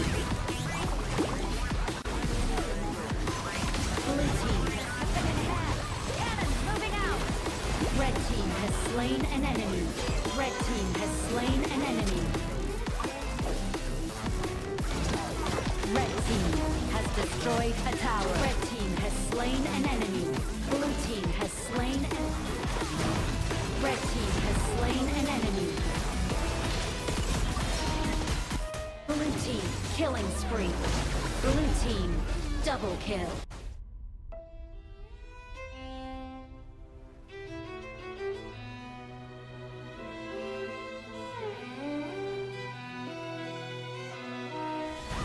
Dark Tyrant has been defeated. Blue team has slain an enemy. Red team rampage. Red team has slain an enemy. Blue team has slain an enemy. Shut down. Red team has slain an enemy.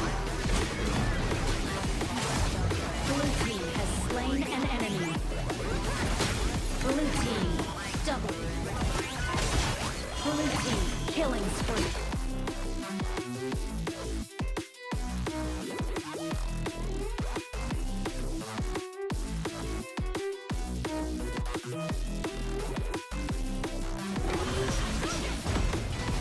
Blue team has slain an enemy. Red team has slain. Red team has slain an enemy.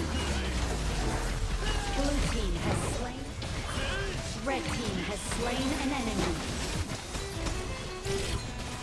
Blue team has.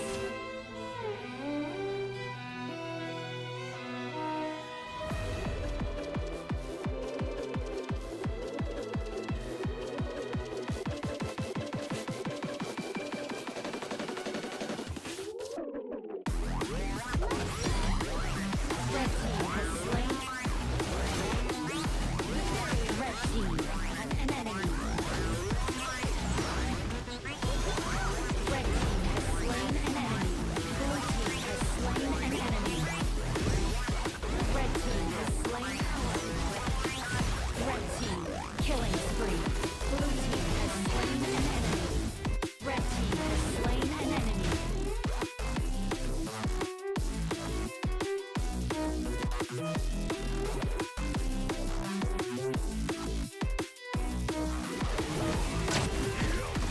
Red team has slain an enemy. Blue team has slain an enemy. Blue team has slain an enemy. Fabulous. Blue team double kill.